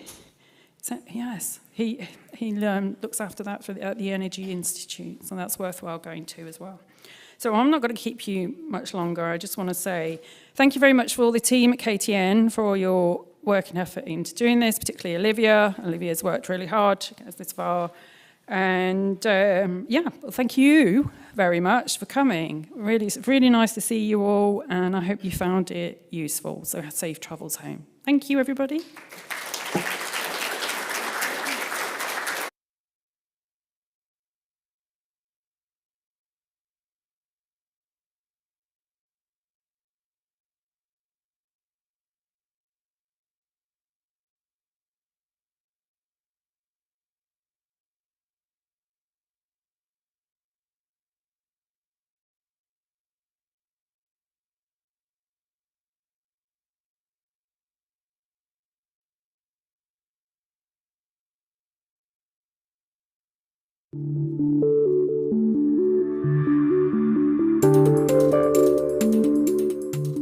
After the independent assessment process has been concluded, Innovate UK carries out a number of steps to moderate the assessor scores and make sure the final selection for funding is fair and transparent.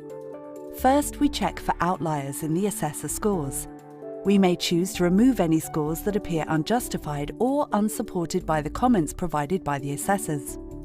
Next, we will look at the assessor's answers to the final recommendation questions, which check whether an application is in scope and worthy of funding. For an application to be considered for funding, they must receive a majority vote from the assessors on both of these questions. Finally, we will check the minimum quality threshold, which ensures that only innovative, high-quality applications are considered for funding. Typically, this is a score of 70% or above. Once the 3 key checks are complete, we list the applications in ranked order with the highest scoring application at the top. This is known as the panel sheet. Innovate UK takes 2 approaches when it comes to allocating funding. A top-down approach, where funds are allocated to applications from the top down until the competition budget is reached. Alternatively, a portfolio approach can be used, where applications are selected to suit a specific spend profile for a competition. The competition brief will specify if a portfolio approach will be used. Finally, the recommended list of applications is then presented to Innovate UK's Funders Panel for approval. The Funders Panel will review the recommendations in line with the competition scope. Once approved, applicants are notified on the outcome and the assessor's feedback is made available. Feedback is intended to be constructive and may contain conflicting comments due to the assessor's individual interpretation of your project idea. Unfortunately, there is no right of appeal against the assessor feedback, and neither Innovate UK nor its assessors are able to enter into further communication. Some of our competitions include a 2-stage application process, which could include a 2nd-stage written application or an interview panel. And some competitions may follow a non-standard assessment approach. The competition brief will provide full details. For more information on the assessment process, please visit the Support and Advice for Applicants section of the Innovate UK website.